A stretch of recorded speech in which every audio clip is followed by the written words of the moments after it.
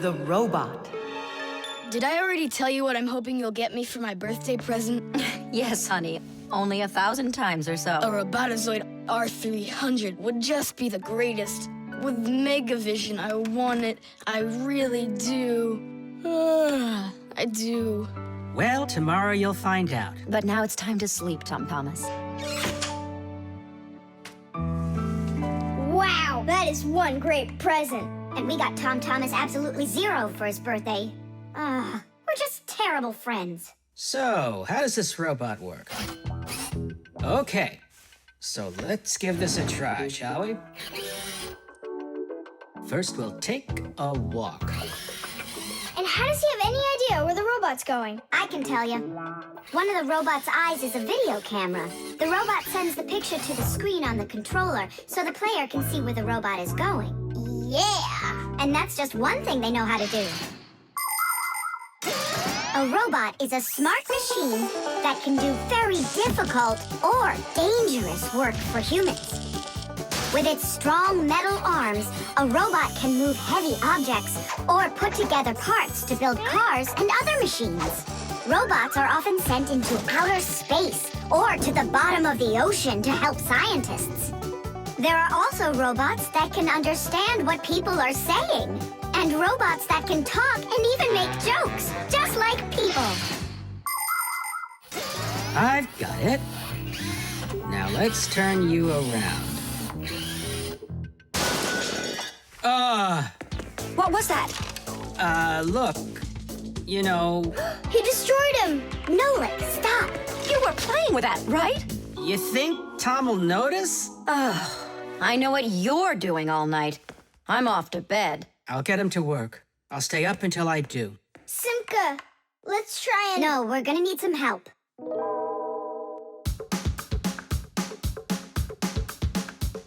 When your TV has broken, when your cell phone has croaked, your laptop's barely working, the kettle's had a stroke.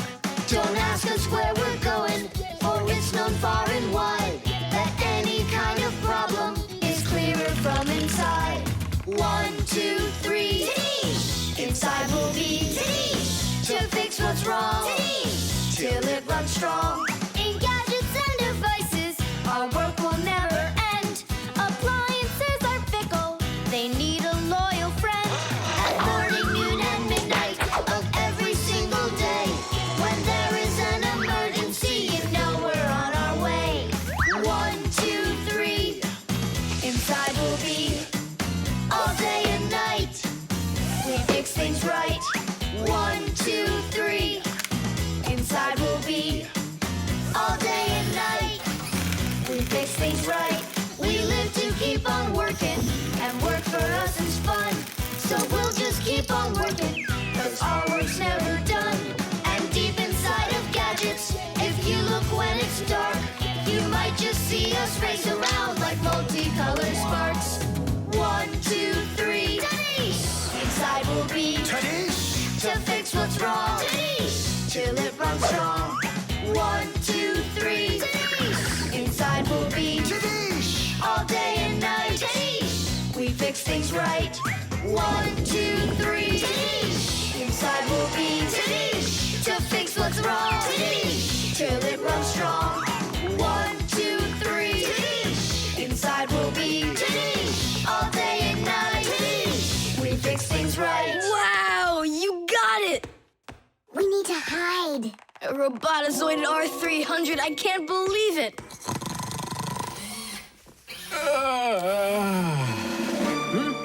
Well, happy birthday to you, Tom Thomas. I'm sorry, Tom Thomas. Last night, your robot, you know, I broke it. Dad, it works perfectly! Don't you see? I'm so proud of you. You fixed it. I couldn't fix it at all. I tried everything. Oh, you want to tell me that the robot fixed itself? What a joker.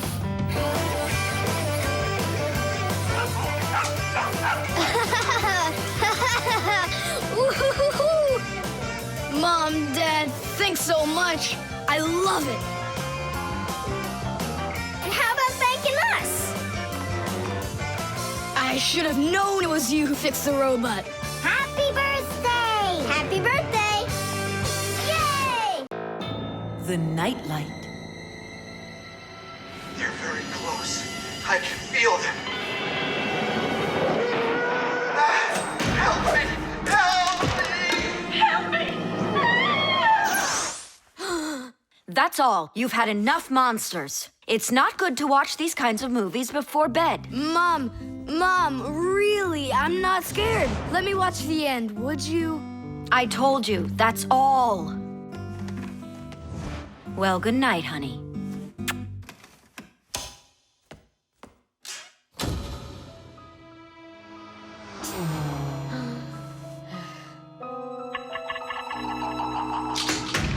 Ah! Who's there? Ah, they're very close. I feel them. Ah.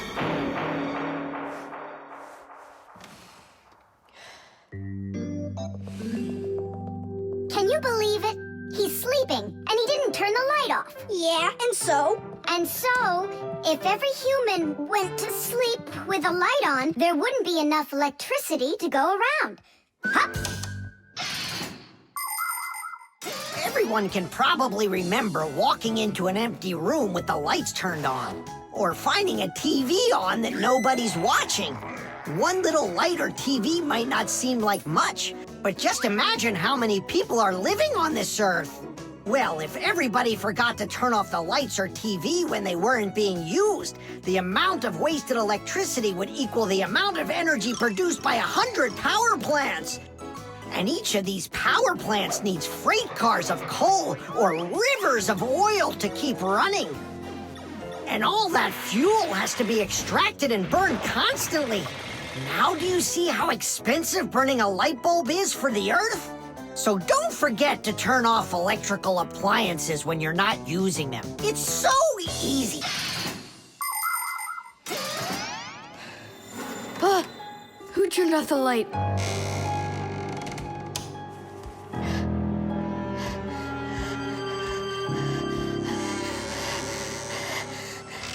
Ah. Ah!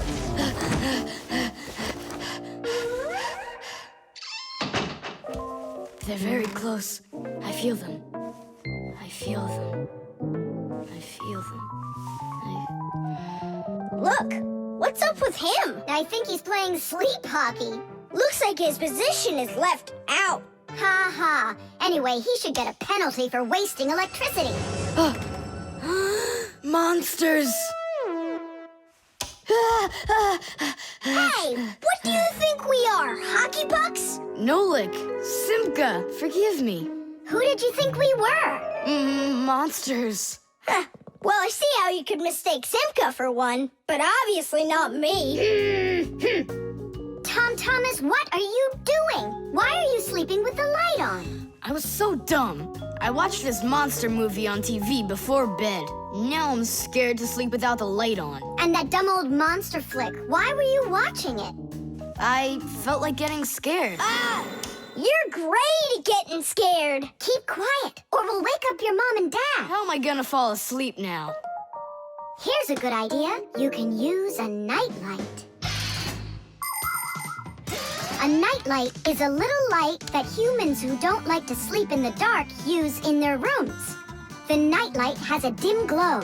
That's because it works with a special kind of light bulb that uses very little electricity.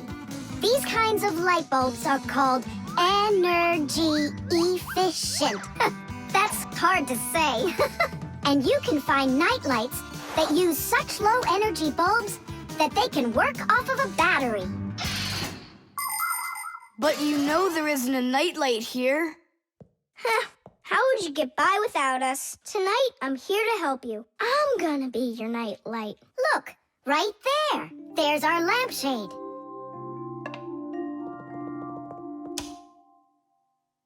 Thanks so much. You really are a friend indeed, Nolik. It was easy. Just go to sleep. Nolik. Do you know any good stories? I know one about a big meat grinder. Nah, no way. You'd better tell me a story about a nice, kind Fixie. Ah, I know a good one. And here's how it goes. Grandpoos was working inside of a very big clock. Actually, the clock wasn't that big. And I'm not sure if it was Grandpoos, but it was a clock, I think. The microwave.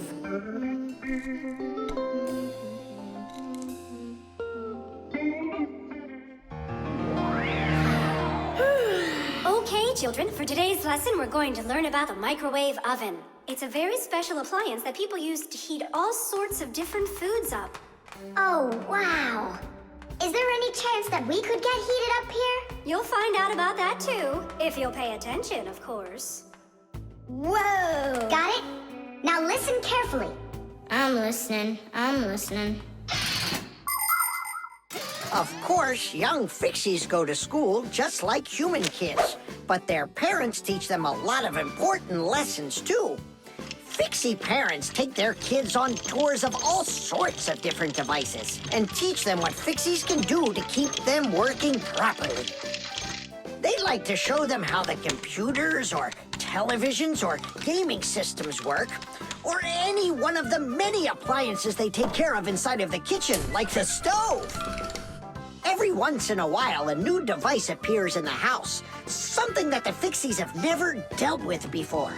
To learn how this new thing works, the Fixies gather together and read the instructions that the humans keep printing up, but almost never seem to take the time to read for themselves. And so now it's time to look at the magnetron. That's what emits the microwaves. Oh, and so the food absorbs the microwaves, and that's what heats it up. That's right. And now, look carefully to your left. Hooray! Freedom! Oh, Tom Thomas. What do you say? Want to watch cartoons? I can't. I need to do my homework. Then just do it quickly. For some reason, whenever I start doing homework, I always get hungry for some food. Then just eat faster. No. The faster I eat, the sooner I'll have to start doing my homework. It already got cold. I need to go warm it up. 1 minute should be enough. These aren't just ordinary wires. These are for...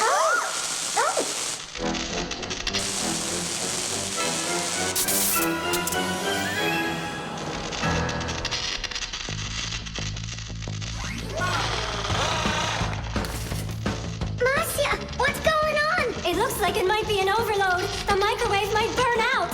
Then we better run out of here. What do you mean, run? We need to save this microwave.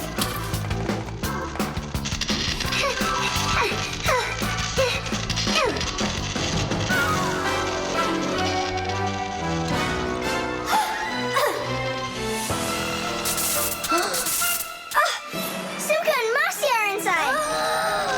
Simka, I need your help.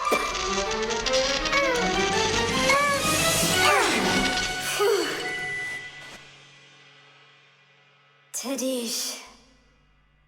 Oh, what's wrong with the microwave? It looks like it just broke. Who cares if it broke? What matters is that Simka and Marcia aren't broken. Look, there's no one here. Of course not. We were behind the wall. You wouldn't believe what happened in there. Oh, there you go.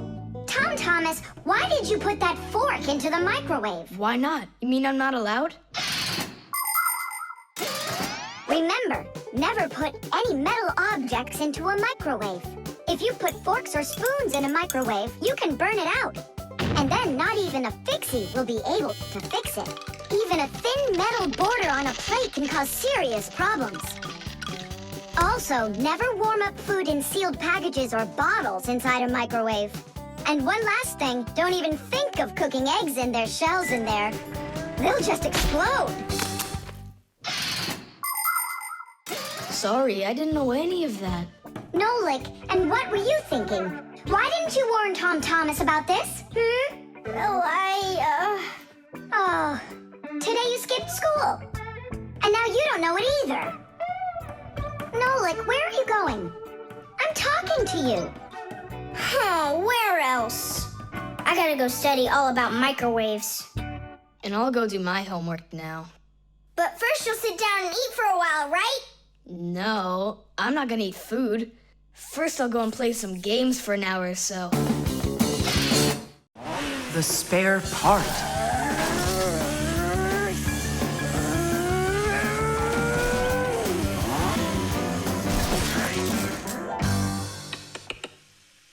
Hey, what's going on? It was just working. Hi there, Tom Thomas. Simka and Nolik. Look, I've got a Sorry, problem. no time to play. We're busy. Busy? With what? We got put in charge here for the day. We even get to use one of the pack-a-mats. Papoose and Marcia went out to visit our Fixie friends. Papoose used to be with them at the Space Center years ago.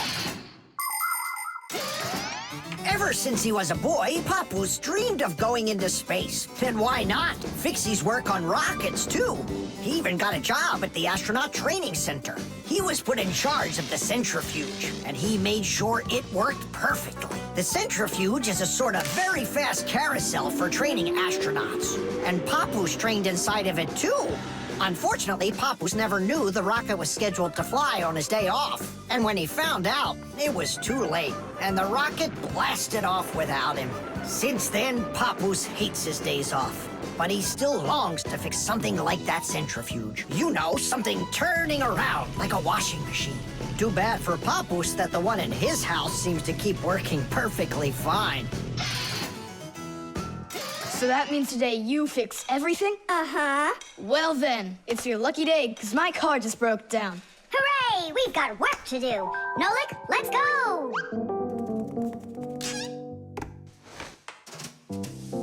Well, what broke down here? Wait a sec. Here, this part burned out.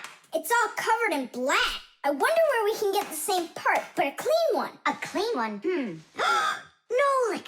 Genius! There's the same exact part inside the dishwasher. We can take it from there. Come on!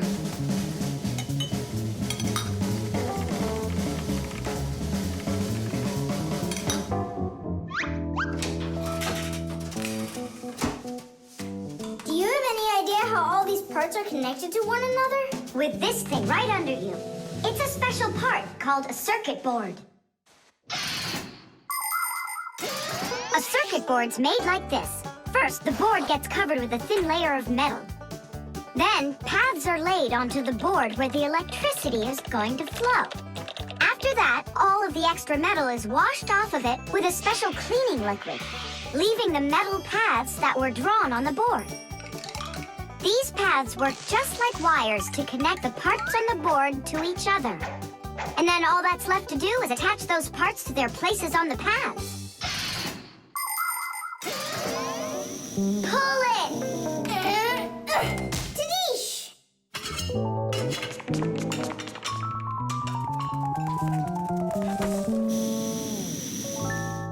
Tom Thomas, Tidish! Hooray! It works again!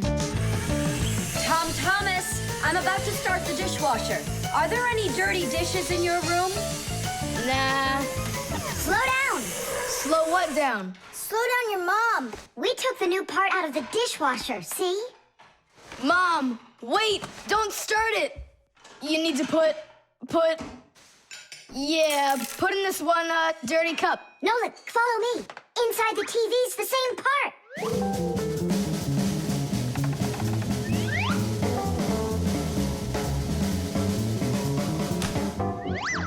Now back to the dishwasher. We barely made it. We grabbed the part from the TV in the living room. Not the TV, my mom's favorite program is about to start.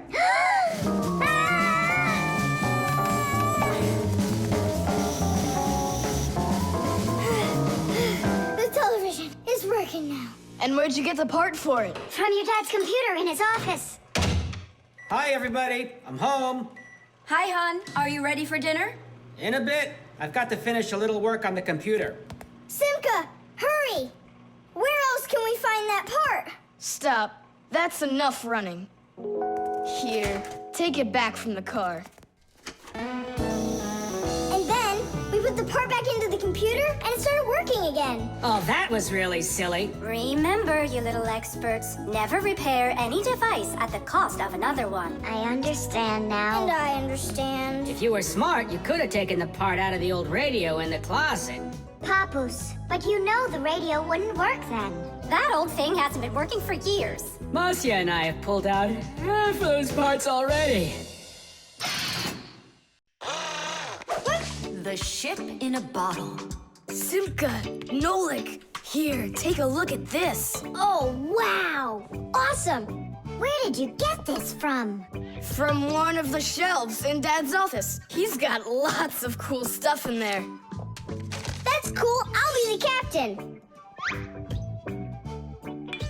This is like a totally real sailing ship with masts, cordage, and everything. And how can it all get in there through such a little hole?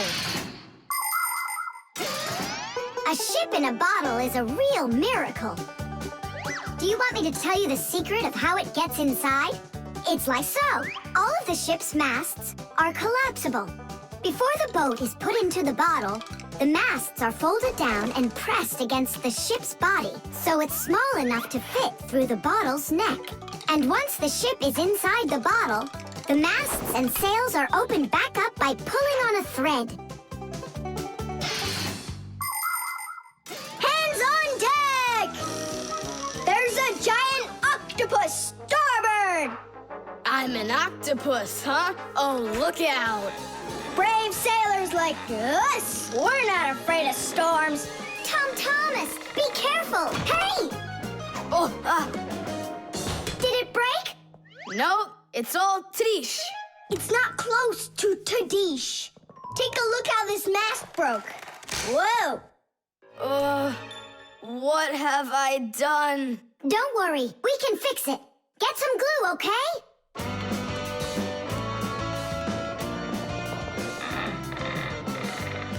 Here's some super glue I found. This is the kind that'll keep things stuck forever. Nolik, come and help! Achoo! Phew! This stuff is so stinky. Tadish! Ooh, that's better. Thank you, guys. We sailors, never let a friend down. Nolik, you gotta get out! You'll get sick from that stinky air! I can't get loose. I got stuck. Hello there, Tom Thomas. What are you doing with the ship from my collection in here? I just wanted to give it some air. Tom Thomas, you know that taking things out of my office is just not allowed. Hey, look, what an interesting cabin boy. I never noticed him before. I'll take it, Dad, and put it back on the shelf, okay? Who just sneezed? I did. Achoo! Well, all right then. Do your homework and please don't set foot in my office again. Simka, where are you going? To save Nolik! I'll come with you. You're not allowed inside that office. Your father said no. Sweetheart, your soup's getting cold. I'm coming. Nolik, where are ya? Simka, why is everything turning? Because you inhaled the fumes from that stinky glue. Ah, phew. Everybody knows how strong the smell of paints, cleaning fluids, and glues can be. But the nasty smell is not where the real danger lies. Breathing in the fumes from paint or glue can give you a terrible headache. Or even worse, it can make you faint. That's why when the Fixies need to paint or glue something, they're supposed to put on a safety mask called a respirator. And humans need to remember to wear masks just like Fixies when they're working with fumes. And never forget that the fumes from glue and paint can be flammable. It only takes one spark and kaboom! There can be an explosion. So always remember to have plenty of clean air moving through any room where you are gluing or painting anything. Simka, hurry up. Hang in there, Nolik. I'll get you out of there.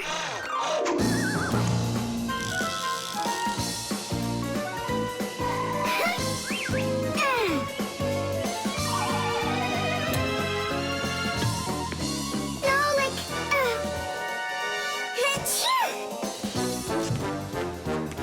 Oh no, is he okay? Nolik! Nolik! Oh, you're alive. Turning starboard. Turning port. Piasters. Piasters. Oh, whatever. He's gonna be fine. Nolik, do you know who I am? A giant octopus? The microphone. And what do you think? Should we go and see a movie? Moo? Hey, you didn't type everything that I said. You should listen more carefully. And you should try using less words. Nolik, hey. Alley-oop? What are you arguing about? Well, I was writing a letter to Johnny. I was, not you. I messed up my finger, and Nolik offered to help me. I had no idea that you're such a yapper. Oh, Now I see. Tom Thomas. Didn't you know that you can call Johnny straight from your computer? you sure? You see that picture of the phone? Just click on it.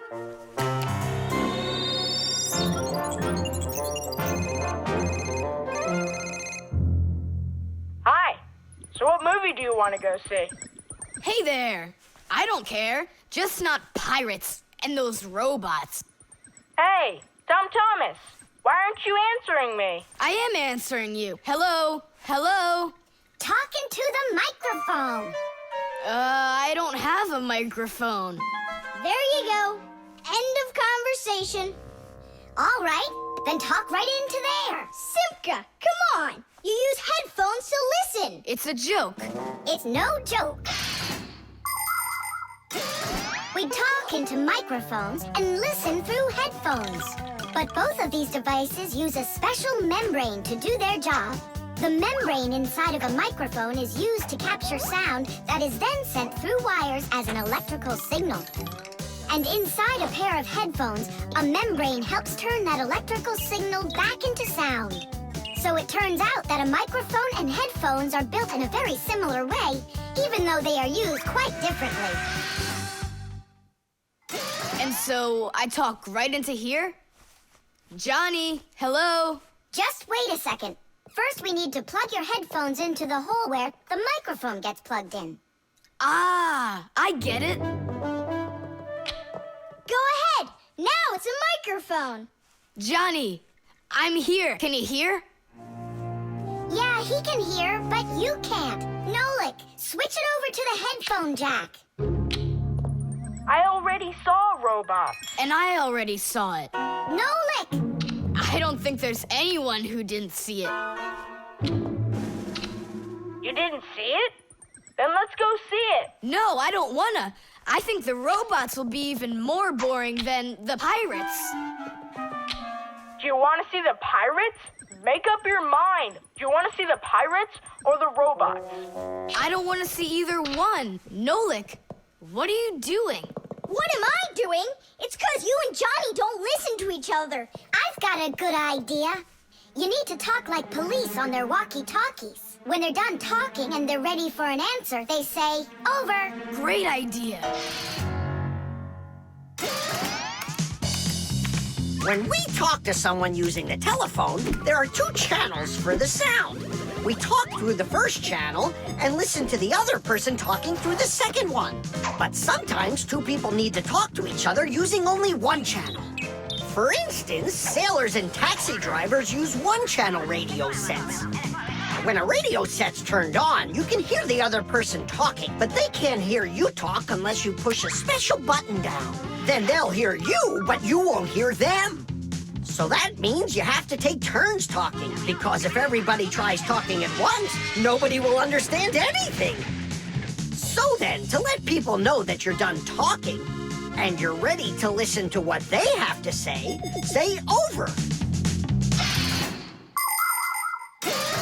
Johnny, hello. Why don't we try talking like police on their walkie-talkies? Whenever you're done talking, say to me, over, over.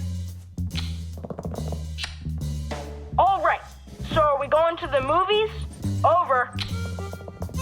Nah, I don't feel like it. Why don't we go play ball instead? Over. Sounds good. Who were you talking to before? Over.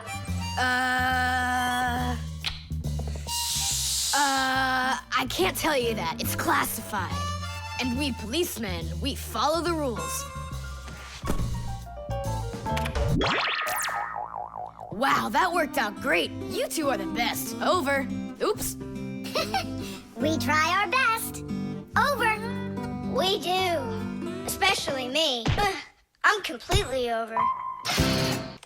The keyboard. 5, 4, 3, 2, 1. Ready or not, here we come. And where is he hiding this time? Tom Thomas! Yoo-hoo! Tom Thomas, you didn't forget about your grandma's birthday, did you?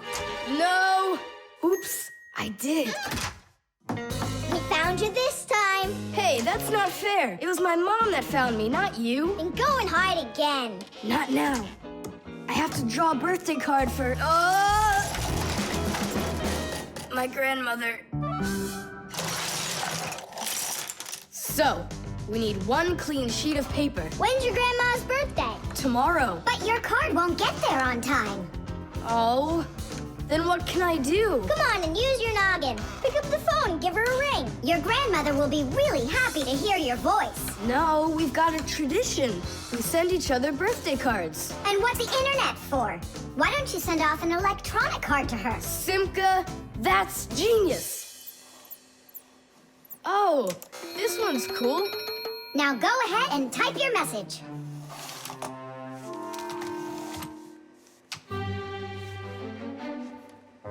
The letter D isn't working.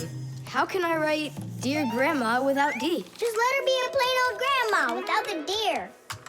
But the letter G isn't working either. It looks like we could use a pack-a-mat here. A pack-a-mat? What for? To clean off the keyboard's contacts that got all dirty. What contacts? A key on a computer keyboard works pretty much the same way as a doorbell does. When we press on the button of a doorbell, the contacts inside touch, which lets the electricity flow that makes the bells ring. And when we press a letter on a computer keyboard, an electrical current runs from the keyboard to the computer, and that letter appears on the screen. But if there's dirt between the contacts that stops them from touching, then the current can't flow.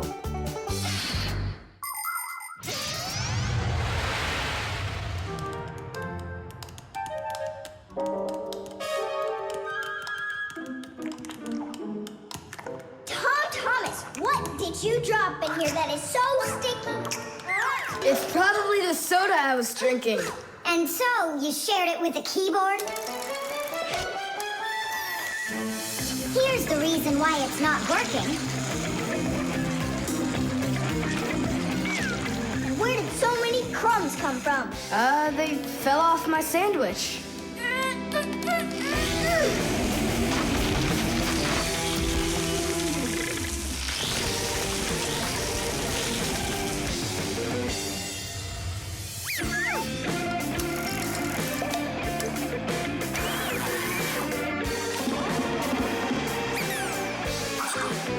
What in the world is this red stuff down here? That must be the sauce for my mushroom pizza. Oh, Nolik. Well, now it looks like we're gonna be out picking mushrooms. The Fixies are always ready to help people out, but there are some people we really don't feel like helping. I remember when I was working as a Fixie back in one house. It was a disaster. One day, the owner spilled coffee on the remote for the TV. As I was running to clean the remote, he starts pounding the TV with his fist because the channels won't change. So now the TV is broken too. Well, with no TV, he decides to listen to some music, and he carelessly pulls the music center onto the floor. So he tries to fix that himself and manages to break it for good. And then he sits down on top of his telephone and breaks that to bits. Meanwhile, I'm still busy trying to clean the coffee off of the remote. There wasn't a minute of rest with this guy around. In the end, I couldn't take it any longer. So I got out of there, and now I'm here, teaching kids. Tom Thomas, why are you eating food at your computer? Yeah, they don't feed you in the kitchen or something? Now I know it. It's not allowed. You said it. Now write your message. And write the address on there, too. Uh-huh. Mom, do you know what the email address for Grandma is? Grandma doesn't have an email address. So what? We went ahead and fixed that keyboard for nothing? I still need it. Am I Grandma? I'll give her a ring on the phone. You said you had a tradition of writing each other cards. And what? Grandma will be happy to hear my voice. That's some original idea, huh? The cell phone.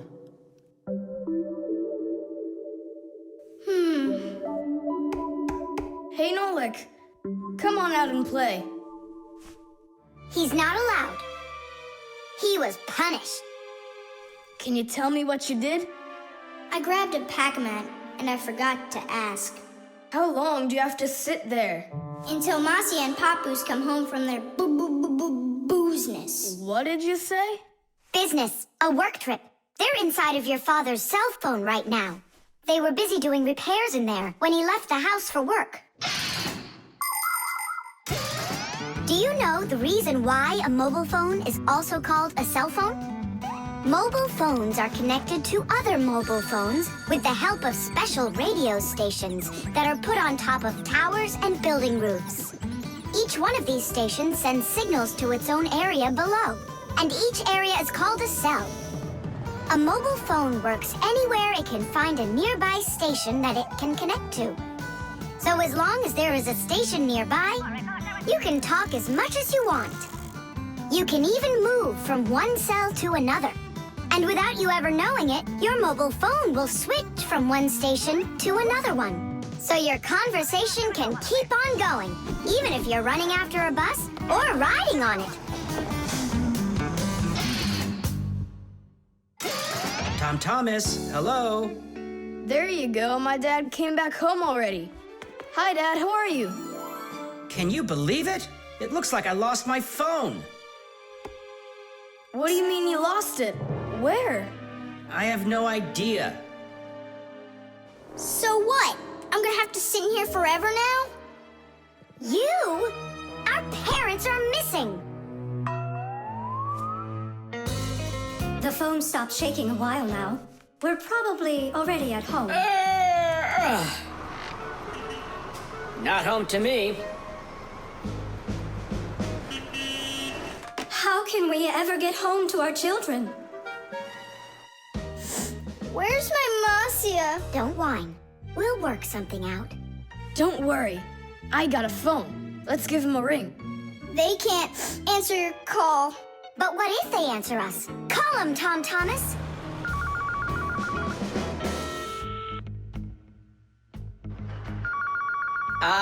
Don't even think it. We're not allowed to talk to humans.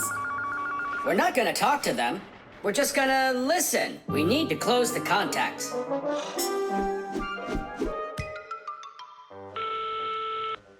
It's no use. Oh, they answered the phone. Let me talk. Papoose, Marcia, it's me, Simka. Simka? Yeah, Marcia, where are you? In the telephone! The phone part is not what she's asking you. Oh, it smells a lot like gasoline in here. Ask your father. Was he anywhere around gasoline? Dad! Dad, did you go anywhere today where it smells like gasoline? Gasoline? I had to go to the gas station. That's the place where your telephone disappeared. Are you sure? Yeah. Well, I've got... Intuition. Intuition? Intuition, huh? You know what? I'll go check.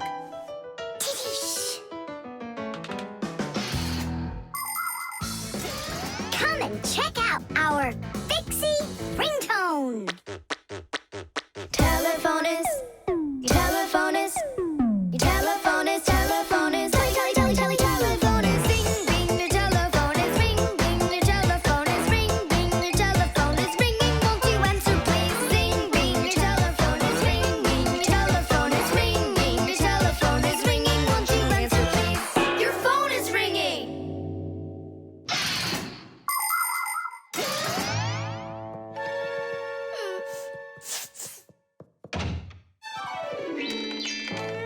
It's just incredible. You see? I found it. Son, you're one clairvoyant. I didn't notice when it fell out of my pocket back at the gas station. My children! Oh, my Marcia. Papoose. Aw, my sweeties. So, just by any chance, you think you might happen to know where I can find that nice watch I lost? No. Don't worry, there's no rush. Just use that intuition you've got.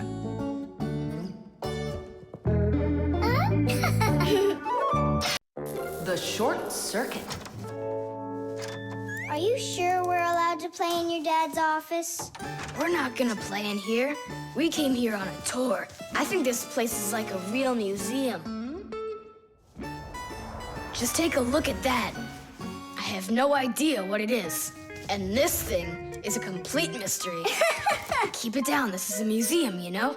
What a great museum guide you are. You know absolutely nothing. How can you say you don't know? I know. I'd like to run a test here, on the capacitor. On this one? Don't touch! Why can't I? It's not a museum. Because it's dangerous. If you touch it, the shock could be deadly. But you two are touching it all the time. I've seen it. The only time is when the device is turned off. And right now, the device is running. For many centuries, the Fixies only had to work on mechanical devices. But after the discovery of electricity, the Fixies had to master electrical devices as well. At first, Fixies were getting terrible shocks, and they really, really hurt. Over time, the Fixies figured out that you can't fix appliances when they're turned on, and bare wires should never, ever be touched. And Fixies also learned that electricity can travel not just through wires, but through plain old water. So that's why if a broken wire ever ends up in a puddle of water, you must never get close to it, or you could get a terrible shock. Fixies learn all these important rules, and they hope humans understand that they need to learn them as well. Look. Now here's one I know about. It's an old radio my dad got from my grandpa. More than 60 years old. Can you believe it? Your grandpa? The old radio. That was a joke. Is it still working? I don't know. Let's check.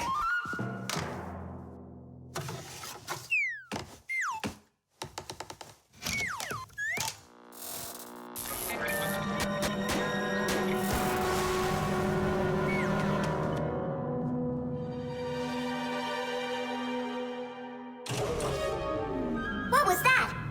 It looks like the electricity got turned off. Maybe it was a short circuit. I'll go find out. Oh, so it was you who caused the short circuit. I was in here showing all these things to Nolik, and we wanted to turn on the radio. We flipped the switch on, and then suddenly, kaboom, the lights go off. They're off everywhere in the apartment. So then how can I even warm up my pizza now? Soon it will warm up all by itself now that the refrigerator isn't working. Simka, what is that thing you said? A short circuit. Electricity goes back and forth from an appliance with two separate wires. For example, an iron uses the electricity it needs to get hot. But if those two wires start touching each other without the iron in the middle, then the wires will get hot instead. And this can cause the wires to burn out. When this happens, it's called a short circuit. Short circuits can happen when the coating around a wire is worn out, or when an appliance is broken on the inside of it. So when you tried turning on that old broken radio, the wires in the apartment started burning. Does that mean all of the wires got destroyed? Don't worry. In our apartment, there's an automatic switch to stop that. It turns off the electricity when the wires start getting too hot. Oof. And what about that, automatic switch? Is that something you need your mom and dad to turn on? No question. You definitely would. But you have us. Yeah. And we have Papus and Masya. I'll go tell them what happened here. And you guys, you turn off the radio. But we'll get electrocuted. What do you mean electrocuted? Thanks to you, there's no electricity.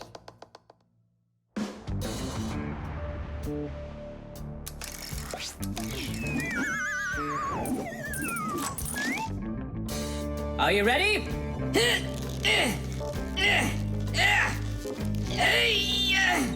Pull it up.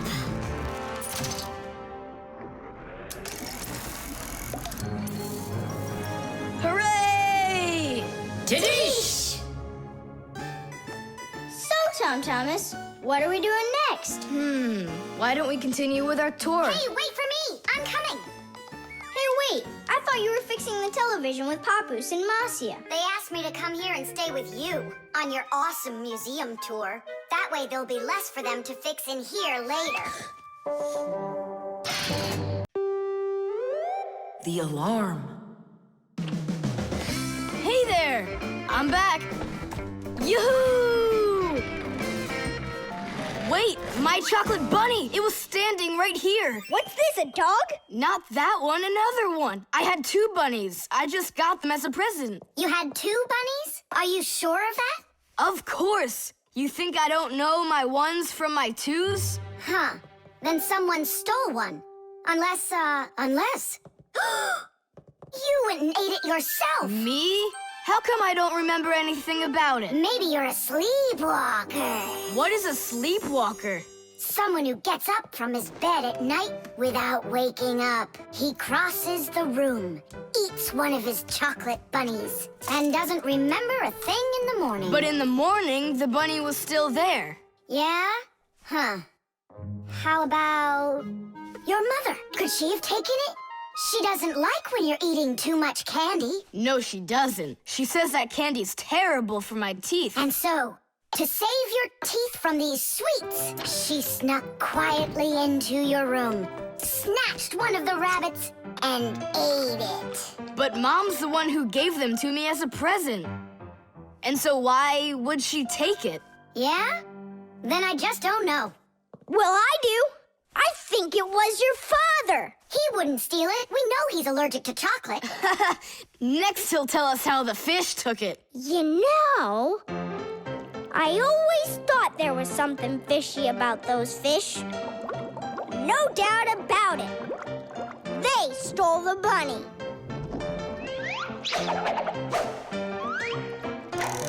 Uh-huh. And then they hid it in their aquarium. Oh, Nolik, that's funny. You know what, Tom Thomas? You need to protect that other chocolate hair. Exactly. It has to be eaten right away. Now, before it disappears. Just wait a little. You don't have to eat it. Let's think of something else. Of course, we need a security alarm. Need what? The alarm was invented to keep houses, cars, and other valuable things safe and secure. The simplest alarm is a siren or light bulb that is connected by wires to a door or window. When someone tries to open the door that has an alarm on it, the alarm goes off, making the siren howl and the light flash. Alarms can also be set up to call the police if they go off. Super! But where can we get ourselves a security alarm? You have an electronic construction kit, remember? You're right. Then bring it over here.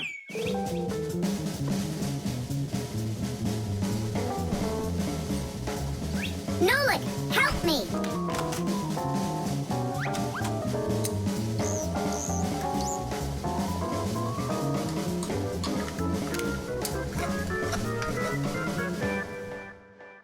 Tidish! Tidish is the Fixies' victory call. When a job is well done and we Fixies are proud of our work, we exclaim, "Tadish!" and raise up our hand with our thumb and first two fingers sticking out. You want to know what it means? It's very simple. Fixies love solving problems and fixing things that are broken. And do you know what you need to do to solve a problem? First, you need to find out what's broken. Second, understand why it broke. And third, repair what's broken so it works again. So do what the Fixies do and first, find it. Second, understand it. And third, fix it. Tadish! It really is a great word, and it sounds funny, but we Fixies surely like it a lot. Well, Tom Thomas, turn on the alarm. You sure the alarm will work? I'm sure, without a doubt.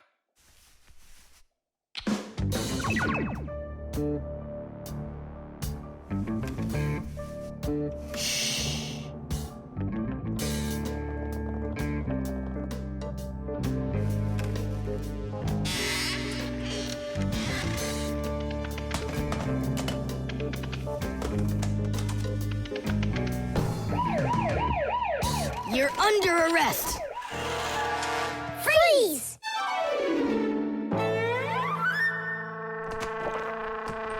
Chusaka? Why are you stealing my chocolate?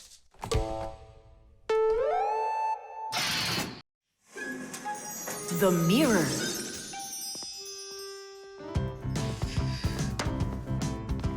Hi there, Tom Thomas. Why has this mirror been standing here in the hallway for a whole week already? My dad can't seem to find any time to hang it on the wall. Are you sure it won't fall? It hasn't fallen so far. So, Nolik, do I look like Spider-Man? Ah! No, you don't look like him at all. Yeah! Hey! You can't climb on walls like Spider-Man. Yeah, I'm sure you can do it. I can do it. Just give your chewing gum to me.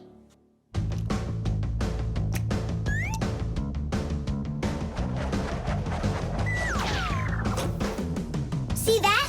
Like in the movie. Oh, like that's really hard. Just keep watching.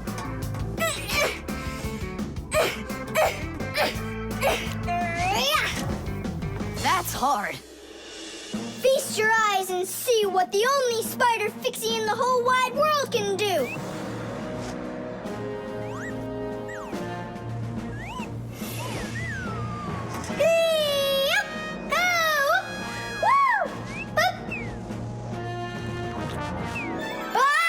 Catch me! I gotcha! The mirror! Whoa! Huh.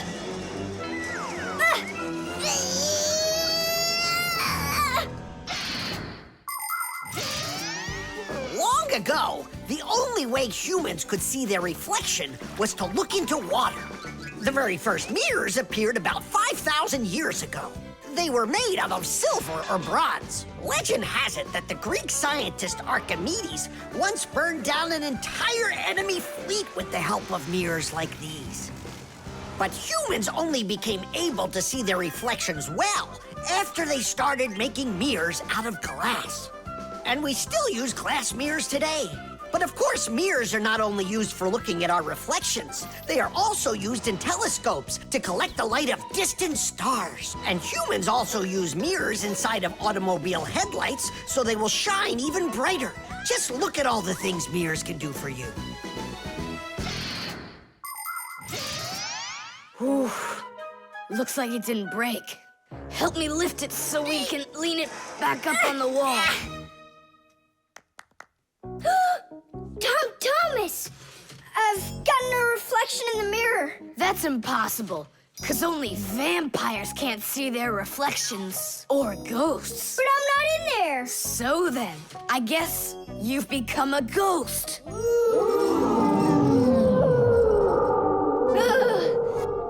not a ghost. I don't like them. Hey, what's all the racket? Did you guys get yourself into trouble again? Simka! Me and Tom Thomas were playing Spider-Man, and I turned into a ghost for some reason. Yeah, ghost. That's silly. They don't even exist. Oh, you don't have any reflection either. Simka! You're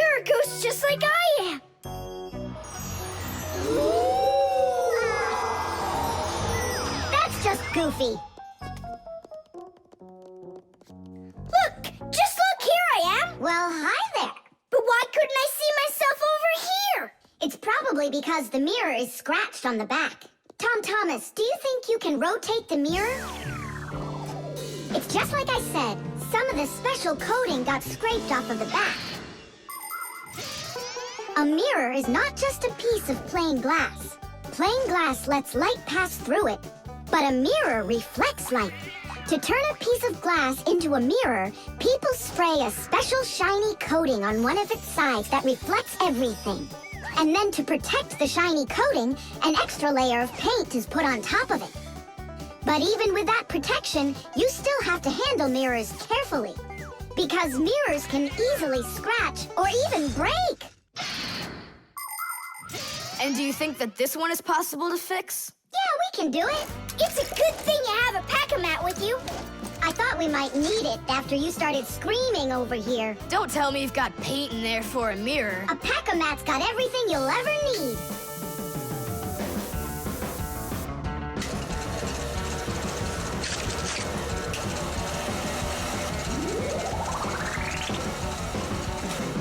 It's all ready. My dad's coming. Tom Thomas, what are you doing here? Checking if you hung it. Yeah, right. I'll definitely hang that mirror on the wall soon. Like tomorrow. Or next week. The remote. Hey, Simka, the button got stuck on the remote. How can we get it back out of there? Look and learn, Nolik. Please help. Oh, come on, come on, come on, come on, come on. Oh, oh, oh. Should I let it go now? Oops.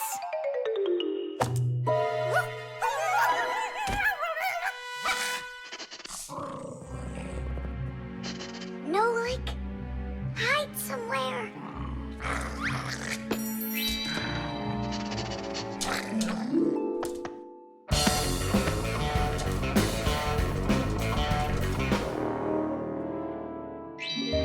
Nolik, she stole the remote. Nolik? Where are you hiding? Nolik! Hello there, Fixies. Hey, where are you? Hey, Tom Thomas, you got here just in time. Chusaka ran off with the TV remote. And so what? I can turn it on without it. And my favorite cartoon is just about to start. Forget about the cartoons, will ya? Nolik is missing! I'm afraid Nolik hid inside of the remote. And Chusaka took it. Oh no, Nolik's in big time trouble. Tom Thomas, there must be something you can do! Chusaka, Chusaka, come here. Where is that dog hiding? I'm gonna go look in the other rooms. Simka, Tom Thomas, here I am. I'm over here. For now, I'll wait here. Chusaka's not out there. Where are you? Hey, Simka. I ran to get a pack-a-mat. What are you gonna do with it? I'm gonna search for the infrared ray that comes out of the remote. That's so great. But what is it? I'll explain it to you. Inside of most remote controls, there's a special type of light bulb called a light-emitting diode, or LED for short. When we press a button, the LED sends an invisible infrared ray. And in the TV, there is a receiver for these invisible rays. The TV understands the command that comes from the remote control and carries it out, like changing the channel or the volume.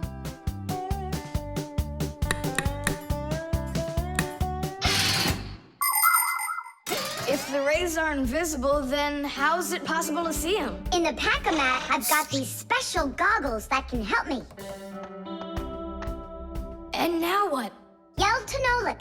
Get him to close the contact on any one of the buttons. Nolik! You gotta push one of the buttons down on the remote. A button? But how am I gonna do that? Wait, 1 second. Chusaka Chusaks with a brain full of rocks. Meow. Meow. Oh, Mamma Mia. Now she'll eat me together with the remote. Nothing Waiting for you here. But here's something. There he is. He's over there. Chusaka, come here. Do you want a hot dog? So you want to play tough? All right then.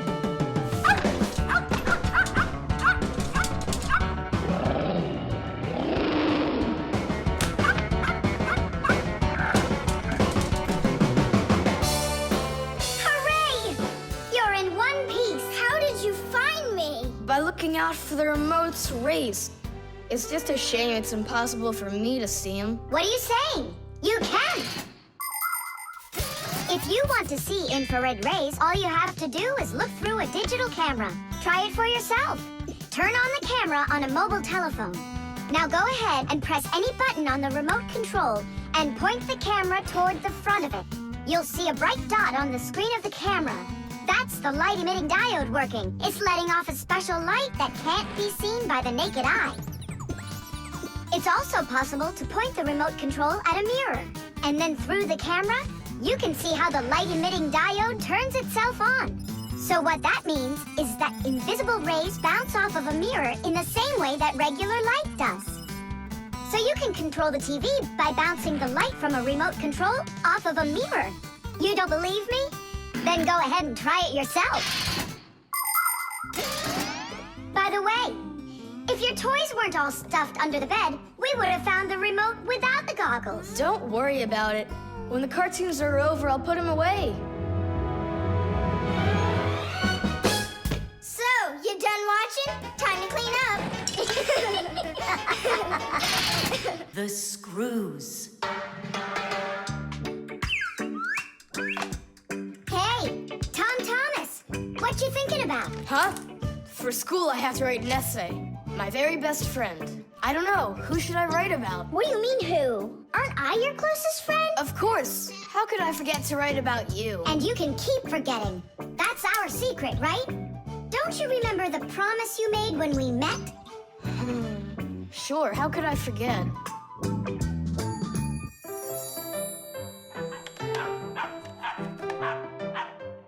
What's wrong with Chusaka today?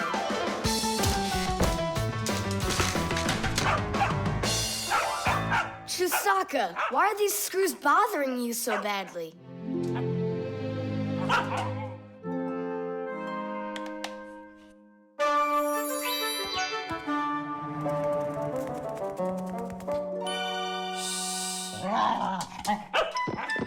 What's with you? Leave them alone already. Will you just calm down? You're gonna destroy my plane.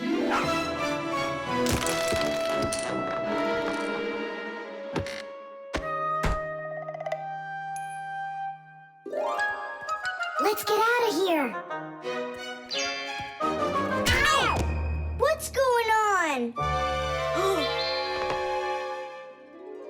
What's going on?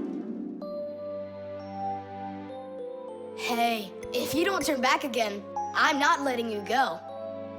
Oh, please, don't be afraid. I'm not gonna hurt you too. I'll just ask you one question and let you go. Nolik, we can't. Don't worry about it. Quit your staring. Ask your question, boy. No way you can talk. Just tell me, who are you? Fixies. That's all. We answered. Now you let us out. Oh, wait, but what's it mean that you're Fixies? That's already question number 2. You promised to let us out, didn't you? I'm sorry. You can leave now. Simka, it's fine. I can see from his look that we can trust him. All right. We'll tell him. You gotta swear that you don't tell anyone else. I swear it. Fixies. We're the little people that live inside of machines and appliances and take care of them, fixing them, cleaning them, and oiling them.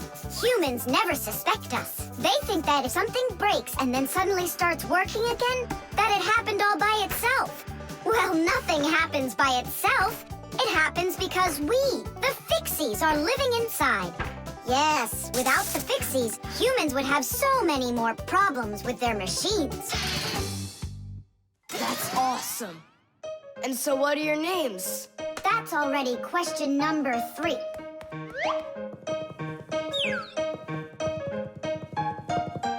You can call me Nolik, and her name is Simka. And my name's Tom Thomas. Will you come back over? Oh, well. I was this close to becoming the first kid in the whole world who made friends with the Fixies. I thought you guys would never come back over. And we didn't plan on coming back. But then we thought it'd be really great to be the only Fixies in the whole world, who are friends with the only kid in the whole world, who is friends with the Fixies. Ah! And who has told no one about us. The Fixies do everything they can do to hide from humans. They are afraid that if humans discovered Fixies, they would hunt them down and capture them and start keeping them in cages, just like pets. And worse than that, they would take them into their laboratories and start examining them under microscopes, even conducting scientific experiments on them. Or suppose that humans thought we'd do all their work for them, and so they decided that they didn't have to take care of their appliances any longer. Well then, let me tell you this. If humans decided that they didn't have to clean or fix their own appliances, then not even the Fixies will be able to stop them from breaking no matter what they do. That's why the Fixies are very smart to hide from humans. Okay, then, I'll write about someone else. I have the very best friend ever. Period. When something's broken, he repairs it. He's the one and only The one and only Nolan. The drain. Hey, Nolik, come help me. The fan in the computer needs dusting. Not right now. Me and Tom Thomas are painting a card for his parents' anniversary. Oh, look, poor you. You must be so tired. Hi, Simka. It's really great you're here. I have a question. 12th anniversary, is it spelled with an F or is it with a V? You know what? First put down the number 12, and then put a dash on there, and then a TH. Oh, right. But first I'll change the water. I'll be right back. Oh, Mama left her ring here. Whoa! No! Oh no, what have I done? I spoiled my mom and dad's special day. Where? In the bathroom? My mom's ring was lying there, and I dropped it into the sink, and now it's washed away. There goes the day. It didn't wash anywhere. Don't you know anything about how a drain trap works? About a what? A drain trap's a special curved pipe under the sink basin. Water flows out of the faucet and flows down into the drain trap, and after that it goes down to the sewer. But when you turn off the water, not all of it washes away. Some of it stays down in the drain trap. It's made that way so the smell from the sewer won't get back into the house. A ring is much heavier than water, so if you happen to drop it down the drain, it won't wash away. It will stay at the bottom of the drain trap. Well, that means we still got a chance. Yeah, but how in the world can we get it out of that trap? Who knows? I don't know how to swim. Don't worry, it's all under control. Do you have any thread? Plenty of it. Go get it, and I'll be back in a flash. I can't fix it like this. I need my welder. Papoose, I need to borrow your pack-a-mat for a little while. Now that's a coincidence. I need to use it too. Marcia, then I need to use your pack-a-mat. What? I'll bring it right back. Hey, where are you going? Just watch what you're doing, dear.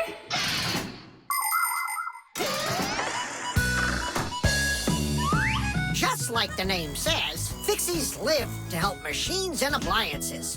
But machines are very big and Fixies are very small, so they can't get by without tools. Long ago, Fixies worked with just about anything they could find. Little feathers, threads, pins, but now they have backpacks called pack-a-mats. Inside a pack-a-mat are all sorts of tools. Just push the button and the pack-a-mat spins around quickly, shooting out a hook or a magnet or even a parachute. Every adult Fixie has their own pack-a-mat. But before children can get them, they have to go to school and study hard and then pass an exam before they have the rights of a full-fledged Fixie. And it's only after all of that that young Fixies get their own pack-a-mats. And what? You're going down there with just that on? Not just like this.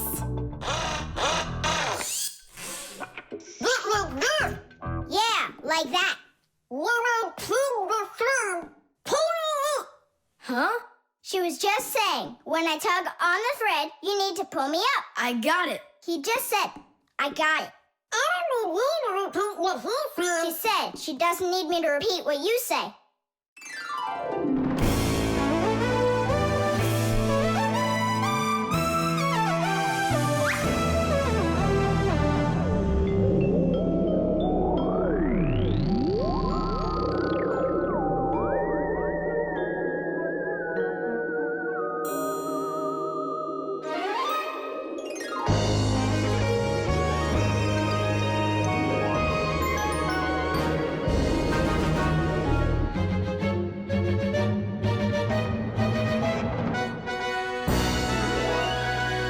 Simka, Nolik, thank you. You really saved the day.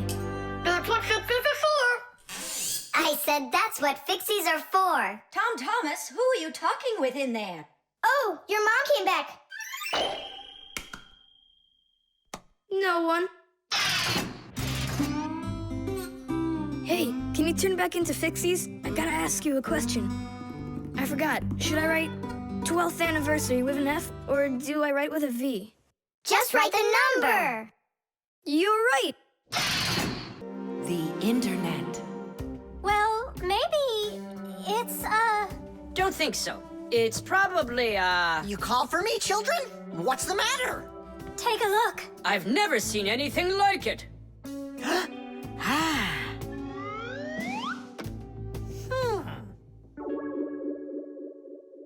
What in the world could it be?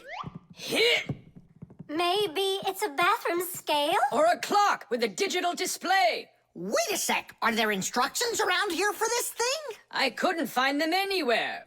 That's a problem.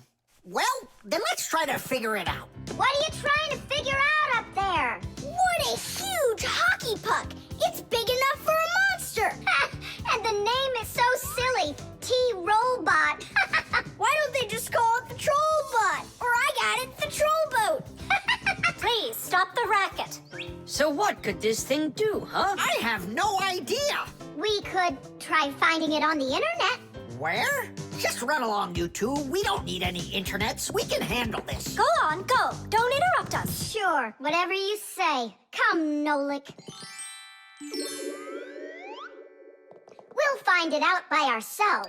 Yeah! How? So, you remember what it was called? A trollboat. Nah, a trollbot. You're right. Hop to it.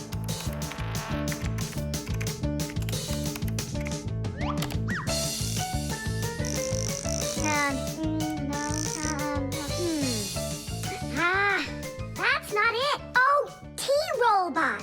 You're right. There it is. A robotic vacuum cleaner. You mean it vacuums by itself? It's a robot, so yeah. Class. There's just so much cool stuff in this computer. Nolik, this information is not on this computer. It's on the internet. From your computer, you can send a letter to another computer. You can also download a song or a photo from another computer.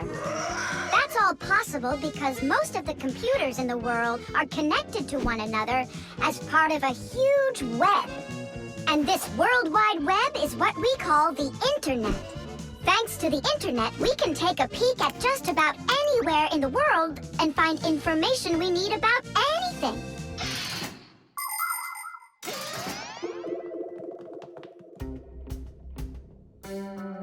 It's an electronic vegetable slicer. No, it's a printer for round sheets of paper. There's no way. Grandpoos, we found out what they do with it. You're back again?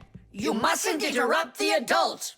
Just wait a second. Nolik, turn it on. Turn what on? Don't you turn on anything. Ready, set, jump!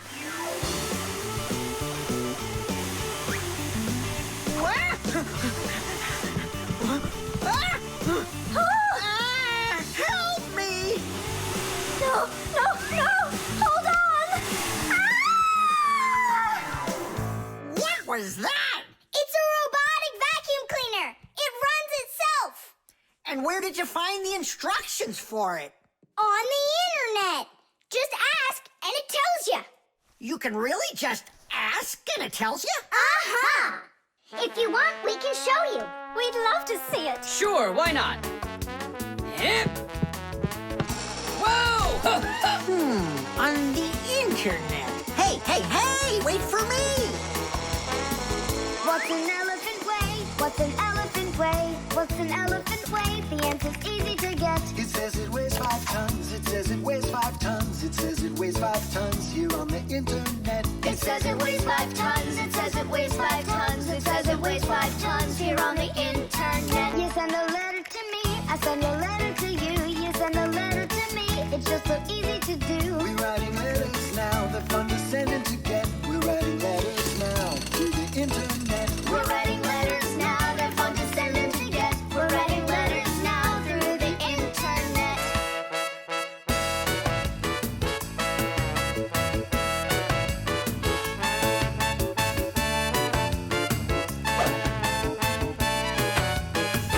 Who, what, where, and how. Who, what, where, and how.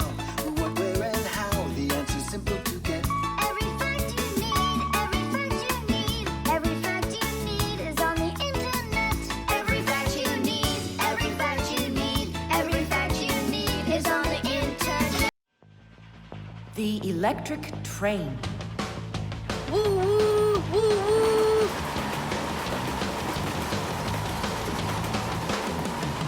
Zoom, zoom. And suddenly, the Earth was attacked by an alien spaceship. Pew, pew, pew. If help arrives here on time, we'll be saved. Move faster, faster. Come on, get off the train. Move it, move it. Tom Thomas, we came here to play. Oh, finally you're here. I need some aliens for this game. What kind of aliens are you talking about? Just plain old aliens. You know the ones. They come destroy the Earth and just about everything. We don't want to destroy anything at all. Why can't we be, the train engineers, huh? Train engineers? You don't know anything about driving a train. Oh, we know plenty about trains. Humans invented the railroad long ago, but back then, the rails were made out of wood. People didn't start making metal rails until the end of the 18th century. But the first railroad cars had no engines to give them their power. Instead, they used horses to pull them along. Later, horses were replaced by the steam engine. Wood and coal would burn in their furnaces to boil the water in the boilers, making the steam that turned their wheels. And the Fixies were there to help those trains go, making sure all of the parts could work together smoothly. But now steam engines have long gone away. The railroad uses electricity now for its power. These electric trains race along the railway at almost the speed of an airplane. So you might know trains, but you'll still be the aliens. This railroad is mine. So you're gonna play the way I want. The train is unloaded and leaving the station. Woo! You can play choo-choo by yourself. And I will. Pew, pew, pew, pew, pew.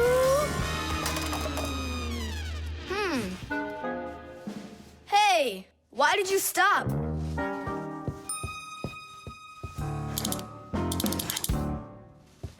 This doesn't help either. It's not going at all.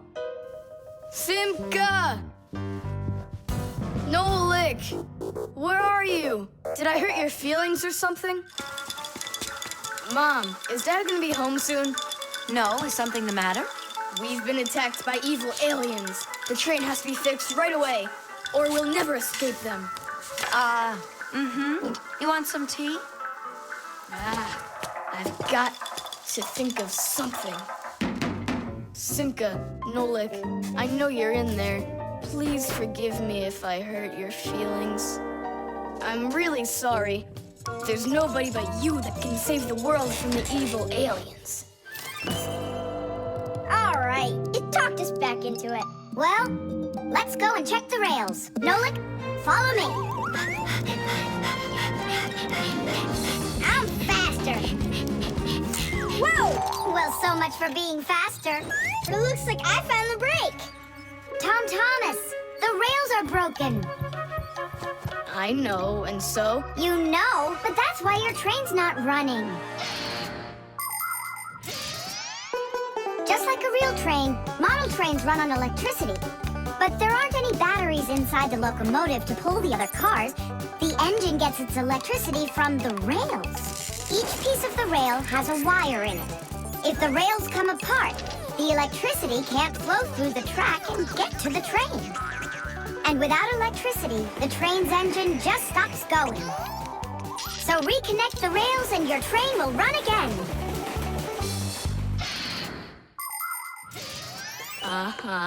Put them together. Yes! Hooray! The train's running! Way to go! So will you play with me now? And which way are we playing this time? Whatever you want, I'm with you. The train rushes down the track with Nolik as its engineer, when suddenly from out of the sky comes an alien spaceship.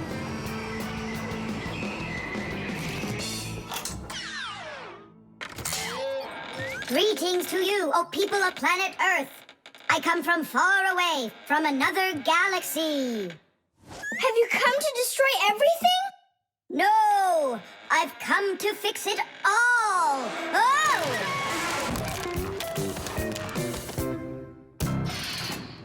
The balloon. No way! You'll miss for sure. No problem.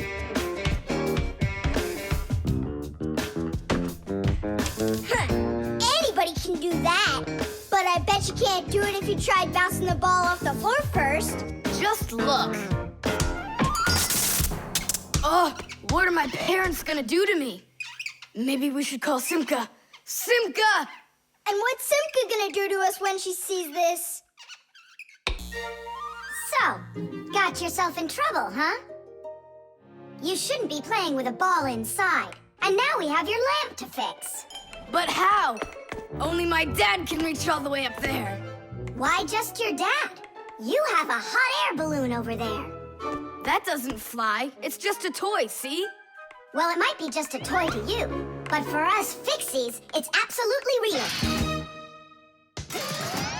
If an object is lighter than water, it floats up to the surface. And in the same way, if something is lighter than air, it floats upward. Did you know that hot air is lighter than cold air? Well, it is. And that means if you warm up the air in a balloon, it will float up. Hot air balloons use special gas burners to heat up the air inside of them so they will get lighter. And the bigger the balloon, the more people it can take up into the air. I know what you're saying, but where do we get a burner? You think Fixies don't have their own burners? Huh! Sure we've got them. Bring it down here, and I'll go talk to our parents.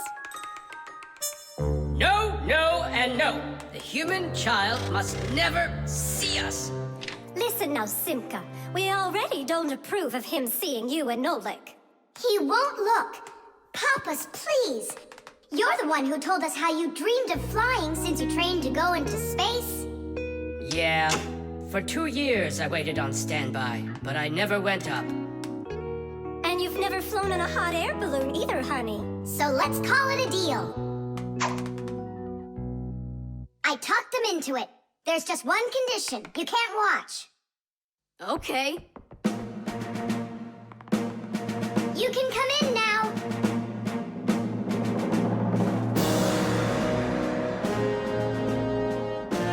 Now prepare the burner. Coming right up. Permission for takeoff? Permission is granted. And off we go! Hooray! It's flying! Don't you peek. Turn around. Oh, it was an accident.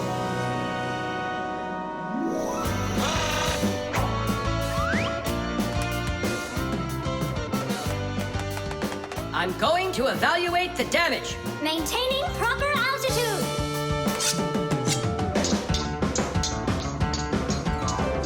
So, they've reached the spot. Air balloons are really awesome. I wonder, who figured out how to do that? It was the Montgolfiers. The hot air balloon was invented in the 18th century by the Montgolfier brothers from France. In those days, there were no gas burners, so they heated the air inside the balloon by burning straw. At first, there were no passengers on their balloon. Not counting the Fixies, of course. I mean, how else could a balloon get up in the air without them? Unfortunately, the names of the first Fixies who took that flight were not recorded in the annals of history. Following the Fixies' flight, the next passengers were animals: a ram, a rooster, and a duck. And it was not until those three safely landed after flying a full 4 kilometers that humans dared to fly in hot air balloons themselves. Ever since their invention, hot air balloons have also gone by another name: Montgolfiers.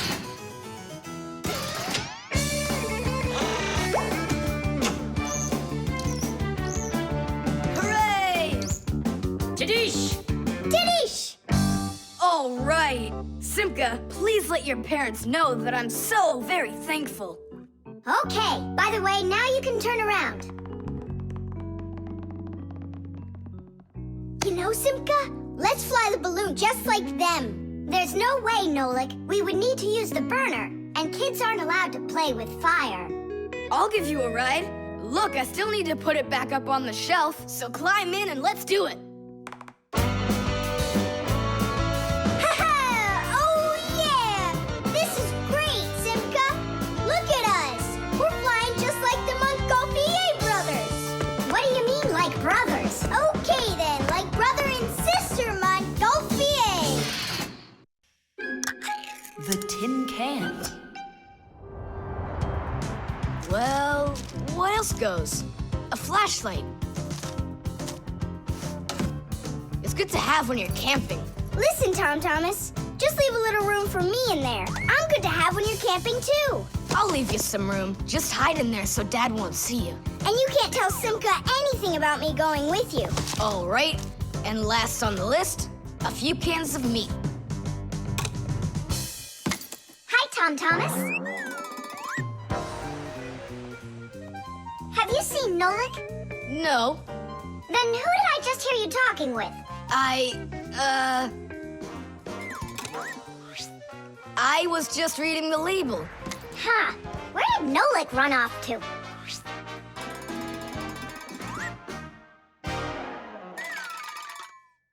Simka, do you know, how come these cans have no way to open them so you can taste what's inside?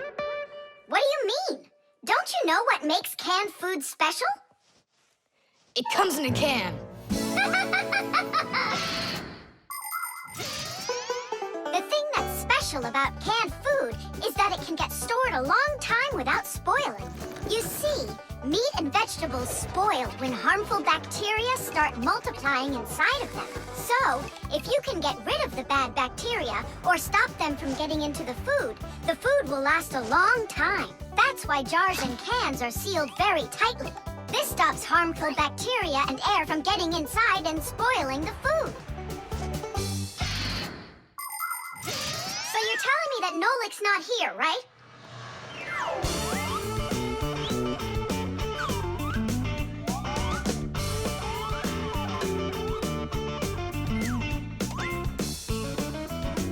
Huh.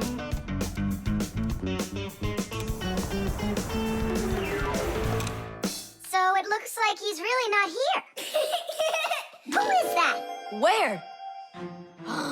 All right, now I remember. There's another can I should take with me. There's something fishy happening here.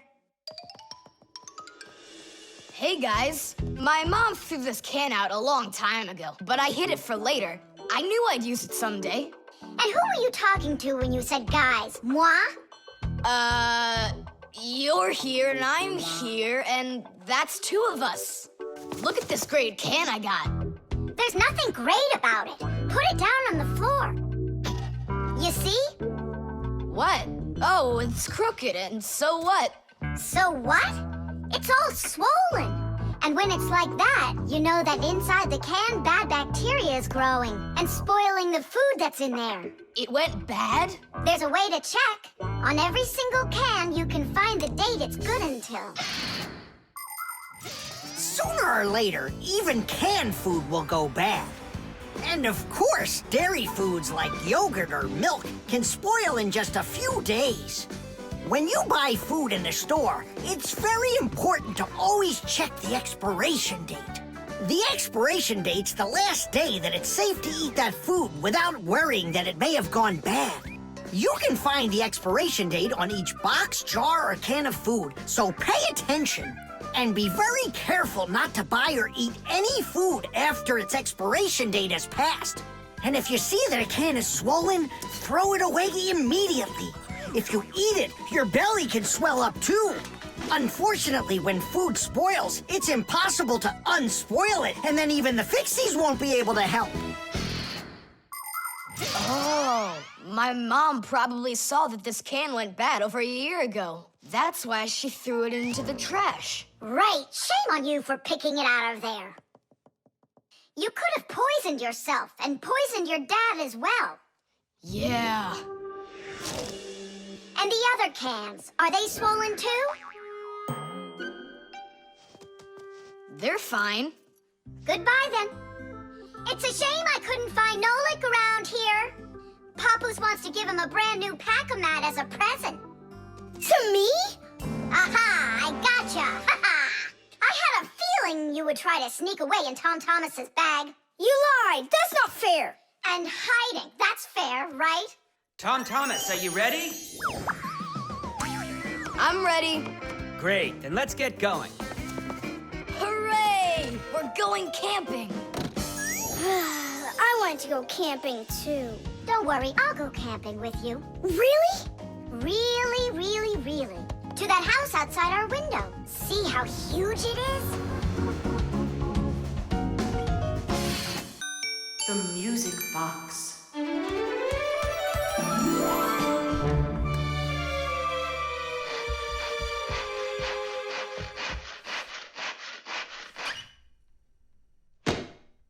And when the Pied Piper began to play his magical flute, the rats came out of their holes and followed him. And they never would be seen in Hamlin ever again. Whew. And then what, huh? I can't read anymore. My legs got tired. Whew. Simka, Nolik, something's rustling in there. In where? In Dad's office, it's on his desk. It's inside the wooden container. So maybe there's a mouse inside it. Tom Thomas, sit right here while Nolik and I go and check. And if there's a mouse in there for real, then how are we gonna get it out? Those rodents are really so big. And why was I reading that book to you, huh? Just grab a flute, give it a toot, and the mice will scoot. And where are the flutes gonna come from? We'll make 'em. Toot, toot, toot, toot, toot. You got it? Sure I did. Wait a second. Let's get a little closer.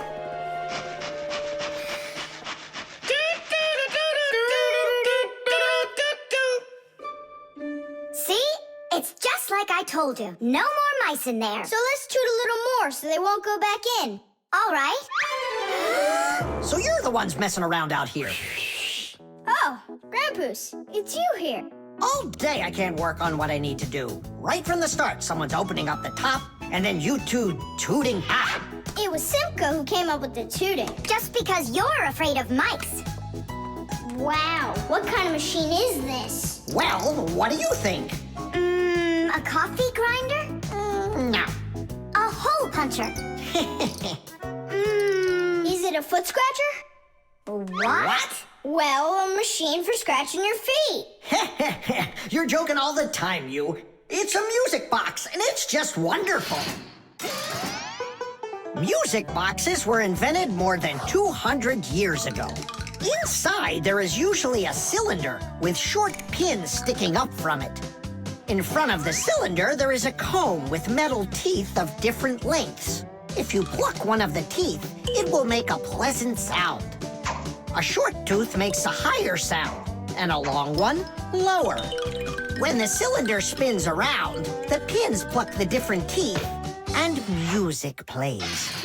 Awesome! So what's broken in here? The spring slipped off. It has to be pushed back into the right place. Will you help?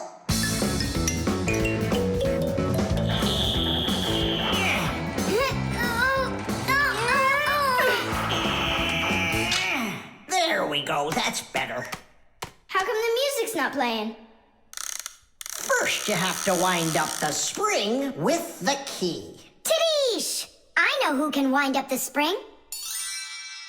Well, Tom Thomas, can you guess what kind of machine this is? A paper cutter. How about a hole puncher? You're such a joker. Now don't go and tell me it's a foot scratcher. Then I don't know. Then wind it up with the key and you'll find out.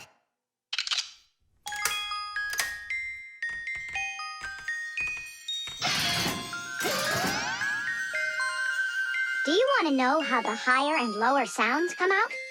Put a regular ruler over the edge of a table. Hold down one end of the ruler and pluck on the other. The shorter you make the end hanging off the table, the higher the sound will be. The teeth inside of a music box work the same way, and bells work the same way too. The smaller the bell, the higher it rings. The sound of a violin or a guitar depends on how thick the strings are. Fat strings make a lower sound, and thin strings a higher one. How tight the string is also makes a difference. Take a piece of string or a rubber band. Tie one end to a doorknob and pull on the other end. With your free hand, pluck the string. The tighter the string gets stretched out, the higher the sound. If you want, you can even play a tune. I think I got it now. It's an old player for music. That's close, but not it. A music box is what they call it. I just said that. So, what was it in there, Just a broken spring. It's not the thing I'm dying to know. Who was moving around there? All I'll say is we, Tom Thomas. Won't let that secret out. Shh. The string lights.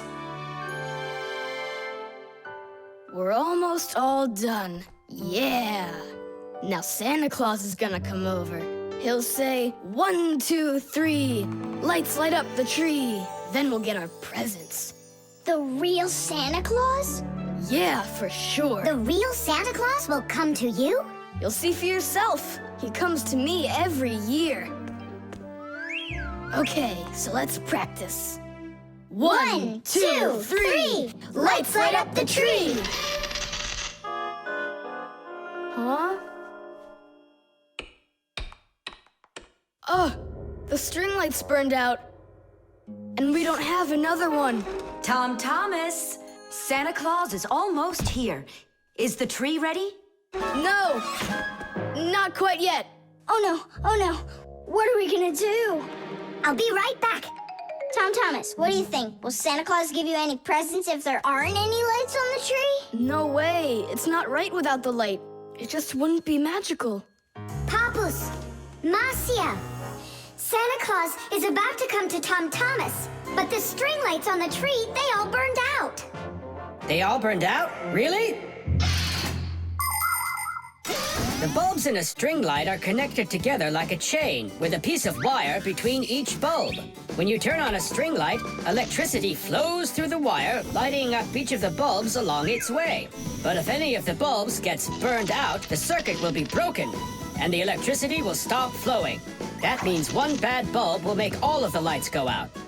So if you want to fix a string light with a bad bulb, the answer is really simple. Just find the bad one and put a new one in. So, do we have a spare bulb around here? I'll get it for you. I know where it is. Tom Thomas, hold up Santa Claus for a while. We need a little time to find and replace that bad light for you. I'll try to. Tom Thomas, Santa Claus is already here. Ho, ho, ho! I got one thing to do. So, let's find the bad bulb. Okay, Papoose, let's go. This one's working. Maybe this one burned out. Nope. And that? It lights fine. Santa Claus is getting very hot out here. Hold on. Simka, what's up? We checked all the bulbs, but couldn't find a bad one. I guess this year won't be magical. Okay, Mom, just come on in. Ho, ho, ho! Hello there, Tom Thomas. So tell me now, have you been good all year? Huh, why aren't the lights on the tree burning? So then let's say it together. 1, 2, 3. Ow! Papoose, I found one more bulb. Here's the one that's not working. 1, 2, 3. Light up the tree. Huh! Now we need to replace this bulb with a new one. So where's Marcia? Show your light, O tree. Hooray! Ho, ho, ho, ho, ho. Whew, that was really hard. I see you already got it shining. But where did you manage to find a new bulb? We got Papoose to act as the bulb. Tidish! Tidish! Ah, what a hero. Pull me up so we can put this bulb in. On Christmas Eve, on Christmas Eve, on Christmas Eve, our spirits light up. Whoa! And on the tree, Yeah! on Christmas Eve, Nice box. the lights burn brighter. Every year when no one is expecting, from some place that no one could conceive, appears a little miracle before us. Every year on Christmas Eve, on Christmas Eve, on Christmas Eve, on Christmas Eve, on Christmas Eve, the clock it seems on Christmas Eve is ticking slower. And suddenly, on Christmas Eve, a miracle on Christmas Eve, no one believes on Christmas Eve comes out of nowhere. Every year when no one is expecting, from some place that no one could conceive, appears a little miracle before us. Every year on Christmas Eve, on Christmas Eve, the clock ticks slower. Paper. Hey, Tom Thomas! You're watering plants? Not only, I'm writing an essay for school. I don't get it. I have to write an essay that's called How I Take Care of Nature. Only I have to write what's true, so I'm writing what's true. Watering my plants. Oh! Chusaka. Chusaka, come here, girl. Stop. Don't be scared. Why did you pick her up? I want to pet her a little so I can write about how well I take care of animals. Tom Thomas, I want to take care of nature too. That sounds good. And what should we be doing? We could try saving air by not breathing as often. Awesome idea! Way to go! Saving air. Let's go for it. And ready?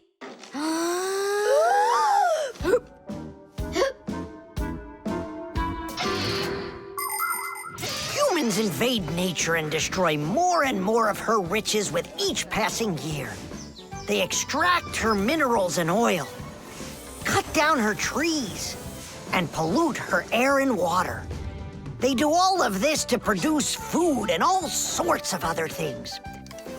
It's a shame that people don't really need all these things that they produce. They often buy something and then just toss it away when it's still almost new. And then there's all the food that humans buy and just throw away. So if you want to help nature, try not to buy anything that you really don't need. And take good care of the things that you do buy. And you can be sure that we Fixies will do everything we can to make your things last as long as possible.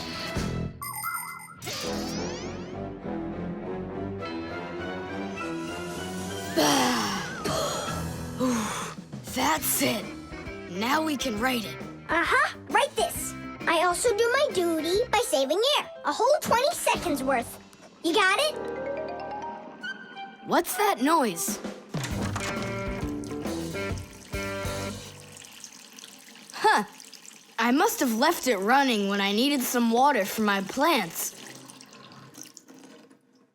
Tom Thomas, I think you should write that you're saving water, too. It really matters, because there's not enough of it. Nolik, that's a good idea. Let's add that.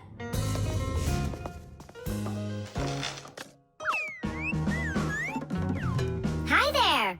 What are you guys up to? We're writing about how Tom Thomas protects nature.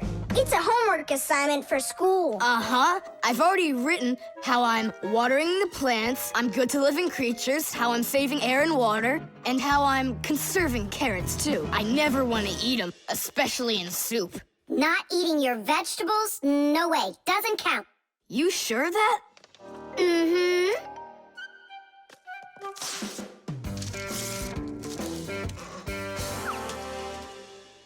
Why did you rip your paper out? You won't let me say how I'm conserving carrots, right?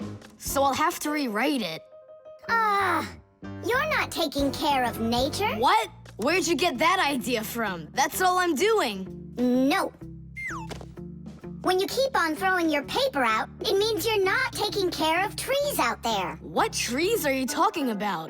Didn't you know humans make paper out of trees? Humans make paper by cutting down trees and shredding the pieces into chips. The chips are then placed in water, chemicals are added to the solution, and then it is all mixed together into a mushy, watery substance called pulp. Next, the water is drained from the pulp, and with the help of huge rotating drums is flattened into thin sheets of paper. So you see, to make new paper, humans have to keep cutting down trees. And you should know this. If every person on the planet would use one less sheet of paper, you know, they'd save 1 million trees all together. You sure? I'm sure. And now that you know about trees and paper, what are you gonna do next? Hey, you know, I've decided not to write any essay for school. You what? I want to help save more trees by using less paper, that's all. Oh, Tom Thomas, you're my hero.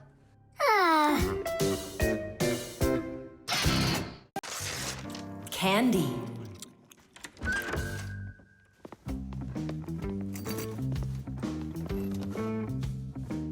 Nice black eye.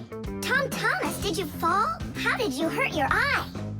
I had a big fight with Johnny. Oh, wow! How could you? What was the fight about? We argued over who's cooler, a racer or a boxer. A race driver's cooler. Of course! That's what I said to him. But Johnny had to prove it's a boxer. Well? He proved it all right. Can't you see? You don't prove anything at all by fighting. What a profession. A boxer. Yeah. Now your dad, he's got an amazing profession. A journalist. He gets to travel to different countries and brings back all sorts of funny stuff. They even show him on TV. No. What do you mean? Boxers are cooler. Everyone's really afraid of them. Don't be gloomy, Tom Thomas. Have a candy.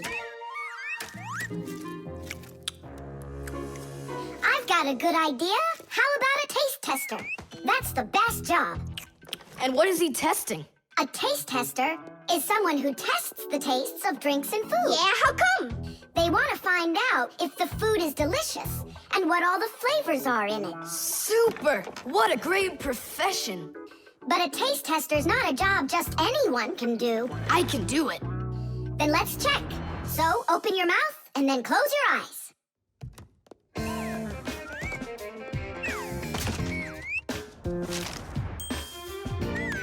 Try to figure out what the flavor is inside of this piece of candy.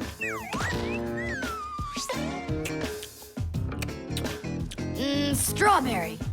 That's right. Good job, Tom Thomas. And this?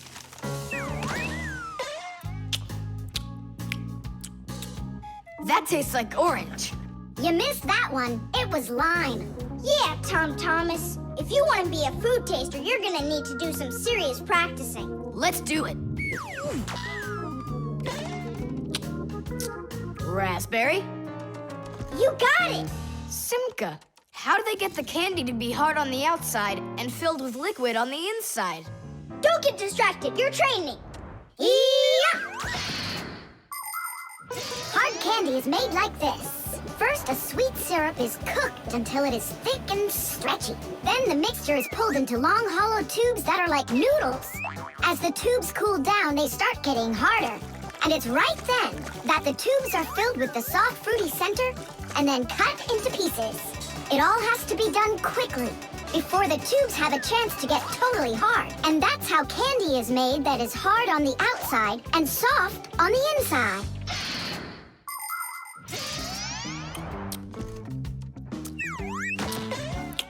It could be strawberry, only I just can't tell anymore. Ouch! What's wrong? My tooth. Was I hearing things? Or did someone yell? Oh, I got it. Come on. Let's take a look at your tooth.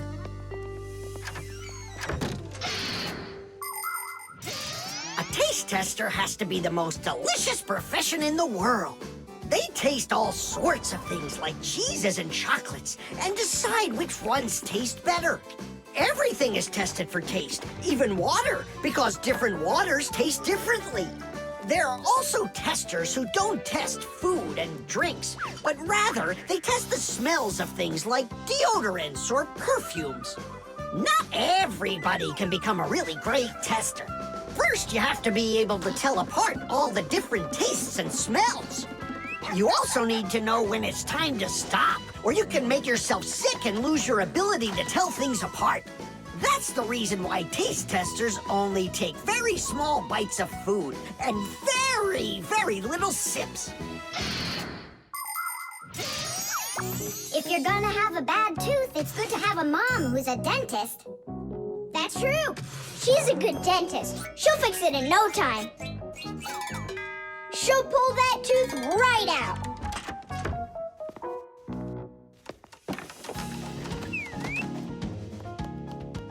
So, did she pull it out? Nah, she just gave me some medicine to gargle.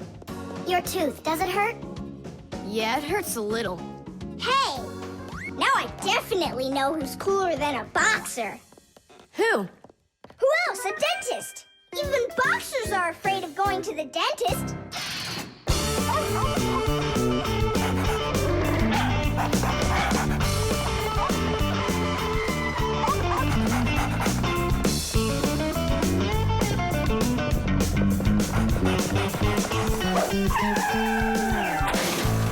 Chusaka! Get away from here! So where did it go? Oh, here it is. Hey there, Tom Thomas. So what's on the disc? Hi there, Nolik. Hi there, Simka. It's a cartoon about Gulliver in the land of Lilliput. My friend Jeannie let me borrow it. I have it till tomorrow. And what's the story about? Well, it's about this guy who gets shipwrecked where people are just so teeny tiny.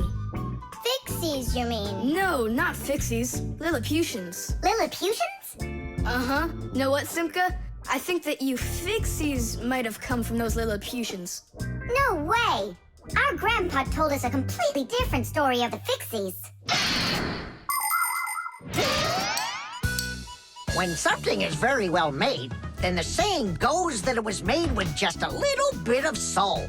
In old times, craftsmen made things to last, and in each appliance, they would leave just a little piece of their soul. Those little pieces of their soul would turn into tiny craftsmen called Fixies, who would then make the appliance their home and take care of it every day. And that's how the very first Fixies came about. But as the years have passed, fewer things are being made by hand, and more things are getting made by machines in factories. That means there are less and less new Fixies coming from human souls. Luckily, Fixies can fall in love with each other and have their own family, raising their children and teaching them well, so they'll grow up to become skillful and honest master Fixie repairmen. So you're mistaken. We're not Lilliputians at all. We're Fixies. Yeah, Fixies. Listen, Tom Thomas, why don't you show us the movie? Yeah, I want to learn about Lilliputians too. Really, I do. Sure, I'll show you.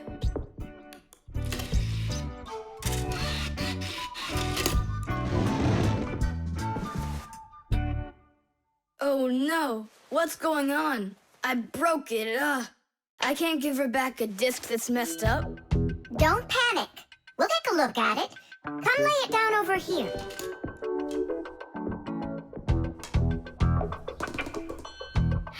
Tom Thomas, why is this disc all covered in jelly?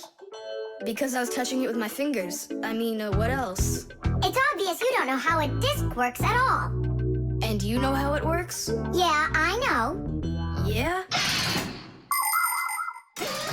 If we take a look at a digital disc through a powerful microscope, we can see rows of tiny valleys of different lengths. These valleys are actually a code for the cartoons, games, or music recorded onto the disc. Inside a disc player, a laser beam reads the code and helps turn it back into pictures and sounds. But if you scratch the disc or smudge the disc with dirty fingers, the laser can't read it and the disc won't play. That's why you need to keep discs clean and stored in cases. So that's why you should only hold discs along the edges. And when you're done watching them, you have to put them back inside their boxes. And what about this one? Do we have to get rid of it? Not so fast. Nolik, this calls for a major cleaning. Let's get the brooms.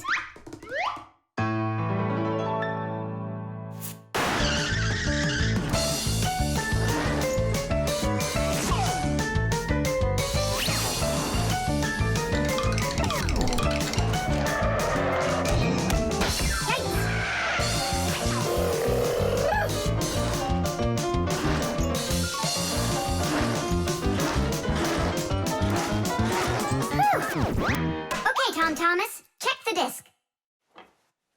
There you go. Now you're holding it right.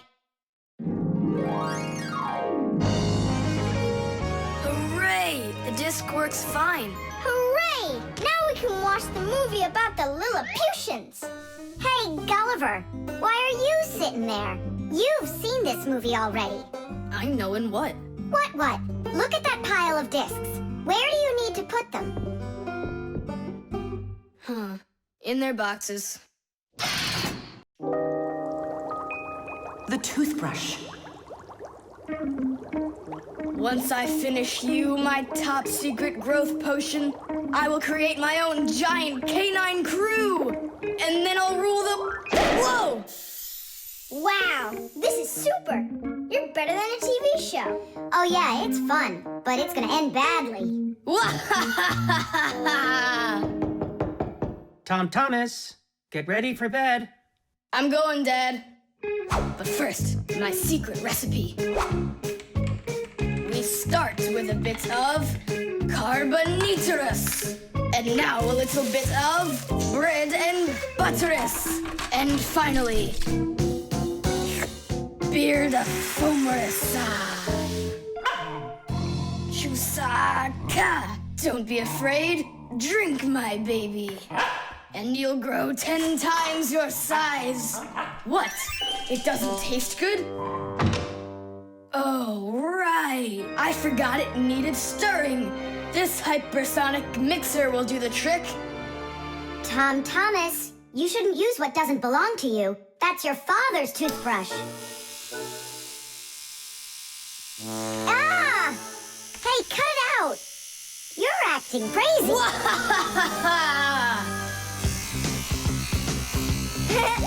Bubbles! Hey, boom, boom, boom!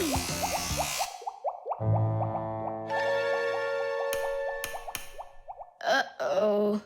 You said it. Uh-oh. You, Tom Thomas, are a big boy, but your brain is smaller than Nolik's. Why, thank you. Just go put the toothbrush back in its place, like you never touched it. Nah, that's not right at all. Tom Thomas, what's up? I'm almost done, Dad. Simka and Nolik, please, I really need your help. No panicking. First, we need to understand what could have broken inside of there. An electric toothbrush is really simple, as long as you know these 3 parts. The battery, the motor, and a very clever mechanism that connects the motor with the bristles. The whole secret to the toothbrush is right in there. That mechanism uses the spinning of the motor to make the bristles move very fast back and forth, from left to right, from right to left. And that's how it brushes your teeth. So what can we do about it? Here's what we do. First, we take out the motor, then we take the gears out, and then the mechanism. How much time do we need to do that? 1 or 2 hours. What? No! Just listen here, Tom Thomas. You need to open up the battery compartment. Wait for me right here.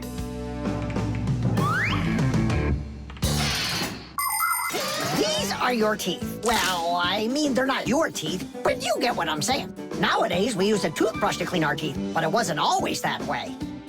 The ancient Egyptians used a chewed stick to scrape their teeth, while the ancient Greeks rubbed their teeth with a rag. And the Vikings, well, who knows what they used? And then, only 200 years ago, an Englishman named William Addis came up with something better. He drilled holes into a meat bone, inserted bunches of bristles into them, and there you go, the toothbrush. And here's what I need to tell you all as a Fixie. That is, as a master repairman. You need to make sure to brush your teeth often, especially after eating, or you'll be getting them repaired often at the dentist. Well, is something wrong with the mechanism? No, it's fine. Is the motor burned out? No. Then what's wrong with it? You're not gonna believe it. But the battery died. That's all? I know what to do. I'll put in new ones.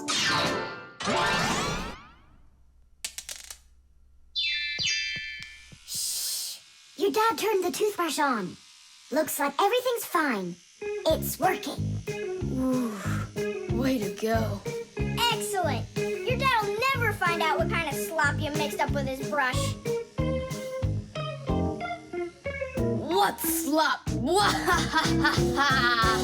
How dare you, Nolik? How dare you refer to my mighty potion like this? Tom Thomas, somehow soap got all over my toothbrush. Can you explain that? Ay, ay, ay. Well, you got caught. What do you say now?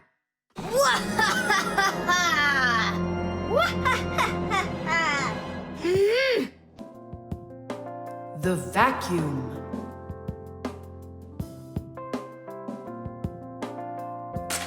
What's the point of cleaning up toys? You're just gonna go take them out again later. You said it.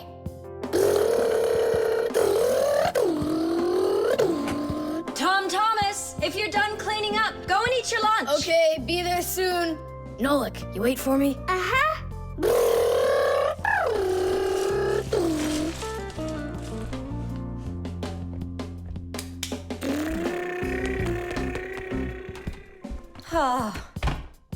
He calls this cleaning up.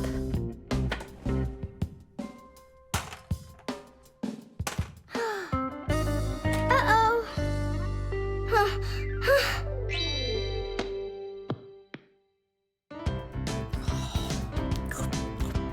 As we say, bon appetit. Thank you. You're not gonna eat me up, are ya? How? Fixies, I don't eat them. Well, this is my mom. She started vacuuming.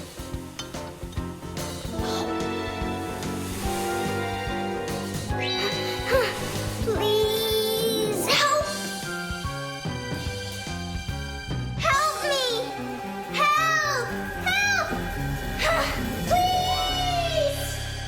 really is weird. How's it possible a vacuum cleaner can take all that dust in, and none of it gets back out? Oh, come on. It's simple. They taught us about it way back in 3rd grade of Fixie school. You can think of a vacuum cleaner as nothing more than a fan with a net. The fan spins backwards, so it sucks in air with dust and dirt. If you put a net in front of the fan, the net will catch everything that is in the air and let the air pass through. Then all you need to do is add a pipe and you've got yourself a vacuum cleaner. But instead of a net, vacuum cleaners use special bags to collect the dust and dirt. It's as simple as that. Oh, whoa, Simka. Nolik, could he get sucked into the vacuum? Oh, no! Did he stay back there? Tom Thomas, what's the matter? Mom, I can finish vacuuming you. I mean for you. All right, I'll go clean the dishes. Nolik! Nolik! Nolik! Nolik!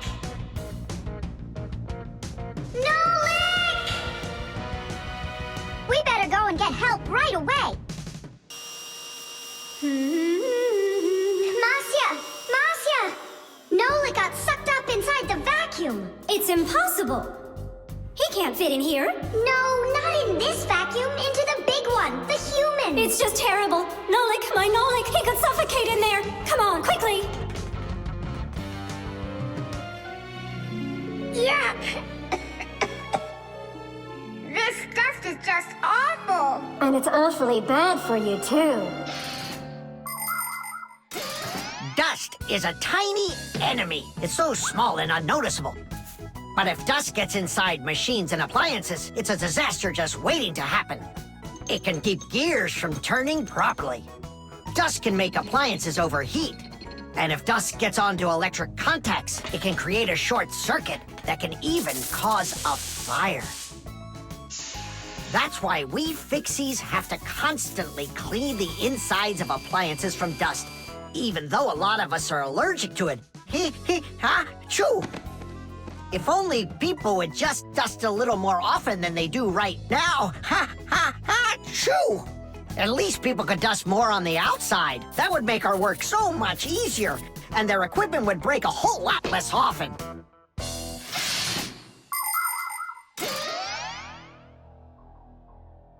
Well, did you find him? No! It's all my fault. My mom asked me to clean up my toys, and I didn't just do it like she asked. Now it sucked him in because of me.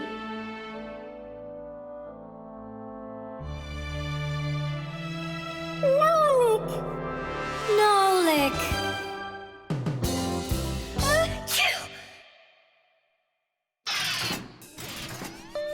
So what do you say, Tom Thomas? What? I already apologized, and I already promised to clean up my toys. And why are you sneezing? To keep you company, so you'd feel a little better. The thermos.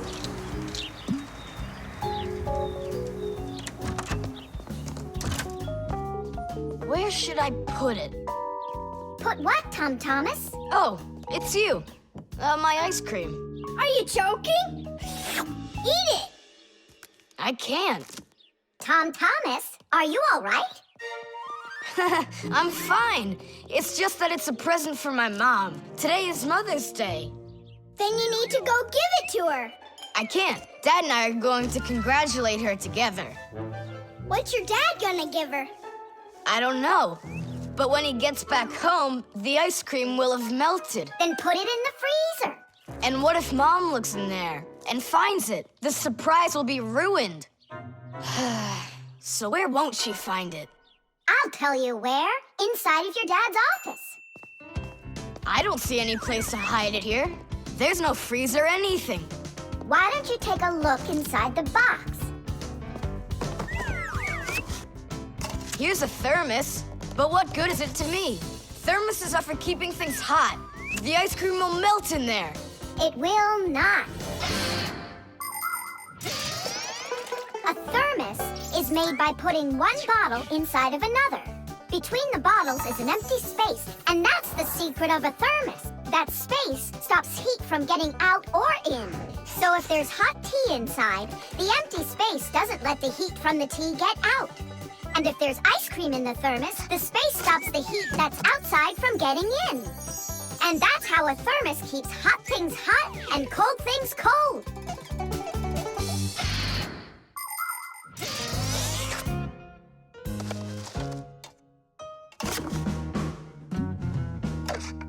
That's it.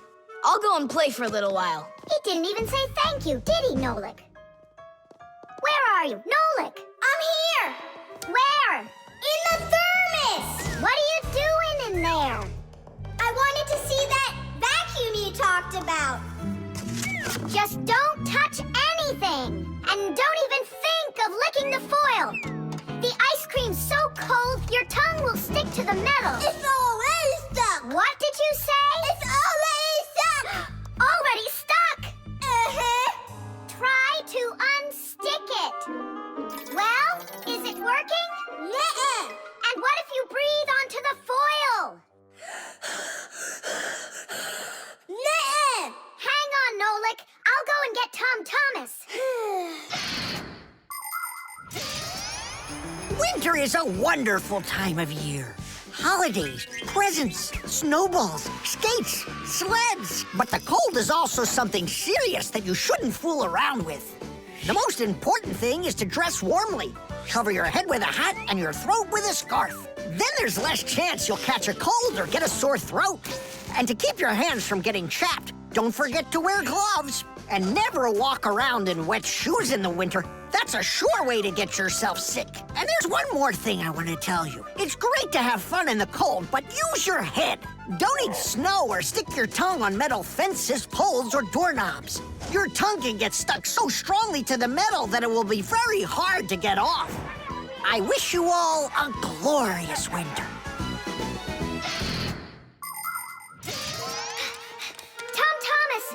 Nolik's tongue got stuck. Where? In the thermos. Hurry! I'll explain everything later. Dad, you're already home? Mm-hmm. Dad, why are you taking my present? What do you mean, your present? I mean this one. Since when did it become yours? Oh, hi there. What's the fuss all about? Oh, it's nothing at all. I have a surprise for you. I want to wish you a happy Mother's Day. A thermos. How wonderful. Thanks so much. Is there something in here? I don't think so. Inside there's a present from me. Vanilla ice cream. My favorite. And how did that end up in there? Thank you so much, my sweeties.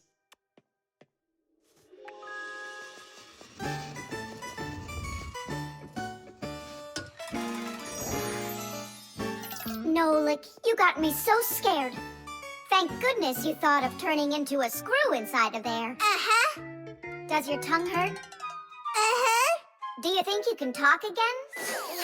I can talk. Oh, that's good. We better hurry. We still need to go and wish our mother a happy Mother's Day. And you should too. The electric kettle. That's 4. Come on, Tom Thomas, just one more. Come on now, Tom Thomas. I know you can do it. 5. That doesn't count. That doesn't count. No, your chin was below the bar. Whew, that's all. I can't do anymore. You weakling. You're the weakling. I'm not. I just haven't eaten in a while, and that's why I lost my strength. You're a slave to food, Tom. And you see, that's the difference between us Fixies and you humans. Many people wrongly assume that the only way Fixies could live is by stealing food off of humans' tables. Or worse yet, by stealing it from their refrigerators. That's just a lie. It's not true at all. Fixies don't eat any kind of human food. So then where in the world do the Fixies get their energy, you're wondering? It's very simple. A Fixie's entire life is connected with devices. Fixies not only live inside of devices, but they take care of them and help them live longer. And in return for their help, these devices share part of their energy with the Fixies. So there you go. The Fixies help devices, and devices help the Fixies. Yes, we Fixies and machines have a symbiotic relationship. So we don't eat leftovers like cockroaches, because we're Fixies. 1, 2, 3, low! How's it possible that a big boy like you doesn't know how to make any food for himself? I'm able to cook, but I'm not allowed to turn on the stove. What can you make without it? Oh, yes. We have instant oatmeal. Look. Do you like oatmeal? You're joking. Only my folks say oats are healthy and make you stronger. Great. Well, then how do you cook it? It's not hard. All you gotta do is add hot water, and I'm allowed to turn on the kettle. Stop and check if there's water in there. If there's none, you can burn out the kettle. It's got enough. Then you can turn it on. Hey, tell me, how does the kettle turn off? I mean, how does it know when the water's hot enough?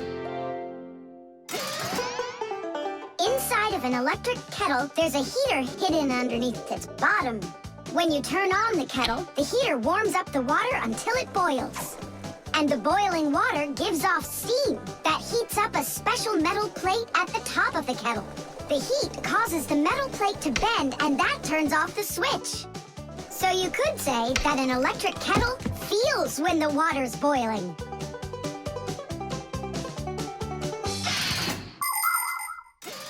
Okay, now I understand. Hey, why do you need 3 bowls? You don't need to make any oatmeal for us. It's not for you guys. It's for my mom and dad. Start out here. No! Keep pouring into this one. And I say pour it here. And I say first you should pour it into mine. Oh, Nolik! Where are you? I'll find him. Hang on, I'm going in. Ah! Simka! She was right over here. Nolik! Over here. Simka! Here. Nolik! There. Ow!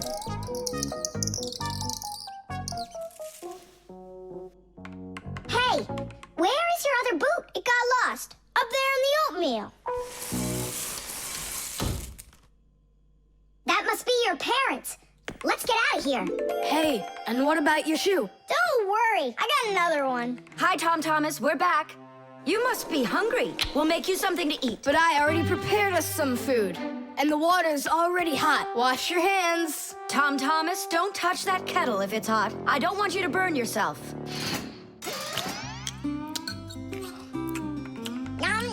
So today we're eating oatmeal for dinner. Delicious. Maybe you have something else? Why something else? You're the ones that say that oatmeal's great for you and that it makes us stronger. Well, yeah, that's what we say. I'm glad that our son pays such careful attention. Isn't it delicious? Really? Huh. What's that? Oh, look, you found the boot, Dad. What? It's nothing. Just eat your food and don't get distracted. I'd like to see that oatmeal all gone, okay? And whoever doesn't finish won't get any candy. The combination lock.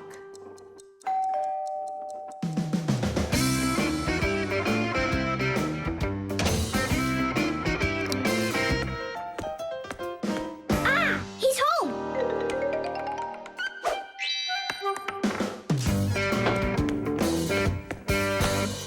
Nolik, are you here? Stop your hiding. I'll still find you. Nolik, is that you? Hey, come on, that's not fair. You saw. Let me go again. I don't want to. You want me to play hide and seek when I got a brand new game to play with? Where is it? I don't see it anywhere in the room. I took it to school with me. For what reason? to show it off.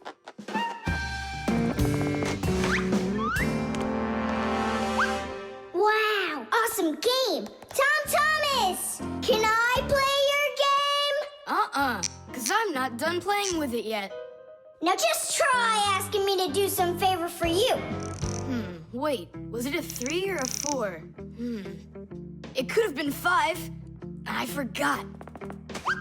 What about? I forgot the combination. And now I can't even do my homework. Everything I need to finish is inside of there. I'm not climbing in to find out your homework. Don't even ask me. Tom Thomas, why do you look so upset? The code for the lock. I don't remember it. Don't you worry. Ha! We'll open it. I know all about a code lock. A simple code lock is built with a few discs that have numbers on them. In the center of each disc is a hole with a notch. When all of the discs are turned so their notches line up in a straight row, the lock's pin can slide out freely.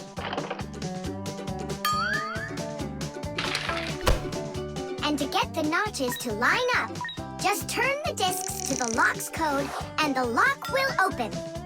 It's that simple. It looks like we gotta take a look inside the lock. Ah, I see. Nolik, where are you? There's work to do. I won't do it. I'm not gonna help such a greedy boy. Nolik, won't you help me out here? And I won't be so greedy anymore. All right, you broke me down. Only as soon as we're done, you're gonna let me play with the game, right? There's no room in here. Hang in there. We'll start turning the discs one at a time, and you yell stop when they're lined up. Stop! Turn the next one now. Stop! Stop! Now try. Yes! Alley-oop! Titties! Hooray! And your code was really simple. Way too simple. The secret numbers and letters that you use to lock something up are called the code or the password. And to make sure your password's a really good one, here are some things you should know. Never choose a password that's really simple for someone else to guess. Like one with numbers or letters that are all the same or are all in order. It's also a bad idea to make a password out of your birth date or name. It's better to think of a password that's a bit more complicated.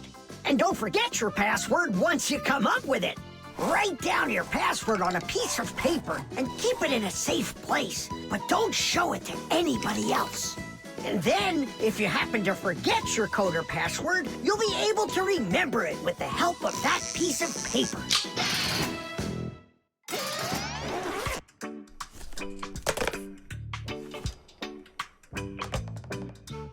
And why did you ever put a lock on your backpack? I was hiding the game from the other kids. Then why did you take it to school today? I wanted to show it off to my class. And did you show it? No way. If they would have seen it, they'd be like, I want to use it. I want to play. And so you hid it and didn't show it to anybody? Not to anyone. Then why take it to school, silly? To show it off there. You're just some show-off. You're just some greedy... Oops, sorry. Once greedy boy. Will you let us play now? Play away.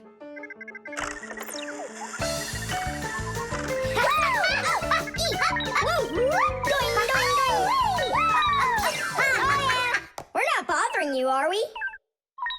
Can you jump a little easier? You're shaking the whole desk. The solar battery. Let's see. 3 times 648. He won't get it himself. Nope. Well, I bet he will. Tom Thomas is so smart. Yeah, smart, but lazy. I'll bet you a flick in the head. Then get ready. Huh? Shh. We promise. We can't bother him during homework time. I really wish I didn't have to write this out. Why write everything on paper when you got a calculator? I knew he'd say that. Without a calculator, he can't get it. seems like the batteries are dead. Did you see that? The calculator won't turn on, so he's gonna have to solve it by himself. What's the problem? Come on. Where are the batteries here? Simka, Nolik, just come out already. I can hear that you're here. Hi, Tom Thomas. Well, you can't figure out where the batteries need to go?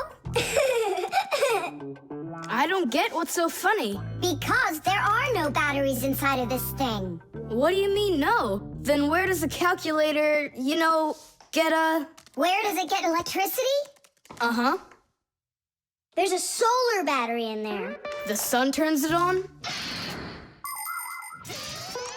A long time ago, it was discovered by scientists that some materials produce electricity when light hits them. Sheets that are made out of these materials are called photoelectric cells. By connecting a few of these photoelectric cells together, you can build a solar battery. A solar battery in a calculator sits behind a small clear window. And when light hits the solar battery, it produces the electricity that powers the calculator. I don't see a little window anywhere on here. That's because you covered up the window with a sticker for some reason. The reason is that it looks great. Good job. It looks really great, but it can't work now. Well, farewell, sticker. I can't get it off. Then just leave it alone. Go ahead and solve the problems without the calculator. Then I'll be the one flicking you. Flicking who? Did you forget? We're the Fixies, and we have to fix everything. Ah, Simka, that's a sneaky plan. It's not sneaky at all. You better find something to tear off the sticker with. Okay, how about them?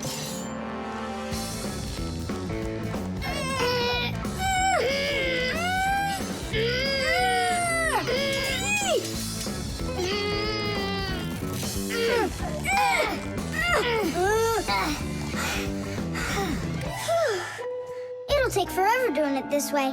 Yeah, I got an idea. Let's use this paperclip. And what's next? I'll just stick the end to the paperclip and then wrap it around. Tidish! With the help of solar batteries, we can produce electricity without burning any oil or coal. Unfortunately, these batteries aren't very powerful. A calculator can get enough energy from a small little battery. But in order to power a whole city with solar energy, you need to have power plants with huge fields full of solar batteries. And of course, it's best to build these plants where the sun shines bright and long, like out in the desert. By the way, in outer space, the sun shines very brightly, and it's never blocked by clouds. That's why all of the vehicles and satellites in space use solar energy for power, including the International Space Station, where astronauts from different countries work together. Tom Thomas! What, you guys all done? Uh-huh. Now you can go solve your problems on the calculator. But I already solved them on paper before you peeled off the sticker. Hooray! I'm the winner! Ow, that's totally unfair. If it wasn't for the sticker, you would have lost. What's going on? Nothing. Never mind. That's nothing to you? Well done, Tom Thomas. You got them all right. Now it's working. Look, a picture of our Nolik. Where? Right there on the calculator. Oh, I got it. 0 means no, Nolik.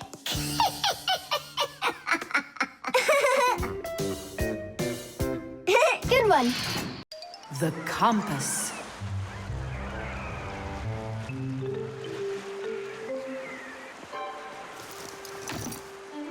Pipe ball, hands on the deck. Aye, aye, mateys. Shiver me timbers. Simka, Nolik, what you doing here? We're not Simka and Nolik. We're courageous pirates. Yeah, pirates. And today we leave home for the sea. Are you with us? Yes, I am. Hooray! You mean no? No hooray? Oh, yeah. You can't join us without a test. Go and find a special thing. Something no sailor should ever sail the sea without. I can do it, but how? With a map. And it's over there. I've never seen a map that's this puny. What are you talking about, puny? That took us a half hour to make. From where you're standing now. Uh-huh. From here, you mean? Guessed it right. First, head to the north until you will find... Hold on. But where's the north? It's where the North Pole. Ice and polar bears are. But how do I know which direction the North Pole is? By compass, of course. A compass is a special tool that helps sailors and pilots know in which direction they're traveling, whether in the air or on the sea. Our planet is like a big magnet that has two poles, the North Pole and the South Pole. These magnetic poles help the needle in the compass find its way. The needle is magnetized, so one of its ends will be attracted to the North Magnetic Pole and point at it, while the other end will always point towards the south. That I know, but there's no compass around here. Then let's make one by ourselves. Out of what? We can use a needle. We just have to magnetize it. And how's it supposed to turn around? In a saucer of water.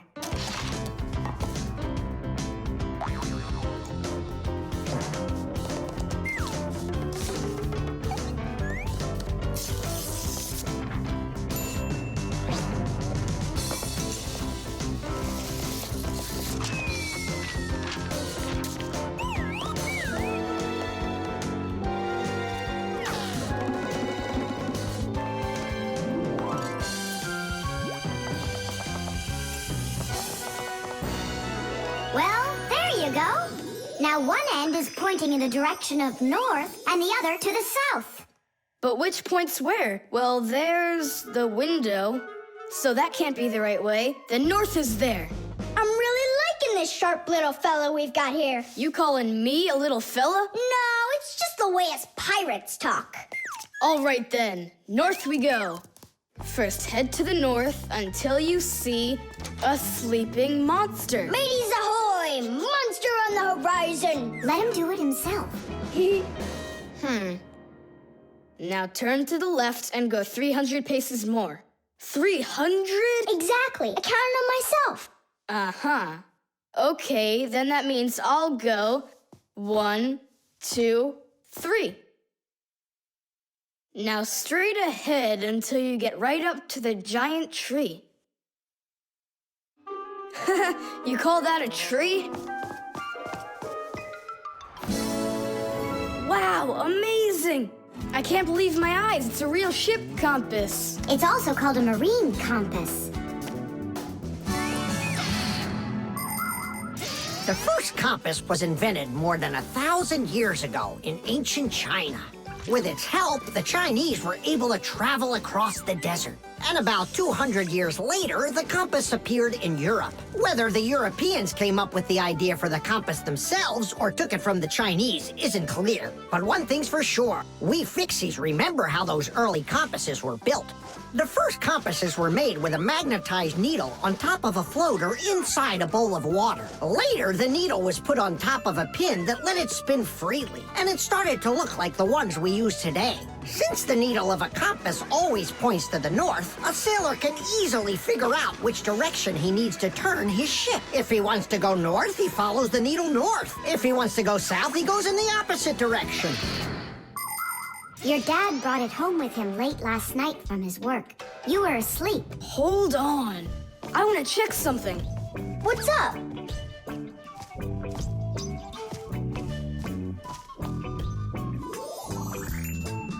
Yeah, they line up together. Of course they line up. If not, how else would you have gotten here? We're done with the needle. It has to go back. First, head south 600 paces. 6 for you, matey. Whipped cream.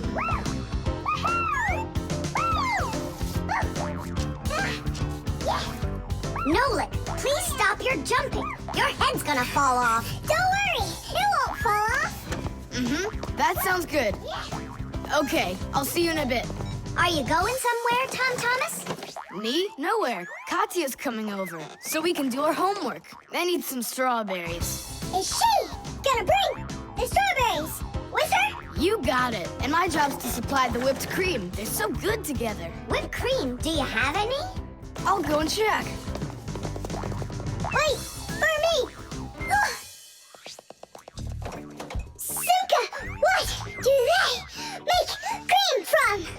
It's made from milk, and the milk you can get from a cow. And what about whipped cream? The cow jumps up and down like you, so the cream can get whipped up. Really? I'm joking, Nolik. I looked everywhere. We've got regular cream, but there isn't whipped cream. No problem. We can whip some up right now.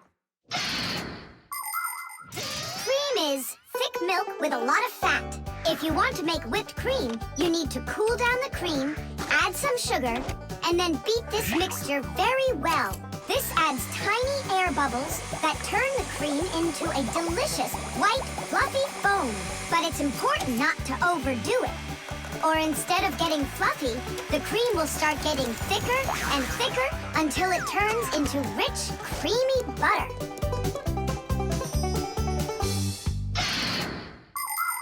How are we gonna whip it up? Look, there's a whisk.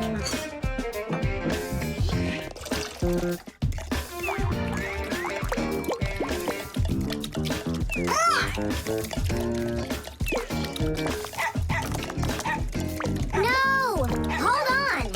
How's that? It's not working. Maybe we need to use a different bowl or something. Do you think that a bottle would work? That's a really good idea. Now I don't have to worry about spilling this cream anymore.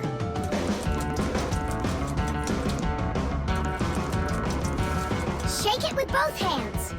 Come on! Come on! Come on! Come on! Come on! Come on! Come on! Shake it harder, Tom Thomas!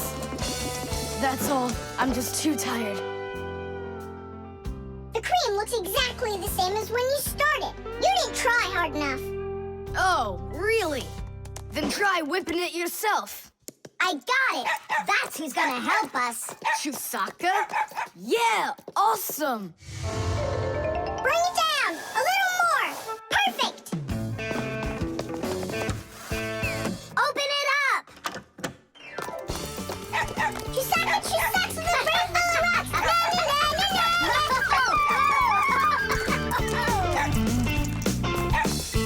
Telephone. This is even cooler than jumping on the trampoline! Yahoo! Yeah? But why can't you? What a shame. It's fine. Come on over anyway. You can't reach us. You can't reach us. Whew. I'm so tired. I'm sure that at least we got the cream whipped up. Oh, see that, Simka? There's no cream left. Just some yellow stuff. It's butter, I'm sure.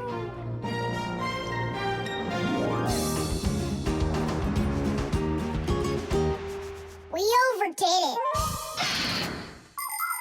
People make so many different things out of milk, like cream or butter or frosting for cakes and cupcakes. With dry milk, sugar, and boiling water, you can make condensed milk. And if you make it cold, brr, you get ice cream. And if the milk gets sour, no problem. Humans make all sorts of foods out of sour milk, like yogurt, sour cream, kefir, and buttermilk. If you drain off the extra liquid from sour milk, you'll have cottage cheese. And by boiling milk a special way, you can make all sorts of different cheeses. There are so many kinds of cheeses made throughout the world that it's hard to even count them all. And even certain kinds of chocolate can't be made without milk. You must agree that plain old ordinary milk is just one super magical, extraordinary thing. It's just awful, guys. What, Katya's not coming over? She's coming over, just without the strawberries. She didn't know that her grandmother had already used up all of them to make some jam. So you're telling us that we don't need any whipped cream? Right. Katya's bringing a cake, and she said that we'll need butter. She wants to make frosting out of it. Butter? I don't know if we have any. We got plenty.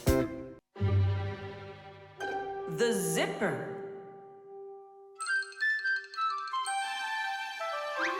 Nolik, look. Why did Tom Thomas go to sleep like that? Maybe it was some kind of homework for one of his classes. Uh-huh, gym class homework.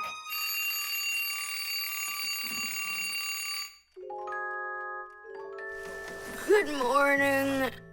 Good morning. Hi there.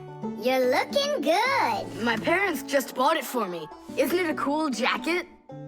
And what, you slept in it all night? Yeah, once I tried it on, I didn't want to take it off, and I fell asleep in it. Yeah, life's never boring with you around.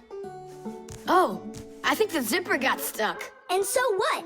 You can leave your coat on, no problem. You're about to go to school, right? And you think I could sit in my class like this? How could I have broken the zipper? Don't worry, you haven't broken it. Not yet.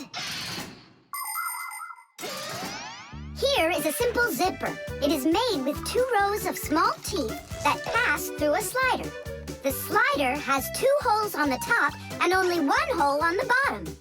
When we pull the slider up along the zipper, the teeth grab onto each other and the 2 rows join together into one. And zip! The zipper's closed. To open it, all you need to do is pull the slider in the opposite direction. Then the teeth will come apart. But on mine, they're stuck together. And now what? What do people do in the morning? Do what they do. Exercise. And I'll have time to think it over. 1, 2, 3, and 4. 1, 2, 3. And then what about me? Go exercise too. 1, 2, 3, and 4. And 1, 2, 3, 4. 1, 2, 3, 4. 1, 2, 3, 4. Simka, come on, think of something. I'm sweating already. Soon, okay? Go get washed up in the meantime. Whew. Do you think I could help you think? I think not. I think you'd be better off washing. How's it going, Tom Thomas? Did she think of anything yet? What? Did she think of anything yet? Ah, gotcha. Nope, she hasn't thought of anything so far. It's so hot. Just pretend you're a polar scientist. They always work in their parkas, and you know what? I'll be the penguin. Hey, where are you going? I can't take it anymore. All right, just sit right here, and I'll try to find the problem.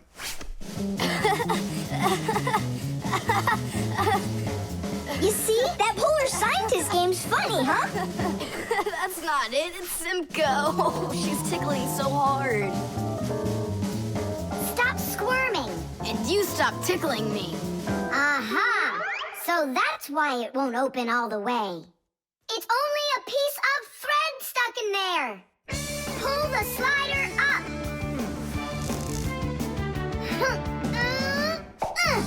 Tadoosh! You can unzip it now. Thanks so much.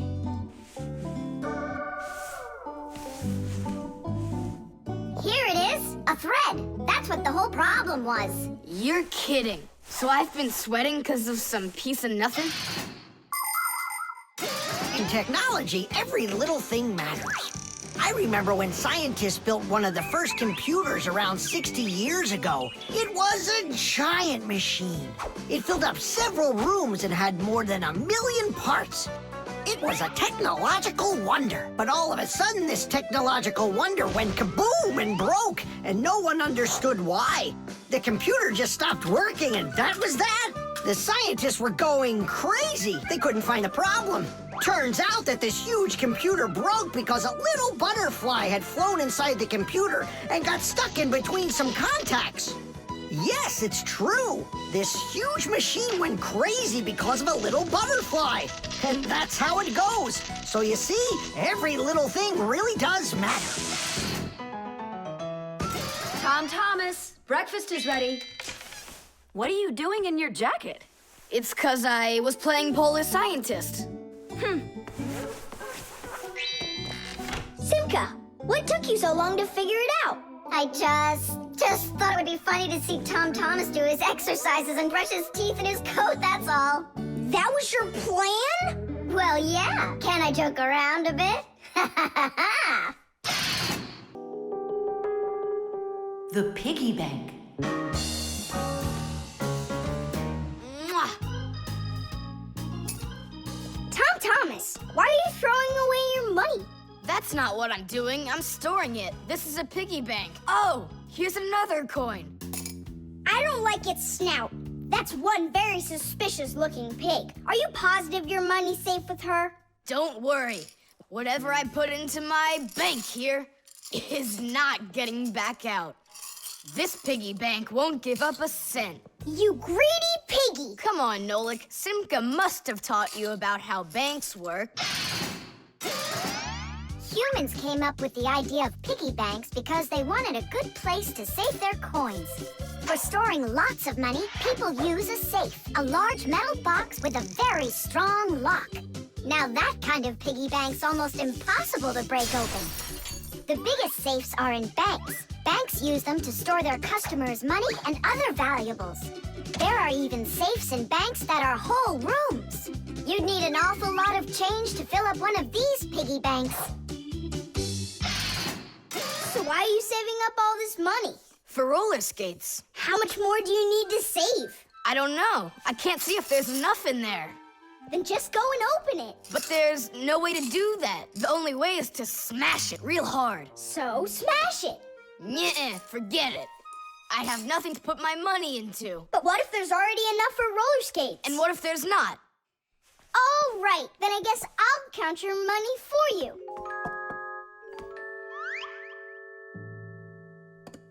Tadish! Oh, whoa! Tom Thomas, you've got a fortune in here. There are many different kinds of money, and they're not just coins either. Long ago, people paid each other with shells and squirrel skins and even parrot feathers. And of course, metal coins are more convenient than any of those things. And paper money is even more convenient than coins. One piece of paper can be worth as much as 100 coins, or even 1,000. All that needs to be done is to print more zeros on it, and that's all. Today, humans can pay for almost anything without paper money or coins whatsoever. If you have enough money in the bank, you can just walk into a store, give the cashier your bank card, and take your purchase home with you without handing over any money. The bank knows how much money you spend, and they pay the store for you later. It's so convenient. So, will you count them? Here we go. 1 coin and 2 coins. Wait, Nolik, what 1 coin, 2 coins? What are you counting? You have to add together all of the different numbers. Huh. You should have told me that before. I never learned how to. Yeah, that's what I figured. Come on out. Hut! Hut! Hut! What can I do? What if you try stacking the coins so they're like stairs? That's what I'm already doing. Ah! Why don't you try tilting the piggy bank over? Hang on. Stop! I'm getting buried! Put it back the way it was before! This is worse! Ah! Just put the pig down! Nolik, hang in there, please. I'll get some thread and lower it down to you. I can't get a hold of it. It's too far away. Hey, Tom Thomas, smash the piggy bank. What? Just smash your piggy bank. But I like it. And what, you don't like me? Of course I like you. Well, who do you like more?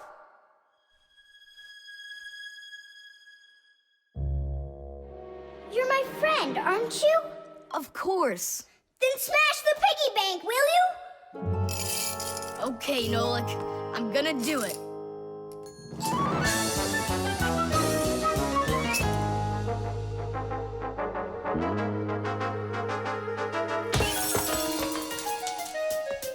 Nolik, are you okay? I'm okay. Thank you, Tom Thomas. Thank you, my friend. No problem. At least now you can count up how much money you have. Nah, there's no reason to do it. There's no way it's enough for roller skates. You sure? What a shame. But now you've got all of this money here to buy a piggy bank that's totally brand new. The mixer. Marcia, why are we going to the dishwasher again? We have a busy day ahead of us, and we all need to be charged up with energy.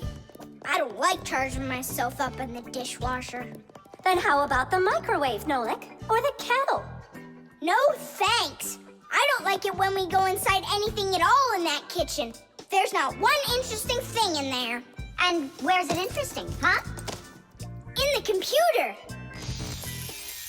Marcia, will you let me get charged up in the computer? The energy there is sweeter. Our diet has to be nutritious, Nolik, not just delicious. People don't eat just candy, do they?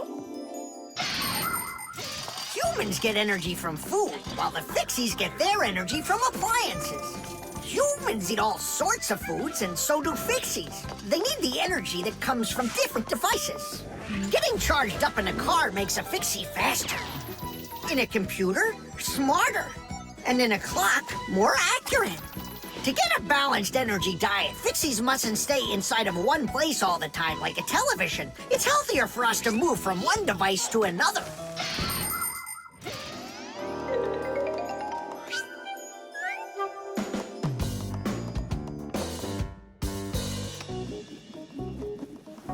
Good morning, Tom Thomas.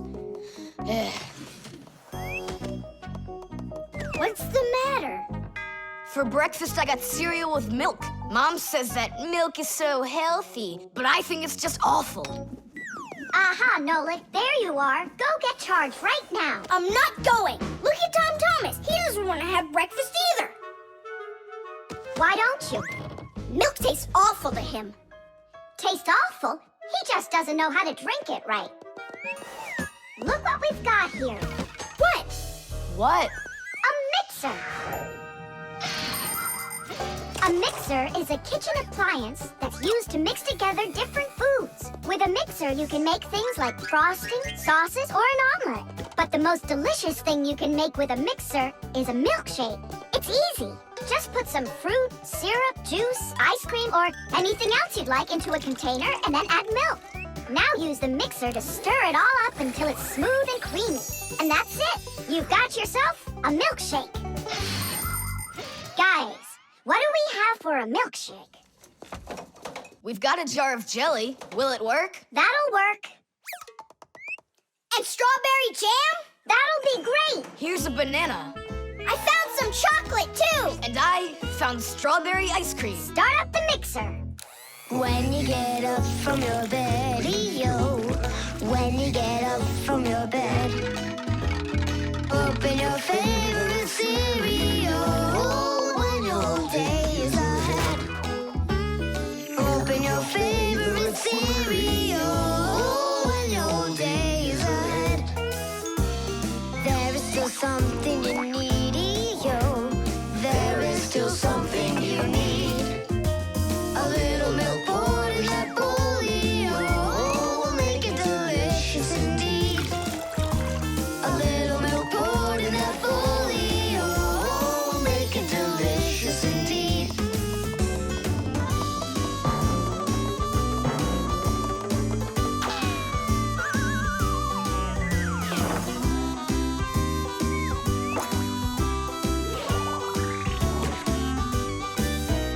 A little milk's all that you need indeed. A little milk's all that you need. A little milk's all that you need indeed. A little milk's all that you need. A little milk's all that you need indeed. A little milk's all that you need. Wow, this mixer's cool, isn't it? You think we can make one more shake? Just one. They were good. Sure, if you want to. Oh, where did all the milk go? Way to go. Looks like you drank all of it. And I remember when you said how milk is awful. I didn't know how to drink it right.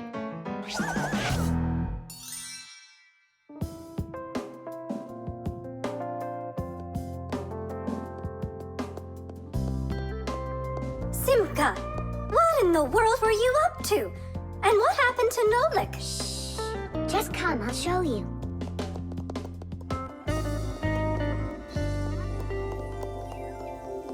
Nolik, here you are. Didn't you say that charging up in the kitchen is boring for you? The mixer's not boring. It gives you energy that's yummy, delicious, and nutritious. The lever.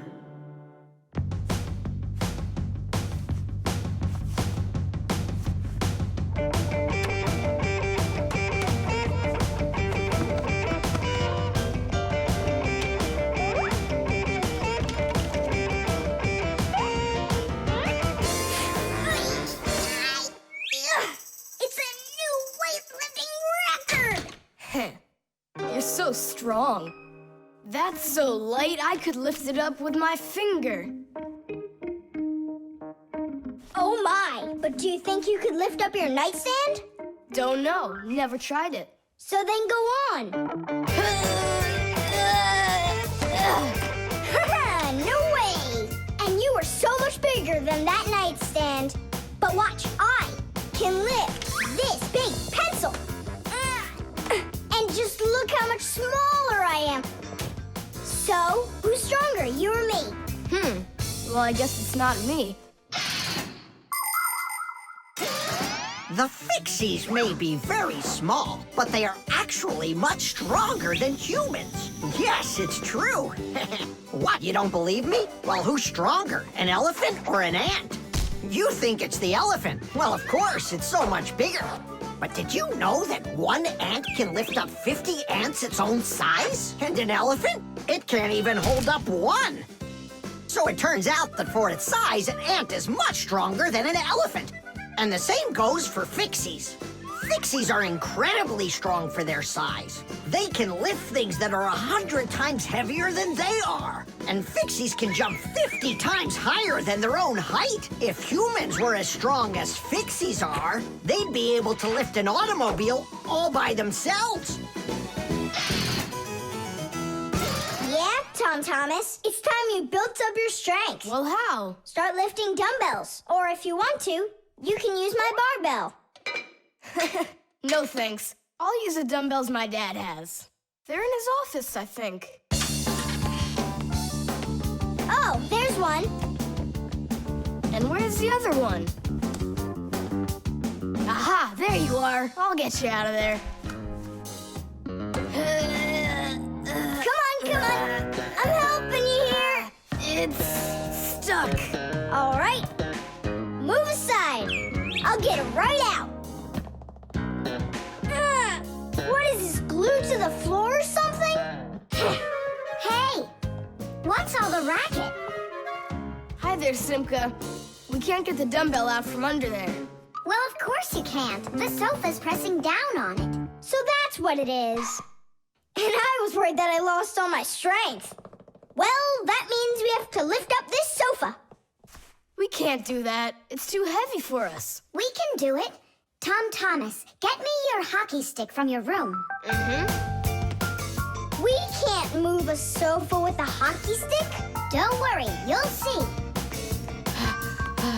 Here, I brought it. What is it for? We're gonna use it as a lever. A lever? Well, yeah. A lever works the same way that a seesaw does, with a board resting on top of a piece called the fulcrum. But with a lever, one side is longer than the other, and that's the secret to its power.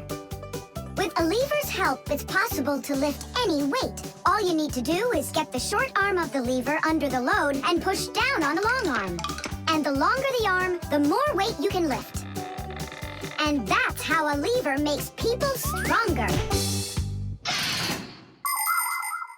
Well, can we find a fulcrum in here? Maybe this dumbbell. Can that be our fulcrum? Great idea! Now you're thinking the right way. You ready to go? Let's go! Lean on it, Tom Thomas.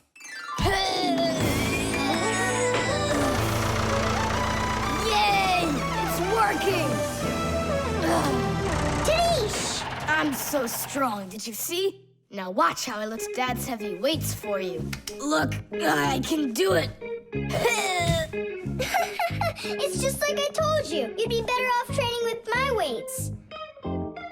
Didn't you just see me lift up the sofa? You didn't lift the sofa, the lever did. Did you ever hear the saying, knowledge is power? I've heard it. Although, some physical power won't hurt you either. So pick up your lever and go out and play some hockey. You know how built those hockey players are.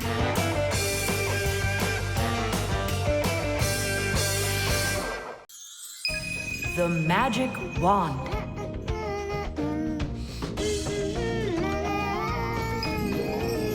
Oh, Tom Thomas, how did you get here? It was a piece of cake. I just got this cool magic wand as a gift, see?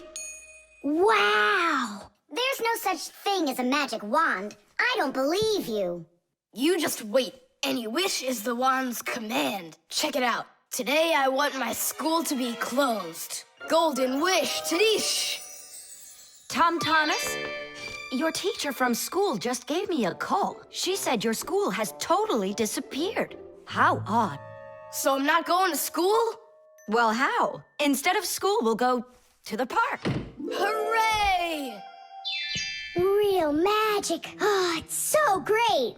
No, there's no magic. They're only illusions. I don't know what illusions are. It's when what we think we're seeing is not what is actually happening. Have you ever seen a magician pull a rabbit out of an empty hat? Do you think it's magic? No, it is only an illusion. In reality, the rabbit's hidden inside the table that the magician puts his hat on. The lid of the hat is made with a secret hatch. And when the magician puts his arm inside the hat, he grabs the rabbit from the table below and ta-da! How every magic trick works may be a secret, but every illusion does have an explanation. I'm telling you, this wand's totally magical. Right now, I can make a rabbit appear out of this trash can for you. Golden wish, Tadish! Oh, that wasn't the idea. Looks like a dog to me. Wait, one more time. Golden wish, Tadish! Golden wish, Tadish!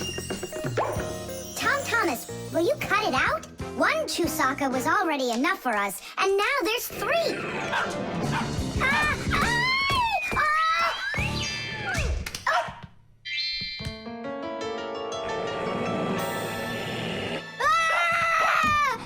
Hey, Tom Thomas, please tell your rabbits that they can stop barking so loudly. Shame on you for attacking helpless little kids. Wait, I'll make you bigger now. Golden wish, Tadish!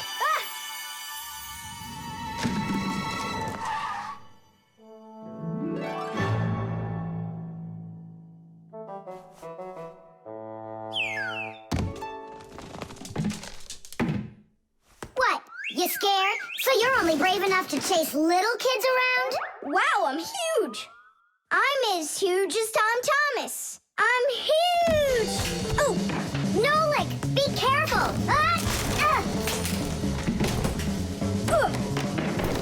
How can you live being this tall? It's so inconvenient. And I thought it was tough when you were so tiny. Tom Thomas, are you ready? Hey, why do we have 3 dogs all of a sudden? Oh, my word.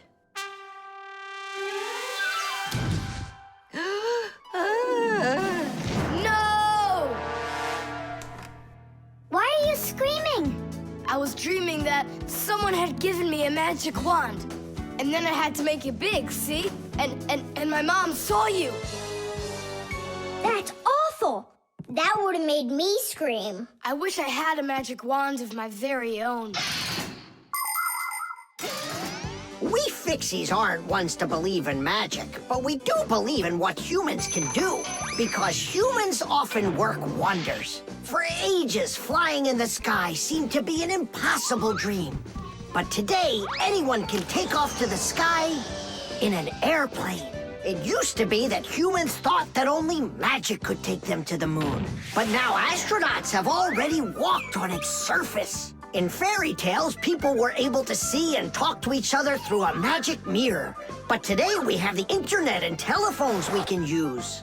Refrigerators, televisions, automobiles, computers. There are so many things that humans have created. Wondrous things that they used to only be able to dream about. Like a miracle from a fairy tale.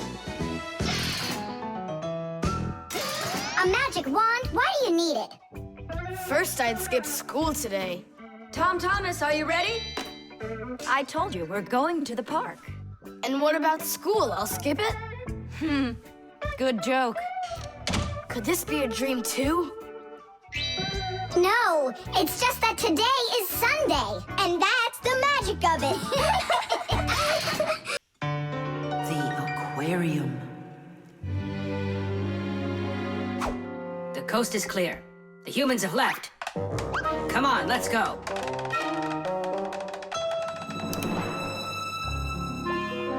Marcia, why are the fish looking so tired? 'Cause they're not getting enough air in there. The water in the aquarium is dirty and it needs air, but the filter isn't working. The filter? Yes, that device over there. These fish need our help, and if we don't do something right now, they could die. Right. First, I'll fix that light, while you and Marcia go over there and see what is wrong with the filter. But I want to go and look at the filter too. You're too small for this. Oh, whoa, whoa, whoa. And you're a giant. I mean, you're like 6 feet tall, huh? That's enough arguing. Nolik, let's go.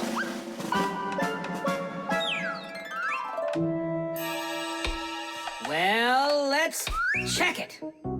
Not working. Nolik, where are you? I'm up here. What are you doing up there?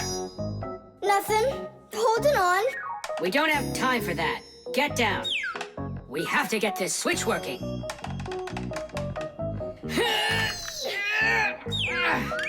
Marcia, what's the matter with the filter? Well, probably something's caught inside and it's stopping the motor from turning. A filter is used to keep the aquarium water clean. A motor in the filter turns the paddles and pumps water through a fine net or a sponge. The dirt in the water gets trapped in there, and the cleaned water is put back into the aquarium. Many filters not only clean the water, but also add air to it, so there will be more oxygen in the water. You see, even though fish live their lives in water, they need oxygen just like all of us.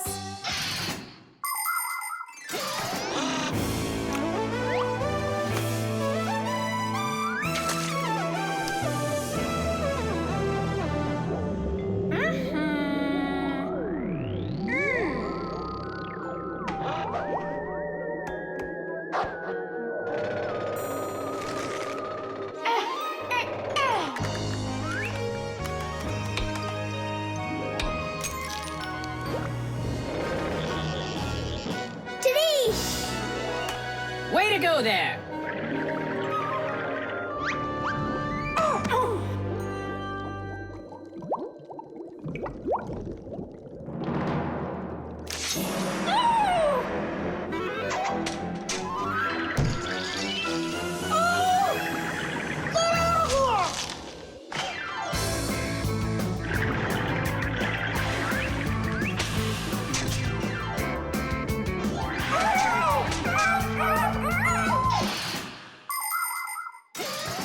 There are lots of ways for people to breathe underwater. As an experiment, try putting an empty glass upside down in water, and you'll see that some of the air stays in there. That's the idea behind the ancient diving bell. An empty bell was lowered under the water, and some of the air remained in there for the diver to breathe. And about 200 years ago, the first diving suits were invented. The diver got air from a hose that started above the water. This let the diver spend a long time under the water and even walk around on the bottom, but just not too far. Later on, people learned to squeeze a lot of air inside of metal tanks. And that's when scuba diving started. Scuba divers breathe the air stored in these tanks, so they can swim freely and even dive deep down below the water. Our work is done. The light is on, and the filter is working. And the fish look so excited. As if they're not fish, but monsters. Thank goodness they're behind glass. Papoose! Just hang on. We'll be right there to save you. But I don't even have my pack-a-mat. Ooh, look how they're chopping their teeth. They must be so hungry. You're right. They're hungry. Nolik, come on.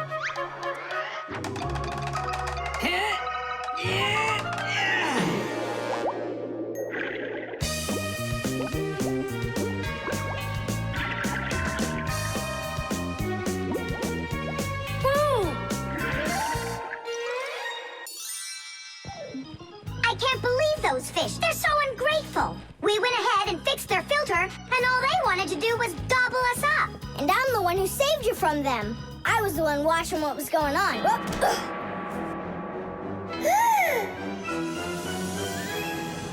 Oh, gee. Hold it. Do you think giving her some food will help? As long as you're not thinking that food is me.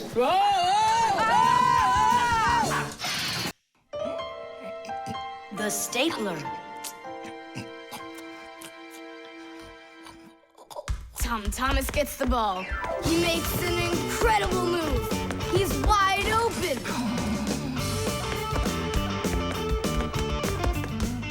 The goalie sees him and he screams in horror. He shoots and score! Yay! Tom Thomas, stop kicking that ball. Your school concert starts in 30 minutes, and I don't want to iron your pants again. All right, Mom. Just one more time, huh? No, I'm sorry. Mom said I have to quit kicking the ball. But Mom said nothing about dribbling the ball. Go, you can do it. You can do it. Yeah!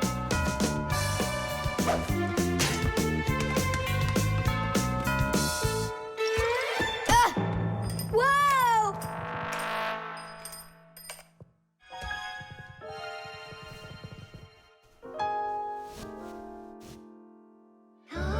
Tom Thomas, your pants. This can't be. These are my special concert pants. Ugh. Yeah, how will you go now? Well, your mom does have enough time to sew them. I'm scared to even tell her about it. She said that I had to stop playing. Hey, I've got it! Here. You think we should fix the rip in his pants with a stapler? Yeah, isn't it a good idea? I gotta try it out. You do. Like this? Stop! Why? What's wrong? My nose itches. That's all. Let's go. You're right, Nolik. It works. That is super! Yeah, the stapler's really great. Do you guys know how it works? Just keep stapling and I'll tell you. The staples for a stapler are lightly glued together. That way you can load many staples at once instead of one at a time. And a spring pushes the staples to the front. When you push down on the arm, a metal tooth pushes the front staple down through a thin space. And the staple punches holes in the paper. Next, the pointy ends of the staple push down onto a plate. And that makes the staple bend behind the paper. And there you go. The papers are fastened. So you could say that we're sewing, but using a stapler instead of a needle. Yeah, and it works even faster.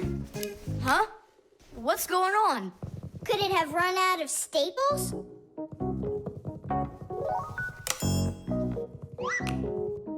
There's still a lot more staples, but one of them got jammed here in the slot. Tom Thomas, we're leaving in 5 minutes. Okay, Mom. So, did you get it? No. Why don't we get Papa's to help us? Because he's really strong and he's got a pack-a-mat. We can do this ourselves. Tom Thomas, find something we can use to push that staple out.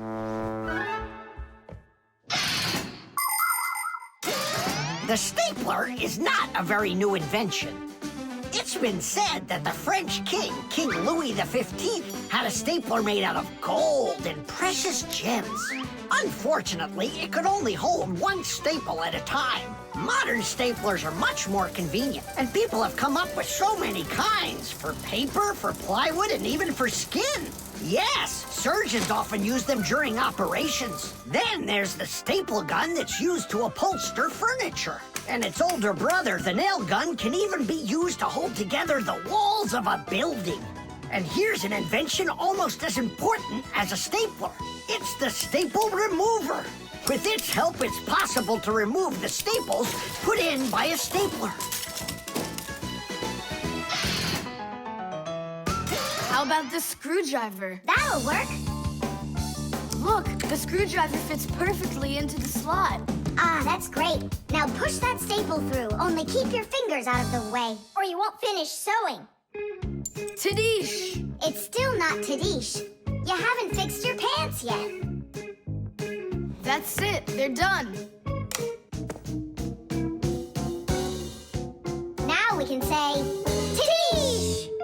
Tom Thomas, are you ready? Of course. My idea with the stapler was smart, wasn't it?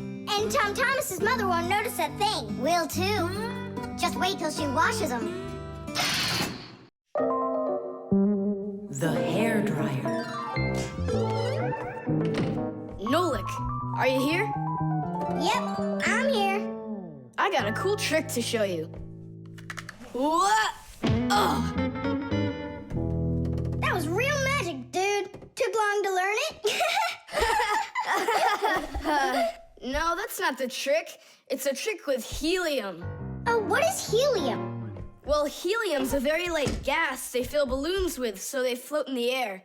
That's not magic at all, you silly. Who's never watched a flying balloon? The trick's not about the balloon flying. I need to get its gas. Ugh. How can I get it down from there? Get a hairdryer. That's the way to do it. Yeah, what for? So I can show you a trick. All right. Mom, can I use the hairdryer for a minute? A hairdryer is a great, simple invention. Inside a hairdryer is a fan that sucks in the air from behind it and pushes it out the front to blow your hair around and make it dry. To heat up the air, there's an electric coil inside of there. When the coil heats up, it warms up the passing air. And the hot air helps your hair dry faster. Of course, you don't have to turn on the heat setting, but then you better like that cold wind.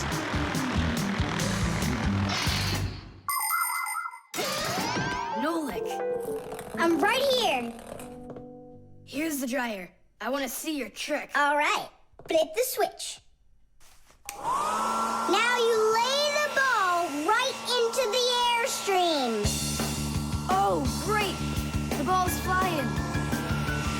And now it's my turn to fly. Really? Whoa! Yeah! I'll shoot right up to the ceiling so I can grab the string and pull the balloon down. So turn off the heat and away I go.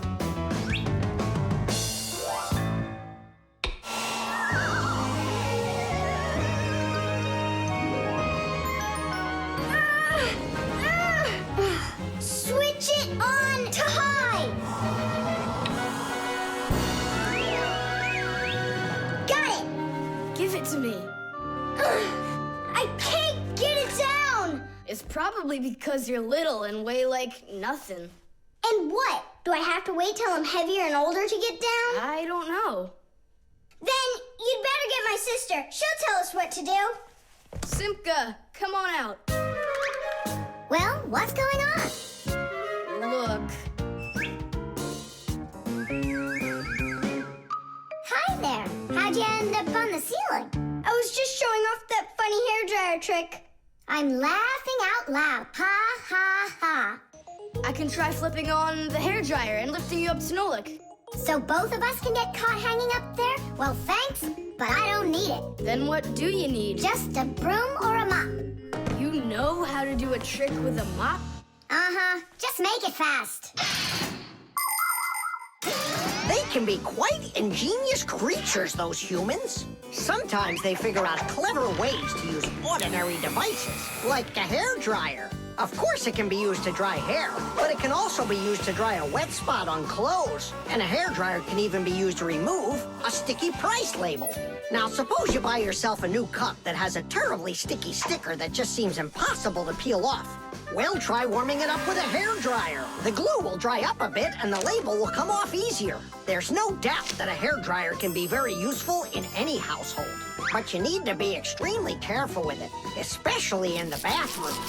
If water gets inside a hairdryer, there's a real risk of getting a horrible electrical shock that can seriously hurt you and destroy the hairdryer as well.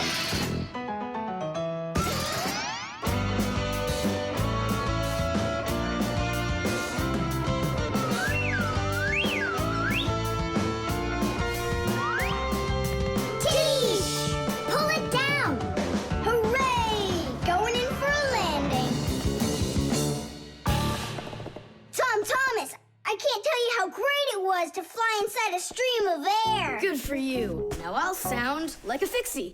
Really? Uh-huh. Watch me. Hey, what are you doing? Just look. I'll breathe in one breath of helium. Isn't it bad for you? You can only breathe a little. Hey, hi there. Oh, Tom Thomas became a Fixie. And that's my trick for you. Funny, huh? Oh, that's too funny. What a squeaky little voice you got there. See, I'm already not a Fixie. The helium stops working after just a couple seconds. That's good. Because such a humongous Fixie couldn't fit inside any machine. SMS.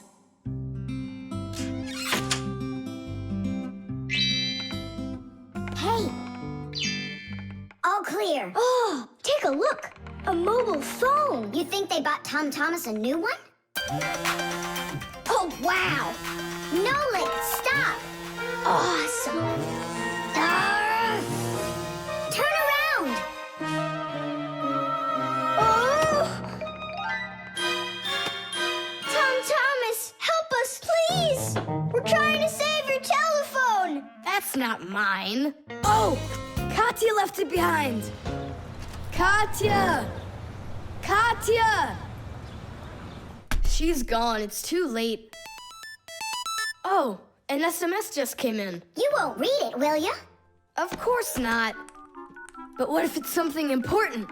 Tom Thomas, don't you even dare go and read her letters. Uh-huh, pretty interesting. Looky, there's just a ton of these messages. Now, Nolik, you go and distract him from the telephone. Uh-huh.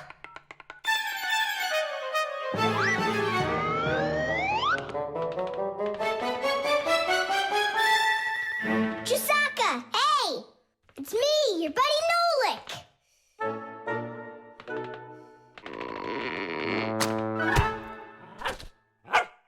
Hey there.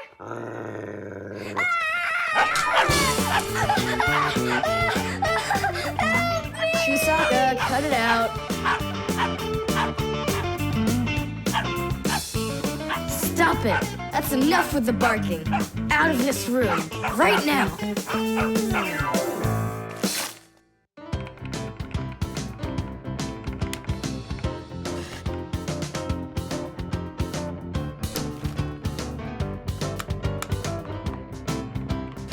Done.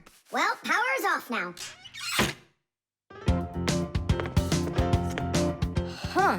What's up?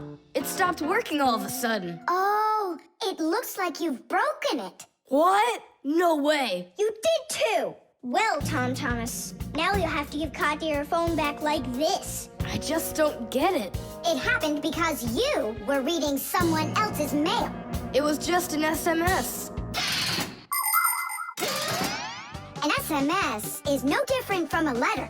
It's only shorter. People send SMSs through their mobile phones. And that's why looking inside someone else's phone and reading their SMSs is just as rude as reading someone else's mail. And that's why when we Fixies work inside of a phone, we always put our headphones on when a call comes in, so we won't overhear people's private conversations by accident. It's just the polite thing to do. I promise I won't read anyone else's messages. But that's not gonna make the mobile work again. Now what? Tell him the truth? Don't you worry, Tom Thomas, because we turned the phone off. And now we'll turn it back on.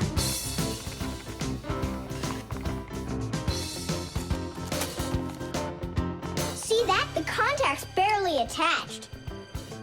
We just need to write a note to the Fixies who work over at Katya's. I'm sure they'll fix it. There are Fixies living in every home, and the work they have to do can seem endless. The TV starts acting up, then the doorbell breaks, the washing machine stops running, and then the phone won't ring. And besides all of that, there is cleaning and there's oiling.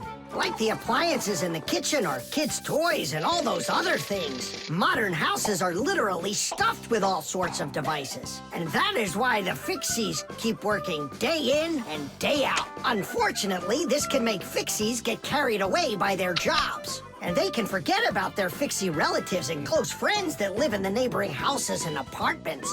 And that's not right.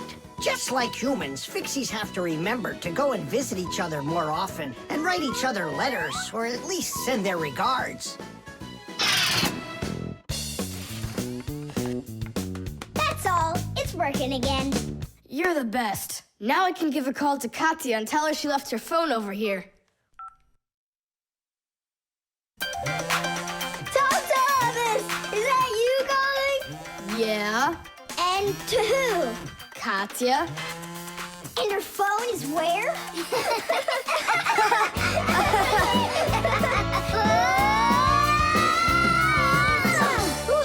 Tom Thomas, good catch. Boy, you're fast. Just like a... Like a Fixie.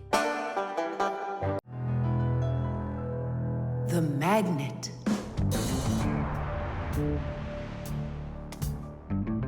Well, it looks like we need a pack-a-mat.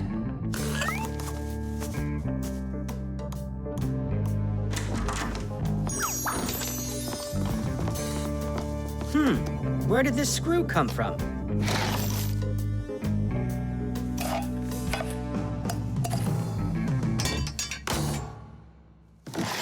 Ouch!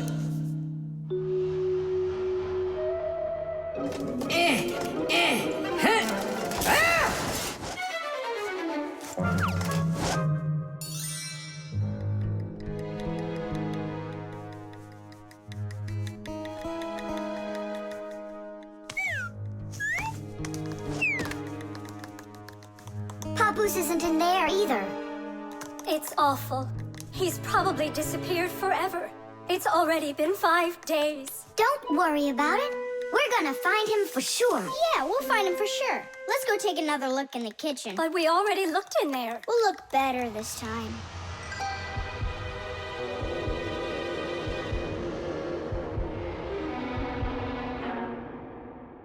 Let's go take a look in there. We looked so many times already. Simka, Nolik, what do you keep searching for in here? It's not a what, it's a who. Our Papoose is missing. We've been looking for him everywhere. Oh, no. He's probably already turned into a screw, because he doesn't have enough energy. Maybe I could help. Surely. Let's start with you picking us up. We're just exhausted from running.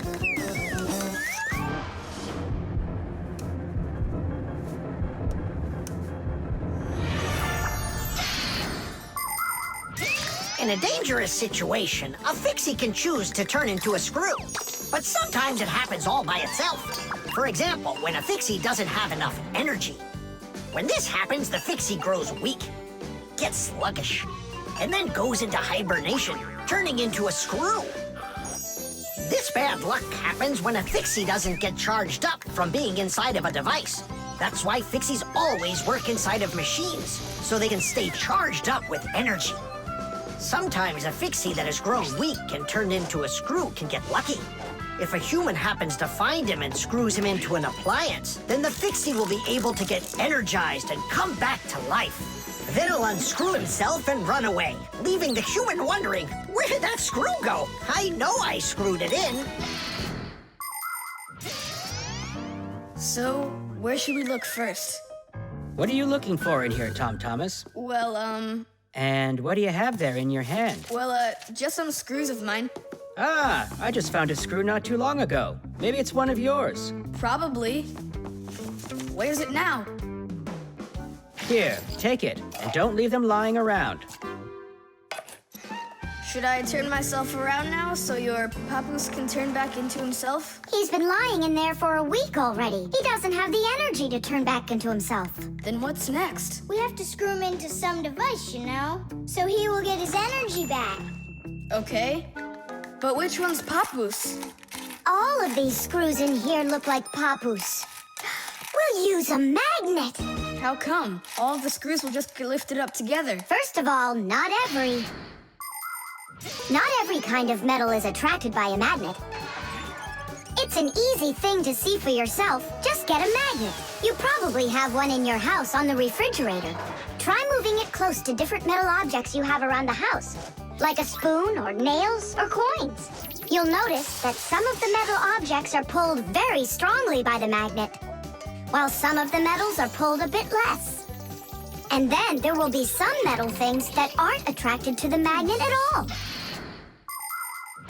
Got it. And the second thing? Well, the second thing, we Fixies aren't attracted to that magnet one bit when we turn into screws. Let's give it a try. Here, I found him. And now we'll screw him in. I wonder, are there any other Fixies in here? We're not enough for you or something? Not at all, I just wonder. Nothing. Oh, and the screw went away. How about that? He already got charged up and unscrewed himself. Why don't you take a little rest after such a big adventure? No thanks, I've had plenty of rest. Anyway, it's something I've wanted to do for a very long time already.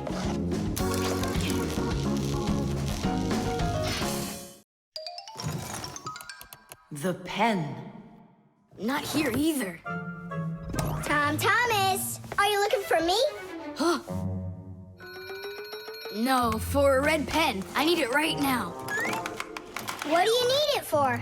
Here, look what my teacher wrote in my assignment book. Bad behavior during the lesson, fidgeting, and talking. What are you gonna do with a red pen? Your teacher left something out? I thought maybe, I could fix it a bit. I hope I find that pen.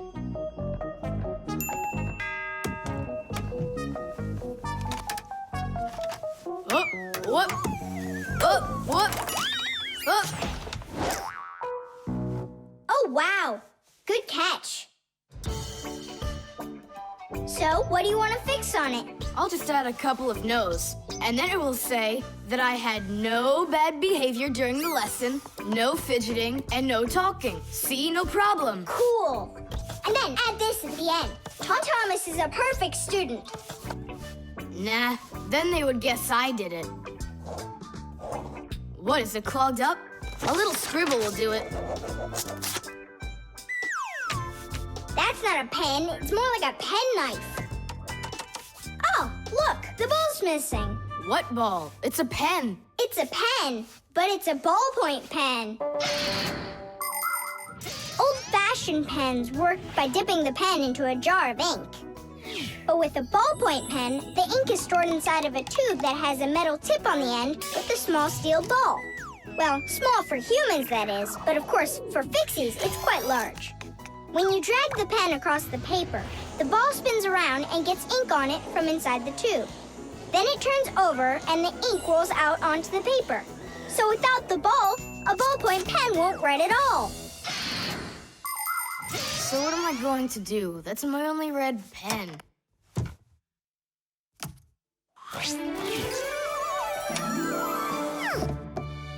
Hi, everybody. Why do you look so sad? We lost the ball from the tip of this pen. Where? It's here somewhere. Then you're in luck, boys. In the pack-a-mat, there's a metal detector. You can use it to find different kinds of metal objects.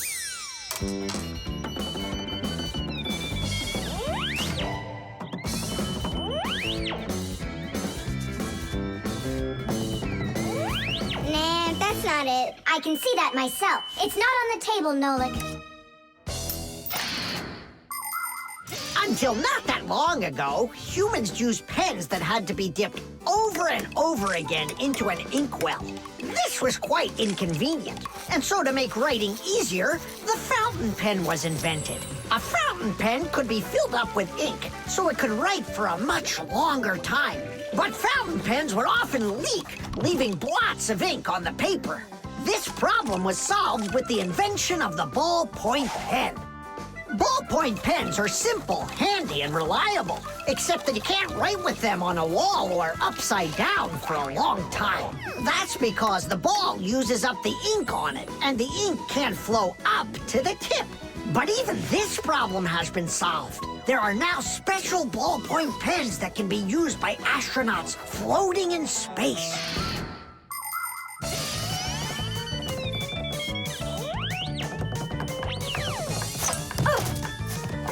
Is this the one?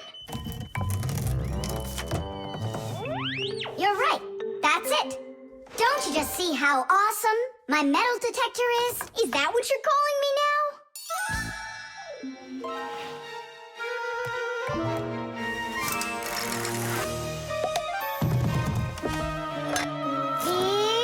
Yeah! Tom Thomas, help us. And now! Tidish! Cool. By the way, what do you need the red pen for? Well, Tom Thomas and I need to fix something in his assignment book. What? If I knew that, I wouldn't have helped you out. So no fidgeting and no talking.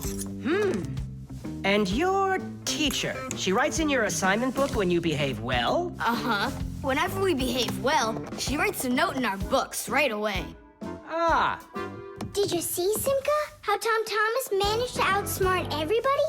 Since I see nothing else here from your teacher, does that mean you behaved badly the other days? Uh-huh. What?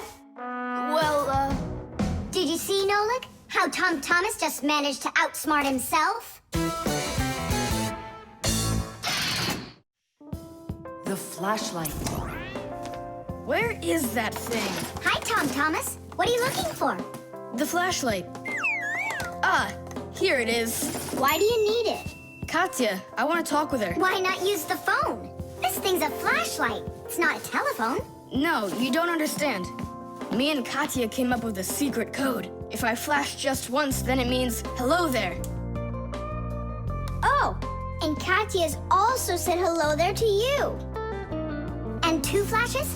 What's that? Katya's asking if everything's all right. Now I'll tell her that everything's good. Oh, what's wrong with this?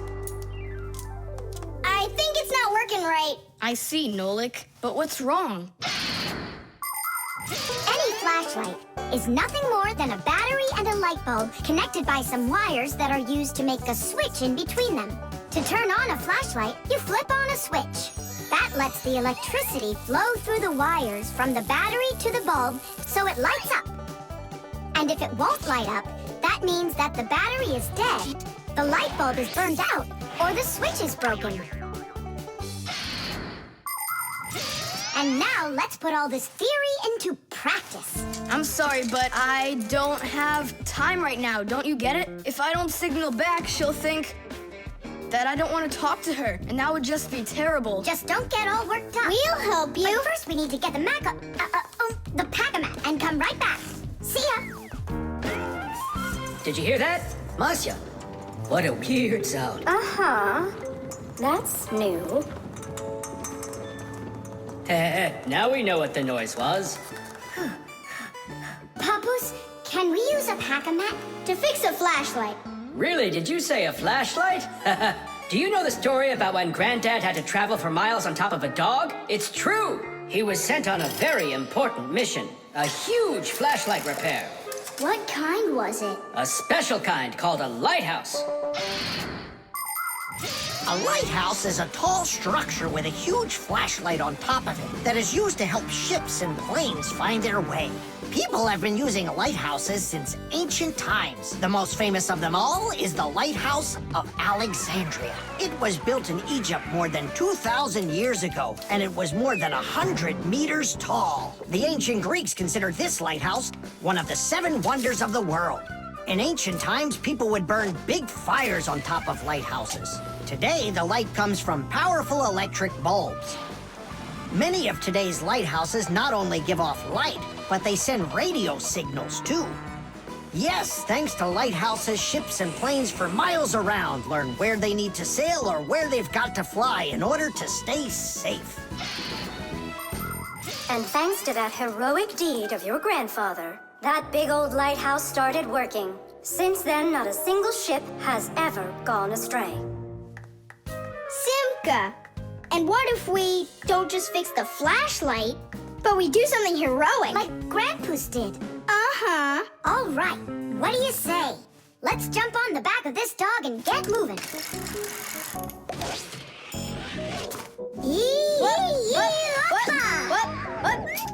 What? Stop ducking.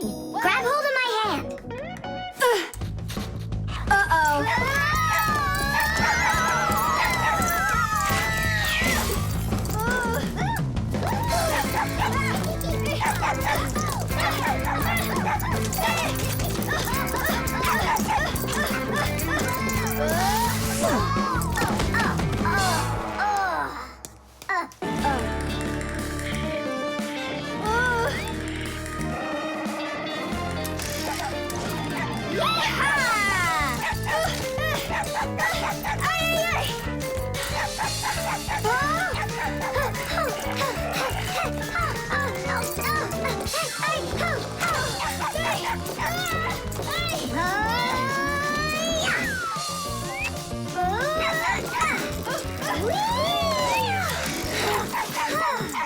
Chusaka, no!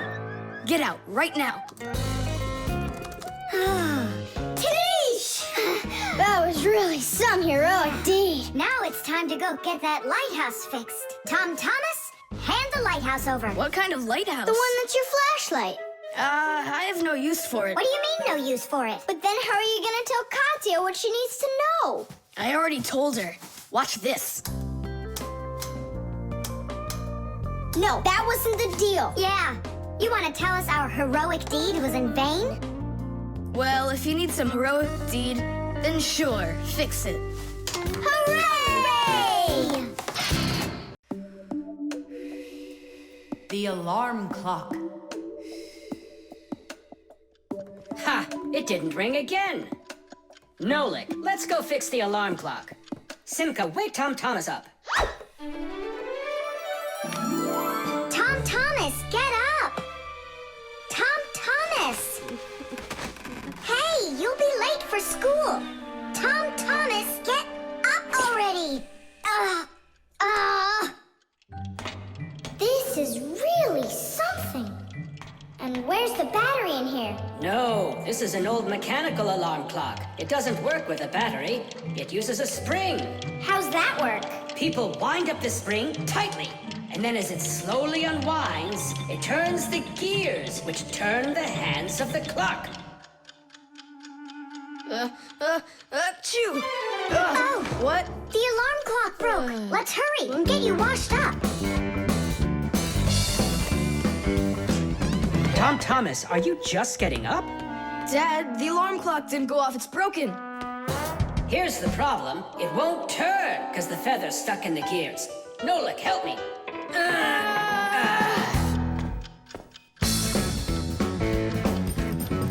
Papas! What's going on? It looks like it's an earthquake. Huh, it really is broken. About time to throw out this old piece of junk. Tom Thomas, I'm off to work. Don't be late for school. I won't.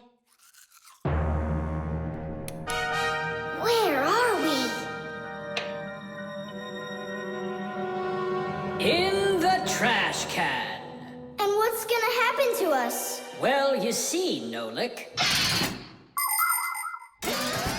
People throw out broken things without a second thought. Even appliances that can still be fixed end up in the trash all the time. And the trash is taken to a horrible, deadly place called the dump. If a Fixie happens to be inside a broken appliance, he will come face to face with great danger. Once, my uncle got thrown into the dump buried inside an old TV.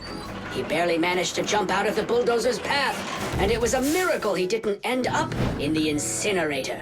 After that, he just roamed around the huge dump, trying to fix anything. He became totally crazed. Good thing the Fixie rescue squad managed to find him and bring him back home. I don't want to scare you, but we might be taken to the dump, my boy. Papa's, I'm scared. Huh? Where is the alarm clock? Maybe my dad took it to get fixed. But Nolik and Papoose are in there. Now just a little bit further. I don't want to go to the dump. No tears. There's only one way out of here. We need to fix the clock and make it ring. But how? Inside the clock, there is the main spring, and there's also a second spring. The second spring is held still by a brake, and so it waits. When the little hand reaches the time the alarm was set to go off, the spring jumps off the brake, and the gears are free to start turning. That makes a little hammer beat the cup of a bell very, very quickly. And that's how an alarm clock rings. So this feather is stopping the gears and not letting the hammer strike the bell. Exactly. I'll start rocking the gear back and forth, and you tug it. And 1, and 2, and 3. Tadish!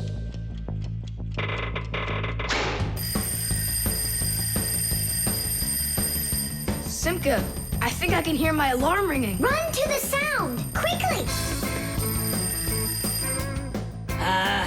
Someone turned the alarm off. Whoa! And here comes that earthquake again!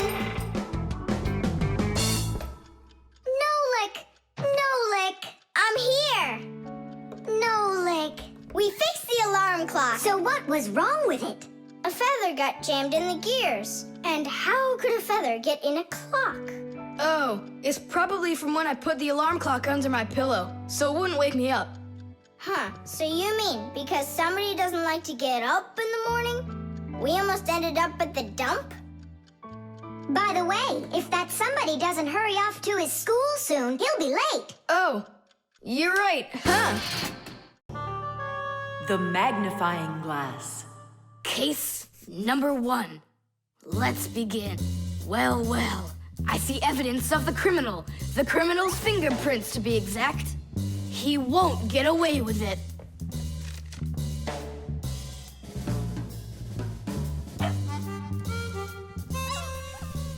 Why do you think she's just looking at us instead of chasing us? Oh, maybe she can't see us and we're invisible. Then how come I see you? Simka, Nolik, be careful. Don't destroy the tracks. What kind of tracks? Whose tracks are they? Shh, I have to solve a crime. A crime? What kind? Someone stole a wing from this plane, but I'm on the trail. Take a look at that fingerprint. I'm looking. Well, and so? Each fingerprint is unique, so if you can find fingerprints, that means you have a good chance to find out who left them. Class! It's been known for quite a long time that all humans have their own unique fingerprints. It's true. No two people have the exact same fingerprints, and this fact helps the police catch criminals. It starts by finding fingerprints at the scene of the crime. Then the police compare those fingerprints with the fingerprints of someone who may have committed the crime. If they match, they found the criminal. This method is called dactyloscopy. Besides catching criminals, fingerprints can also be used to replace ordinary keys. When you press your finger against a special electronic lock, the lock recognizes your fingerprint, and then it's please come on in. By the way, unlike humans, we Fixies don't leave fingerprints anywhere, and that's why even the police can't find us.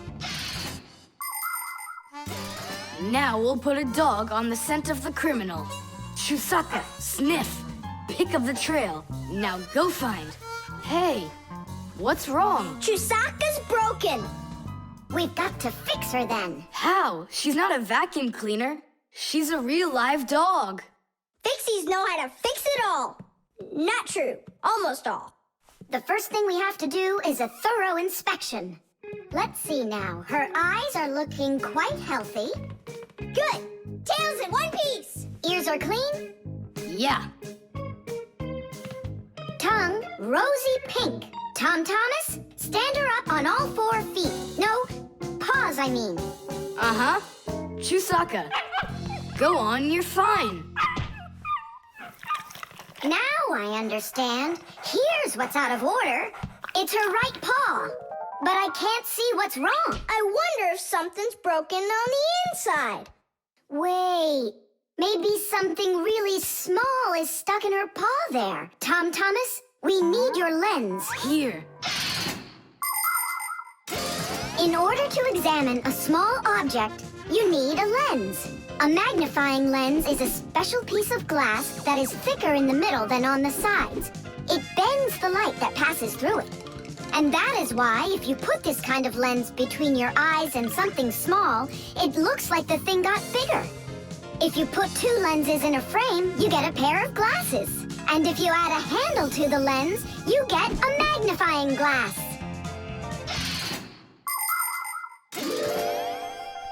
There it is, a splinter. It's glass, I think. Looks like it. You're right.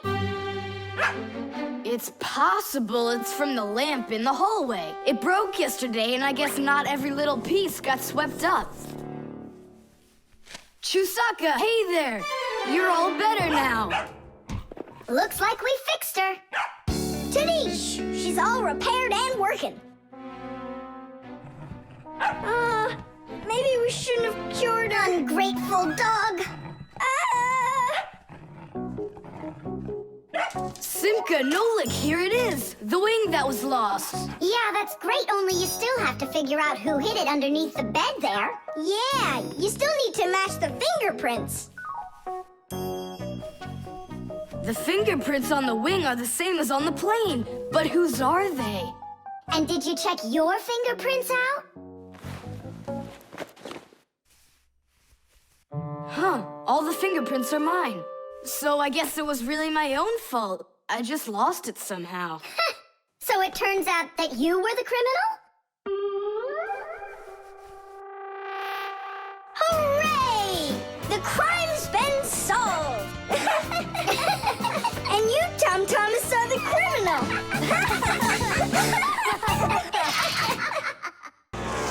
The fan.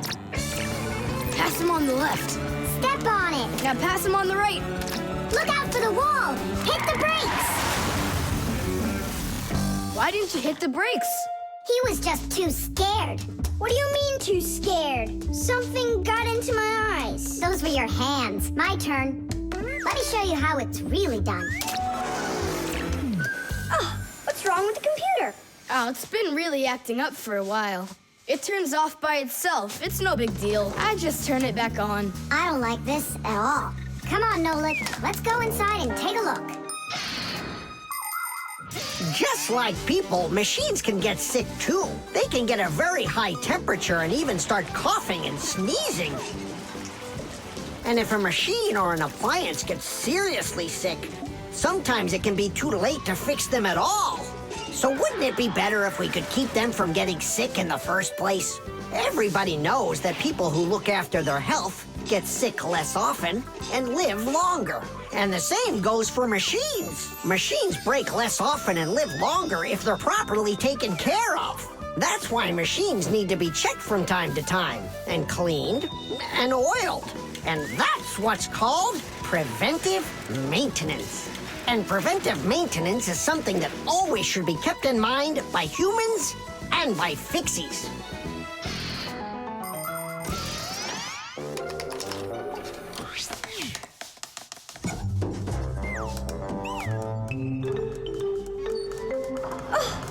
What is that? What is what? Can you hear that? What are all those sounds? It's probably just, a Fixie eater that woke up. What? What do you mean, Fixie eater? Didn't you know that inside of some appliances there live horrible monsters? They love to attack Fixies and eat them up. And the smaller the Fixies are, the more the Fixie eater likes to eat them. Ha ha! And how come you never told me anything about Fixie eaters before? I didn't want you to get scared. All right, scaredy cat, let's keep going.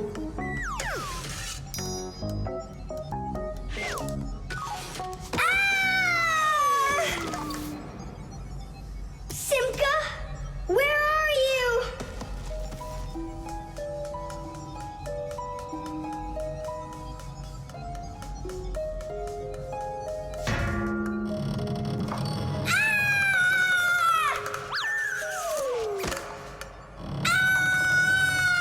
Oh no, don't eat me, Fixie Eater! Oh, Simka! Come over here! The sound was coming from here. Take a look. It's not a Fixie Eater at all. It's just a fan. Not just, Nolik, it needs our help. See how sick that fan is? Let's go and get it working, right now. A computer can only run when all of its parts are working. And even though a fan looks like nothing more than a simple little engine with a propeller, the computer couldn't work without it. It has the very important job of keeping all of those other parts cool when they start heating up. It cools down the inside of a computer by blowing a stream of air. But if the fan gets dirty and starts working poorly, the computer might get overheated and turn off. Or it can simply break. You have to turn off your computer. How come? I'll tell you later.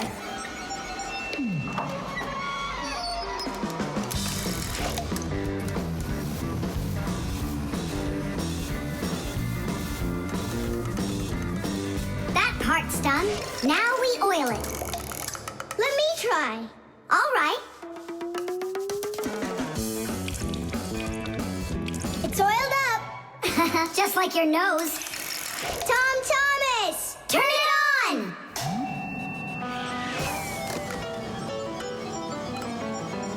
Tidish! And then suddenly, I hear this terrible roar of a Fixie Eater. But I wasn't scared one little bit. And I just ran right into the battle. And Simka? Oh, she was hiding somewhere. You know, she's a girl and they're all cowards. So I had to fight the monster all by myself. Ah! Oh, I guess that was an example of how girls hide like cowards when they're too scared. Well, yeah. The thermometer. I can't believe the new thermometer isn't working. Tom Thomas, stay in bed. And I'll try and look for that old mercury thermometer. Hey, did you get sick? That's one way of saying it. I don't know how I'm gonna pass that math test today. You're not ready, so you don't want to go to school. Well, yeah. So if you pull a sickie, then you can trick your mom. No, that's not true. I'm just pretending a little bit. You think so? Well, you won't trick the thermometer. Simka, what's a mercury thermometer?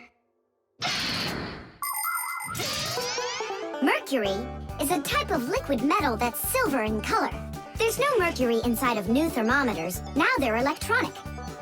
Old thermometers were made with a glass tube with markings and a bit of mercury inside them. When the end of the tube warms up, the mercury inside of it expands and creeps up the tube. And that's how those old thermometers measure temperature.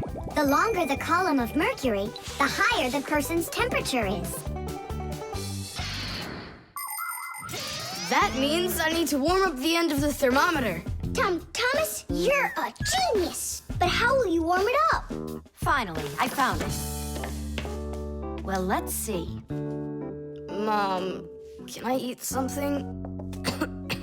Hang in there, sweetie. I'll make you something.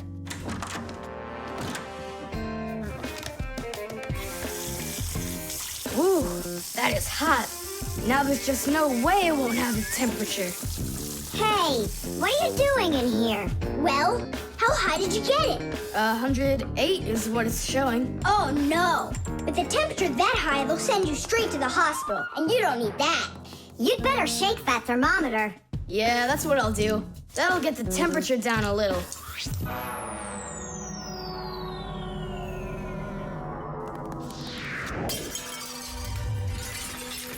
Ah! Well, so much for that. Cheaters never prosper. Thomas, did you see this? Nolik, don't touch the mercury. It's poisonous. Stop it right now. And you, Thomas, you don't touch that mercury either. It's dangerous. Then how can we throw it out? Call your mom and she can help you. I can't. How could I call her? Then she'd find out that I wanted to trick her. Maybe it's better to tell the truth. I can't. I can't do it. All right then, it looks like there's no other choice. Nolik, call Papoose and Masya. I'll get him. And you go back to your room and wait.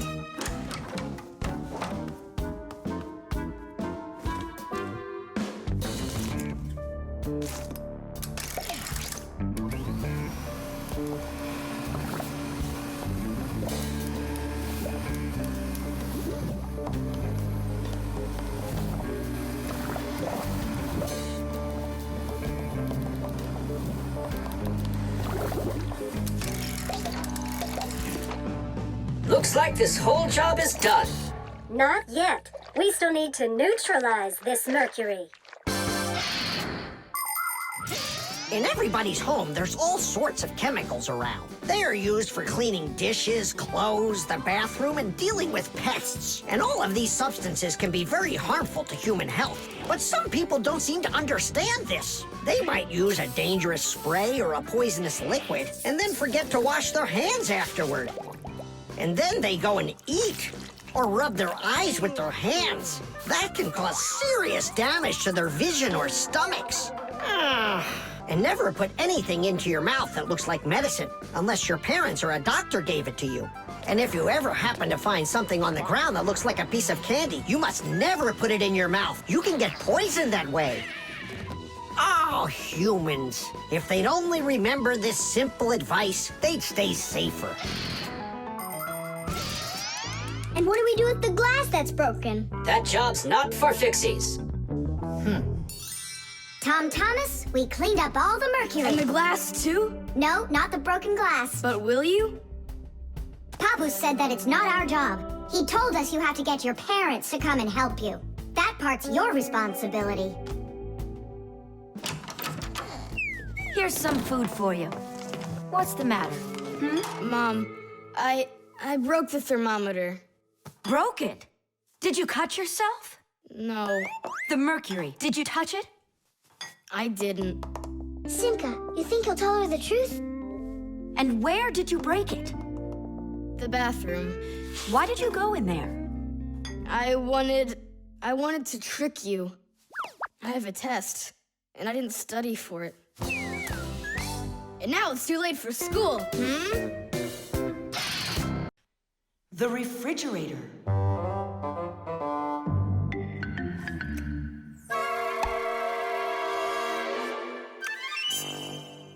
Good job. My homework is all done.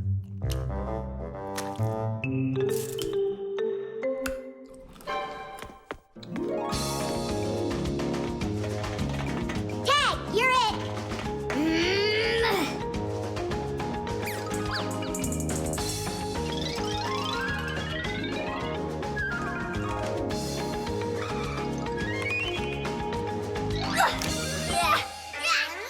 Haha, Tag, now you're it! Simka, I'm stuck! Help me! Just stay still. Oh, you're really stuck! Simka, we're not gonna leave me, right? We aren't. But I'm afraid, Nolik, you'll be stuck for a while. Thomas! Help me! What's going on? Look, this blob of white stuff grabbed onto Nolik and it won't let go of him. Oh, it's a piece of gum. It's my bubble gum. Oh, thanks a lot, Thomas. Now what's the plan to get me unstuck from here? Here's what we do. It's gotta be frozen. Once I sat on gum too, and my mom put my pants in the freezer. The gum froze up and it came right off. I don't want to go into the freezer. Don't worry, Nolik. I'll stay right here with you. Just hold on. It won't take long at all. Huh. Why do I need to hold on? The gum's already holding on to me. Simka, do you know why it's so cold in the freezer when outside it's warm? I'll explain it to you. A refrigerator has a pump that pushes a special liquid through a long tube.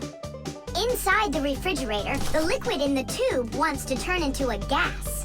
To do that, it takes the heat from everything inside, and that makes the refrigerator cool.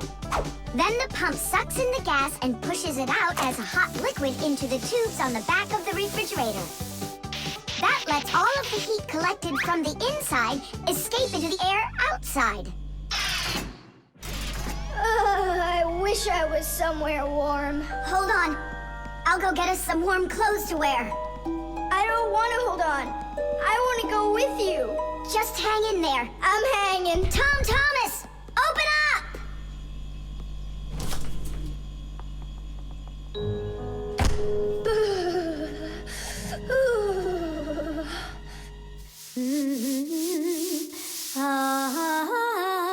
Marcia, do we have any warm clothing to wear? Why in the world do you need it? I just do. Well, I need to know what is happening.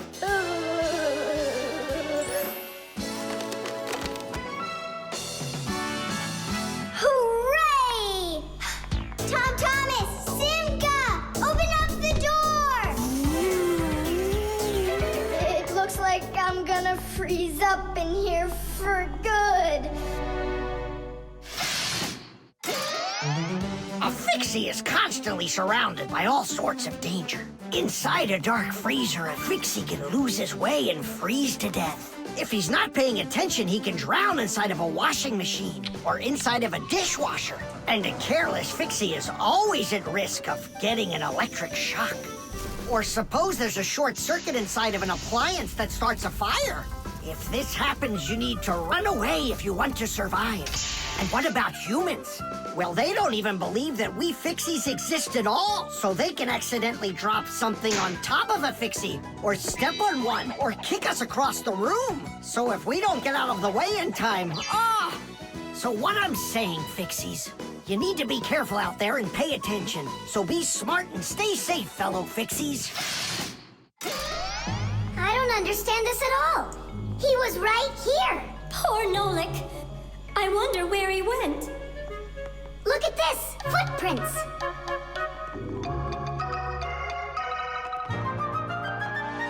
Nolik, you're alive. You scared me half to death. How did you get out of there? Well, you told me about how a refrigerator works. And so I found that cold tube and started crawling on it until it got hot, and then I was here. Hey, there's smoke coming out of you. We need to cool you down right away. Huh? Where? I don't want to go into the refrigerator. Stop! I was joking. Look how it froze. I could break my teeth on it. You aren't gonna chew it anymore. I'd never do that, not after Nolik sat on it. Well, you didn't need to stick it where it doesn't belong. Hey, I apologize. I'll go and throw it away. Maybe you'll try the trash can? The cartoon. Yeah.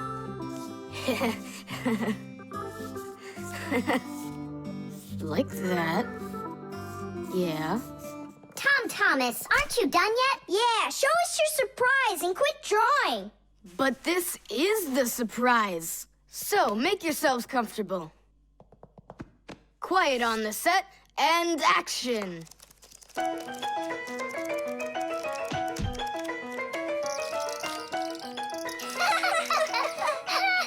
crash, huh? You should put a huge bump on his head. It's just like a cartoon that you drew in there.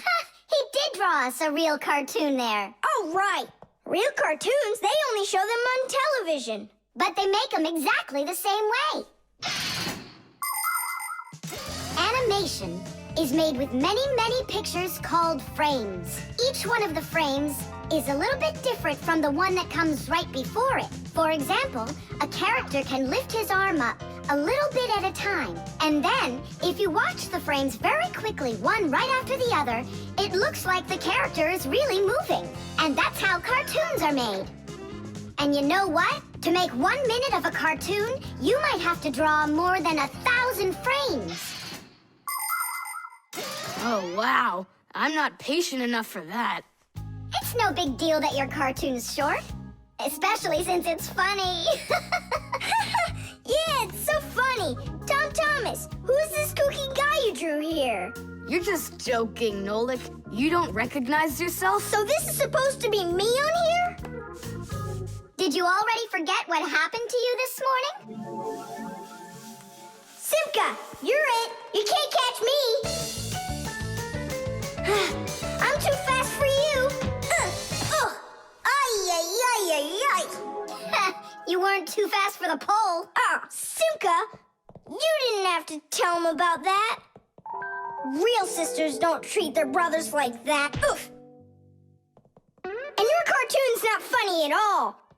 Nolik, don't go. It's okay. He just needs to sulk for a while. While he's gone, there's something I want to show you. Do you have a cartoon you can put on the TV? I have plenty.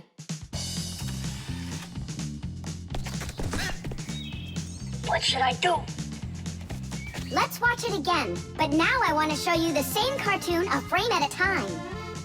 Here, take a look.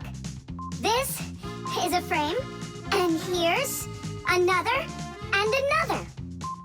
Isn't that cool? Uh-huh. So cool. And then back at regular speed, there's 25 frames every second. What should I do? It's magical. Simka, you know, I feel awful for Nolik. Yeah, I feel awful too. There are many different ways of making animation. Hand-drawn animation is, of course, drawn by hand, and stop motion is made like this. The animators pose the model and take a picture of it. Then they move the model a little bit and take another picture. And they do it again and again and again until there are enough frames to make the characters look like they're moving very smoothly across the screen. Another popular style of animation is clay animation. In these films, everything is built and rebuilt out of modeling clay. But today, most of the cartoons are made on a computer. At first, they make a computer model of a character, a sort of digital puppet. After the models are built, they are colored and animated to move. This is the kind of animation that's used in the Fixie cartoons.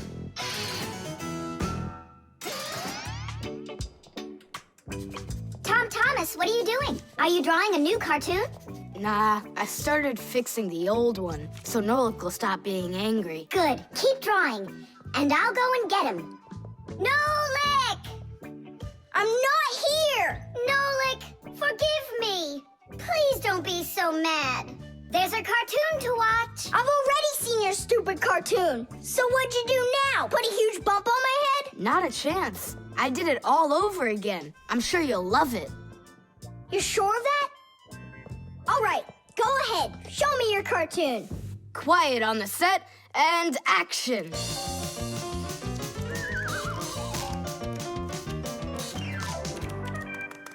There you go. Now that cartoon I really liked. Good, 'cause I'm all out of paper. Well, I think the first cartoon was funnier. Whoa, but this one's much better, of course. Yeah. The scale.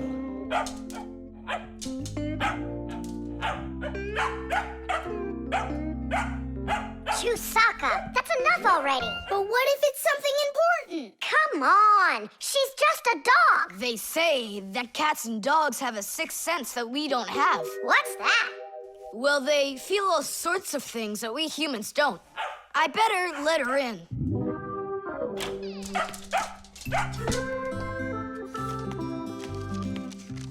Mom and I will be home before dinner. Please remember to give Chusaka her food. Love, Dad. Oh, how could I have forgotten this? I just can't believe it. You believe in a sixth sense now, don't ya? Uh-huh. Only it looks like for Chusaka, it's a sense of hunger. How much food should I give her? Look, it's all written on that chart. For each kilogram of the dog's weight, serve 1 level scoop at every feeding. Uh-huh, I got it. How many scoops is Chusaka? Oops, I mean, how many kilograms? I don't know. Then what should we do? You don't know? We'll weigh Chusaka, that's what we'll do. With what? With a scale. There's one standing in your dad's office. You're right. Let's go.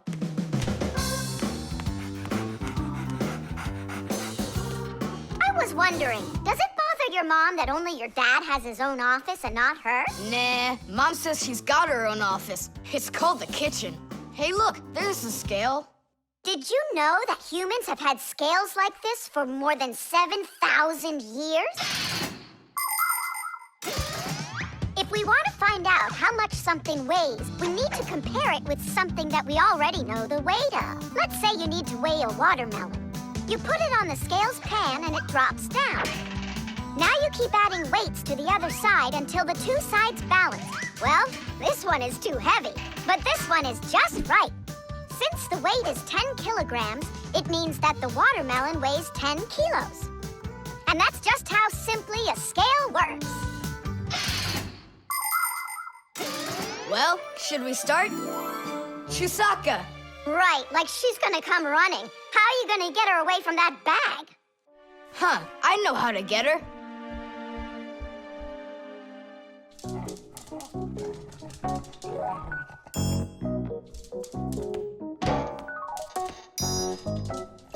Here, hold this little piece of food while I weigh her. This may be literal, but it's way too heavy. Just hang on. Please, hurry up!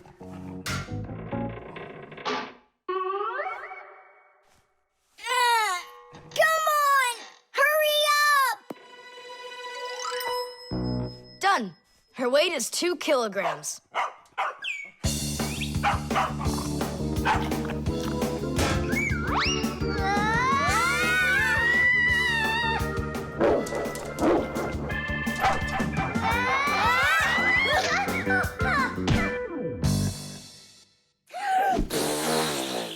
Okay, now we can feed Chusaka. Chusaka weighs 2 kilograms, so 2 cups will be just right then.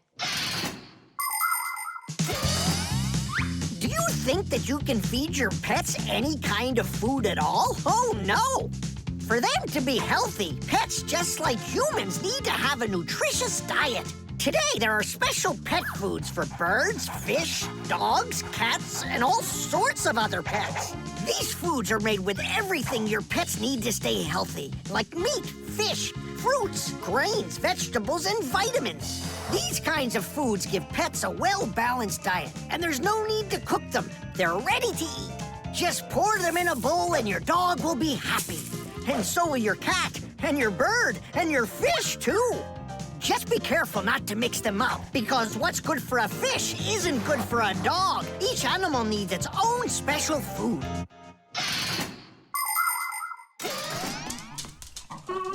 Stop! What's wrong? What's wrong? You have to take out a piece. She ate one already. All right.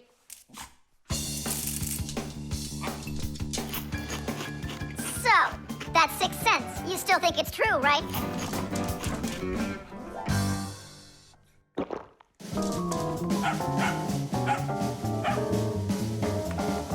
What did you bring that for?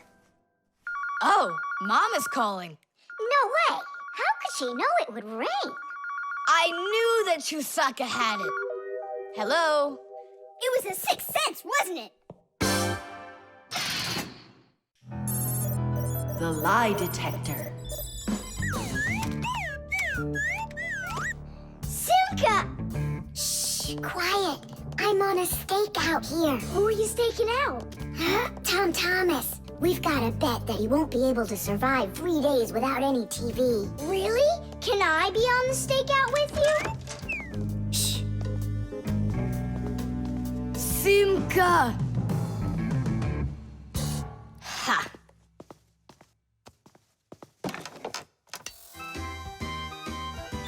Aha! I gotcha. What? Who? You lost the bet, Tom Thomas. Just tell me you didn't. I didn't. Why didn't you? It's because I'm not Tom Thomas. What? I'm Tom's brother.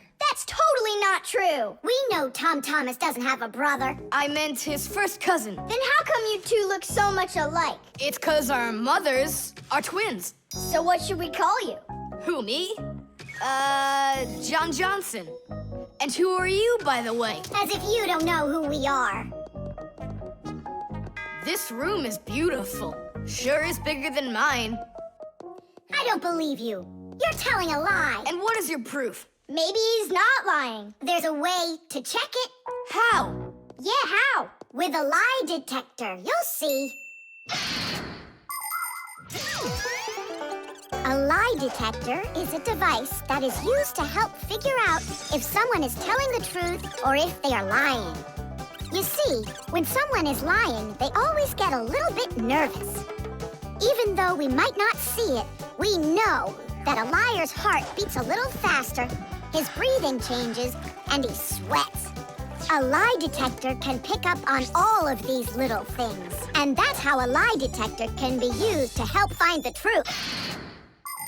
But you don't have a lie detector.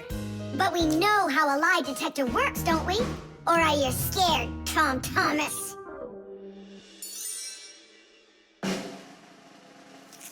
What's that for? To listen to your pulse. How come? So I'll be able to check how fast your heart is beating. And Nolik?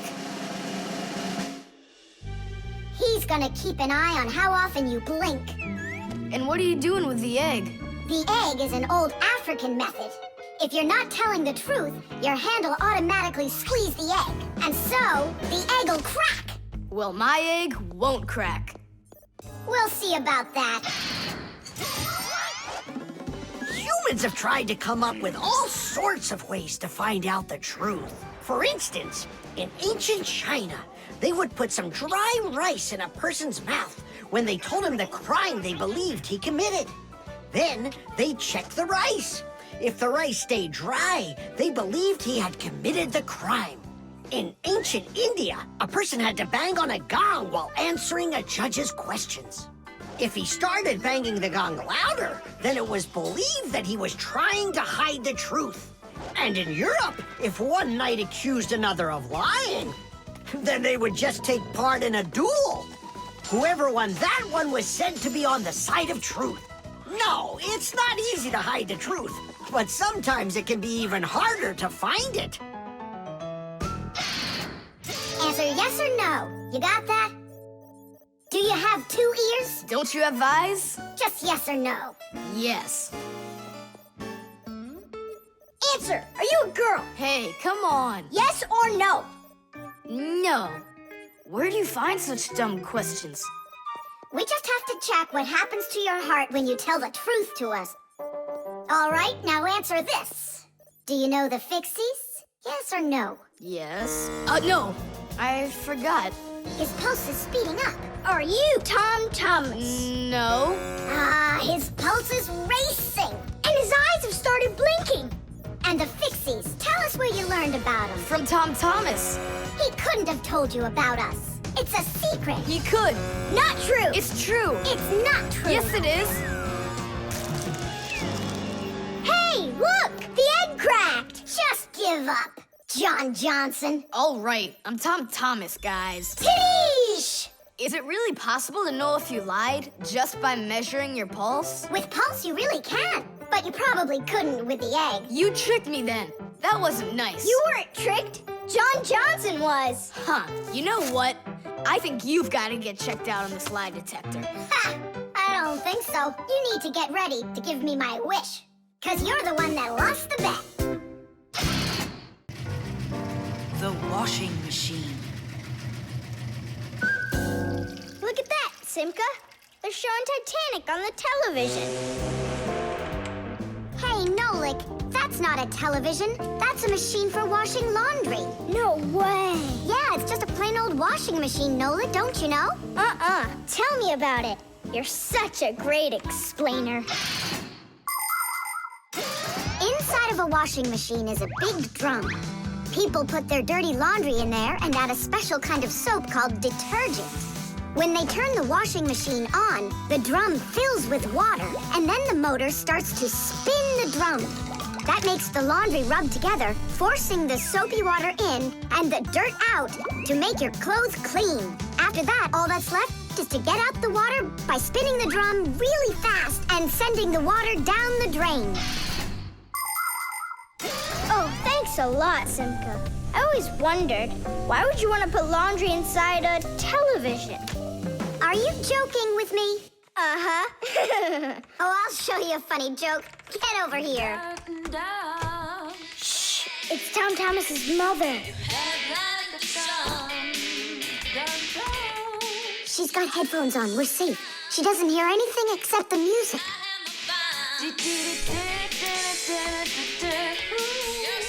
Now she'll come back, add the soap, turn on her television, and watch the second part of the movie.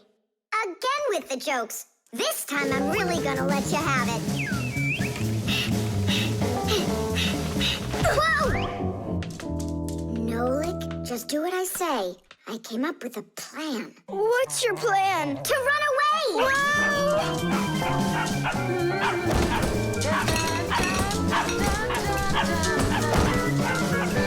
Who's here? Hello? Huh.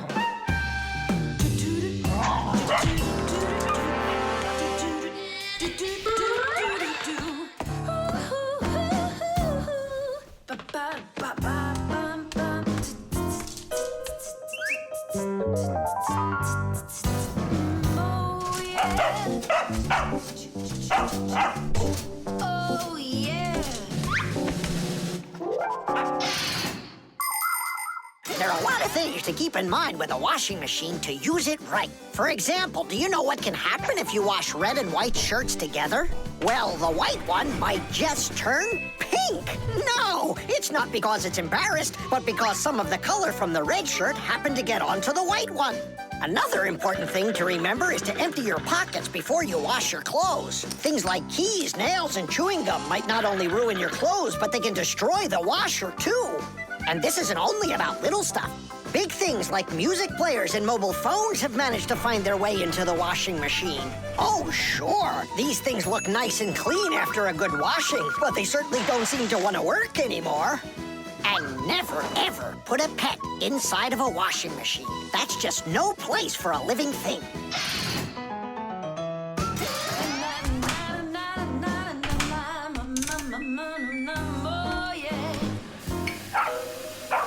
You know what, Simka? I've never been laundered in my entire life. We better get out of here, Nolik, right now. And the faster, the better.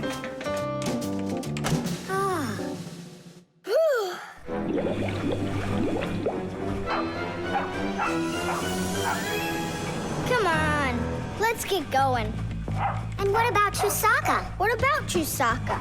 Let her get washed up a little in there. Maybe it'll make her nicer. But she could drown, the poor thing.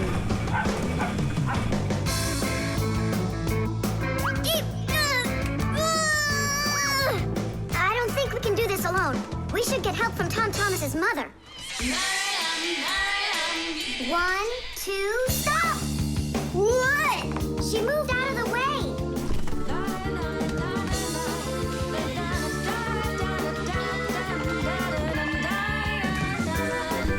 And 3. Pull it! Huh? What is that? Oh, my goodness! Oh, my sweet little baby. How did you get in there? You wait right here in the tub and I'll go get you a towel. So, you wild little beast. Looks like we saved your life. We're friends now? Nolik, sure doesn't look like she wants to be our friend. So what do we do now? Same old plan. Run!